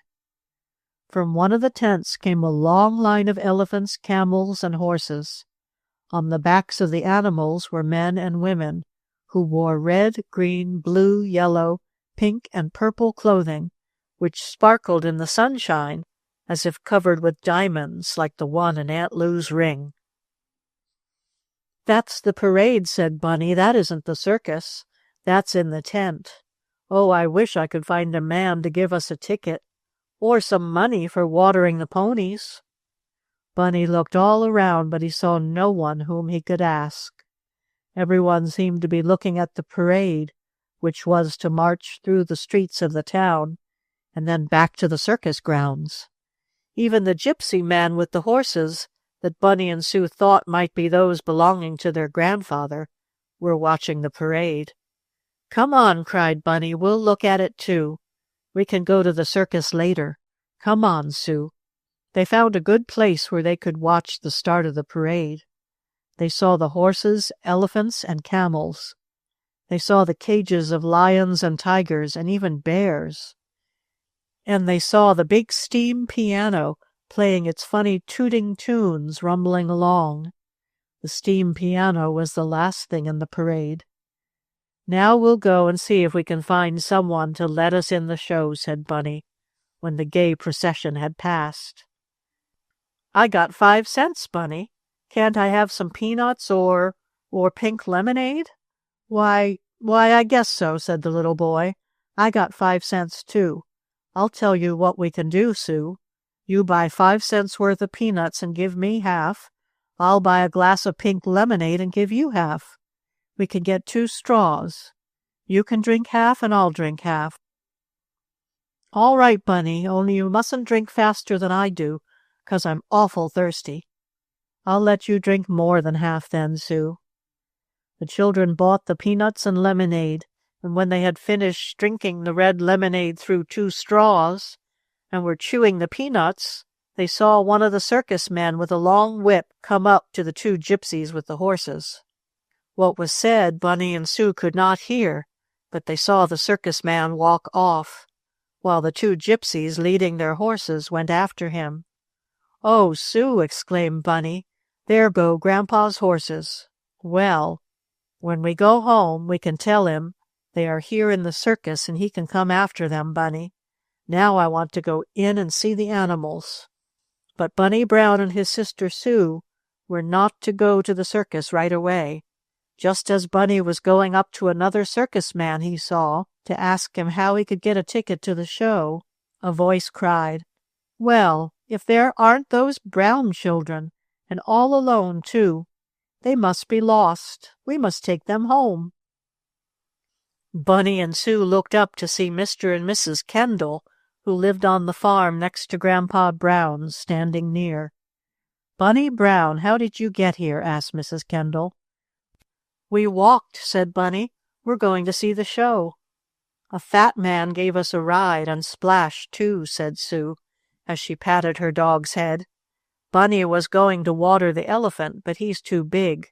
The elephant is too big. So we're going to water the ponies, and then we're going in the circus." "Bless your hearts," cried Mrs. Kendall. "Does your mother know you came here?" "Well, maybe," said Bunny. "But we didn't have time to tell her." "They ran away, that's what they did," said the farmer. "Their folks will be wild about them. I'd better take them home." Bunny Brown and his sister Sue felt sad when they heard this. "But we don't want to go home," said Bunny. "We want to see the circus," cried Sue. "I know, my dear," explained Mrs. Kendall kindly, "but your family don't know where you are, and they will worry and be frightened. We will take you home, and perhaps your folks will bring you back to see the circus. You can't go in alone anyhow." Sue's eyes filled with tears. Bunny wanted to cry, but he did not like to. Someone might see him. "And we found Grandpa's horses, too," Sue went on. "What's that?" cried Mr. Kendall. "You found the horses the gypsies took? Where are they?" "They're gone now," said Bunny, and he told what he and Sue had seen. "Oh, well, maybe they weren't the same gypsies, or the same horses at all," Mrs. Kendall said. "These children guess at lots of things," she told her husband. "Yes," he answered, "but I'll just about have time to drive them home and come back to see the circus myself." "I'll come with you," said his wife. "Their mother's probably looking for them now. Come, Bunny, Sue, you'll ride home with us." "Then we can't see the circus," cried Sue, tears falling from her brown eyes.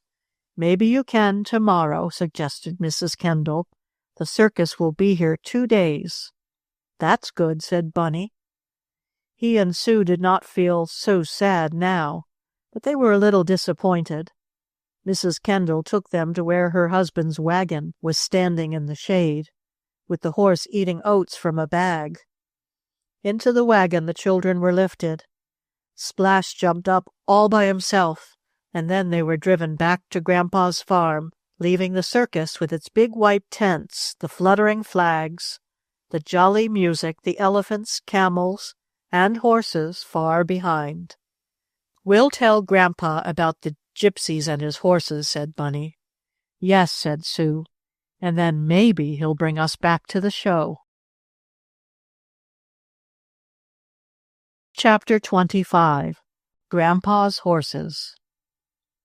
"Well, well, you children do the queerest things," cried Grandpa Brown, when Mr. and Mrs. Kendall drove up to the farmhouse, with Bunny Brown and his sister Sue in the wagon, Splash standing up in the back and barking as though he had done it all. "Yes, you certainly do queer things. The idea of running off to a circus."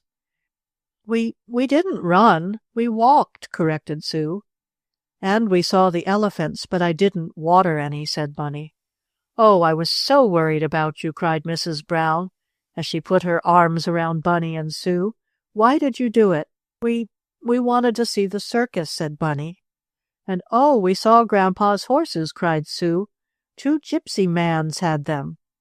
Everyone looked surprised on hearing this. "What's that? What's that?" cried Grandpa Brown. "You saw my 2 horses that the gypsies borrowed and didn't bring back?" "Yes, we saw them," said Bunny. "Anyhow, they looked like your horses, 'cause they weren't circus horses." "What about this, Mr. Kendall?" asked Grandpa Brown of the kind farmer who had brought Bunny and Sue home. "I don't know anything about it," was the answer. "My wife and I went to the circus, and when we were standing around waiting for the show to begin, we saw these tots there. They were all alone, so we knew something must be wrong. They told us they'd run away, and we brought them back. But I didn't see your horses, though I did see 2 gypsy men hanging around one of the tents." Grandpa Brown thought for a few seconds. Then he said, "Well, it might be that the gypsies came back with my team and are trying to sell them to the circus. I guess I'd better go over and see about it." "You can ride back with us," said Mr. Kendall. "My wife and I are going right back to the circus." "Oh, can't we go?" cried Bunny. "Please?" begged Sue. "Not this time, my dears," said Mother Brown, "but if all goes well, you shall go tomorrow when Daddy comes back. The circus will be here for 2 days." Bunny and Sue were glad to hear this.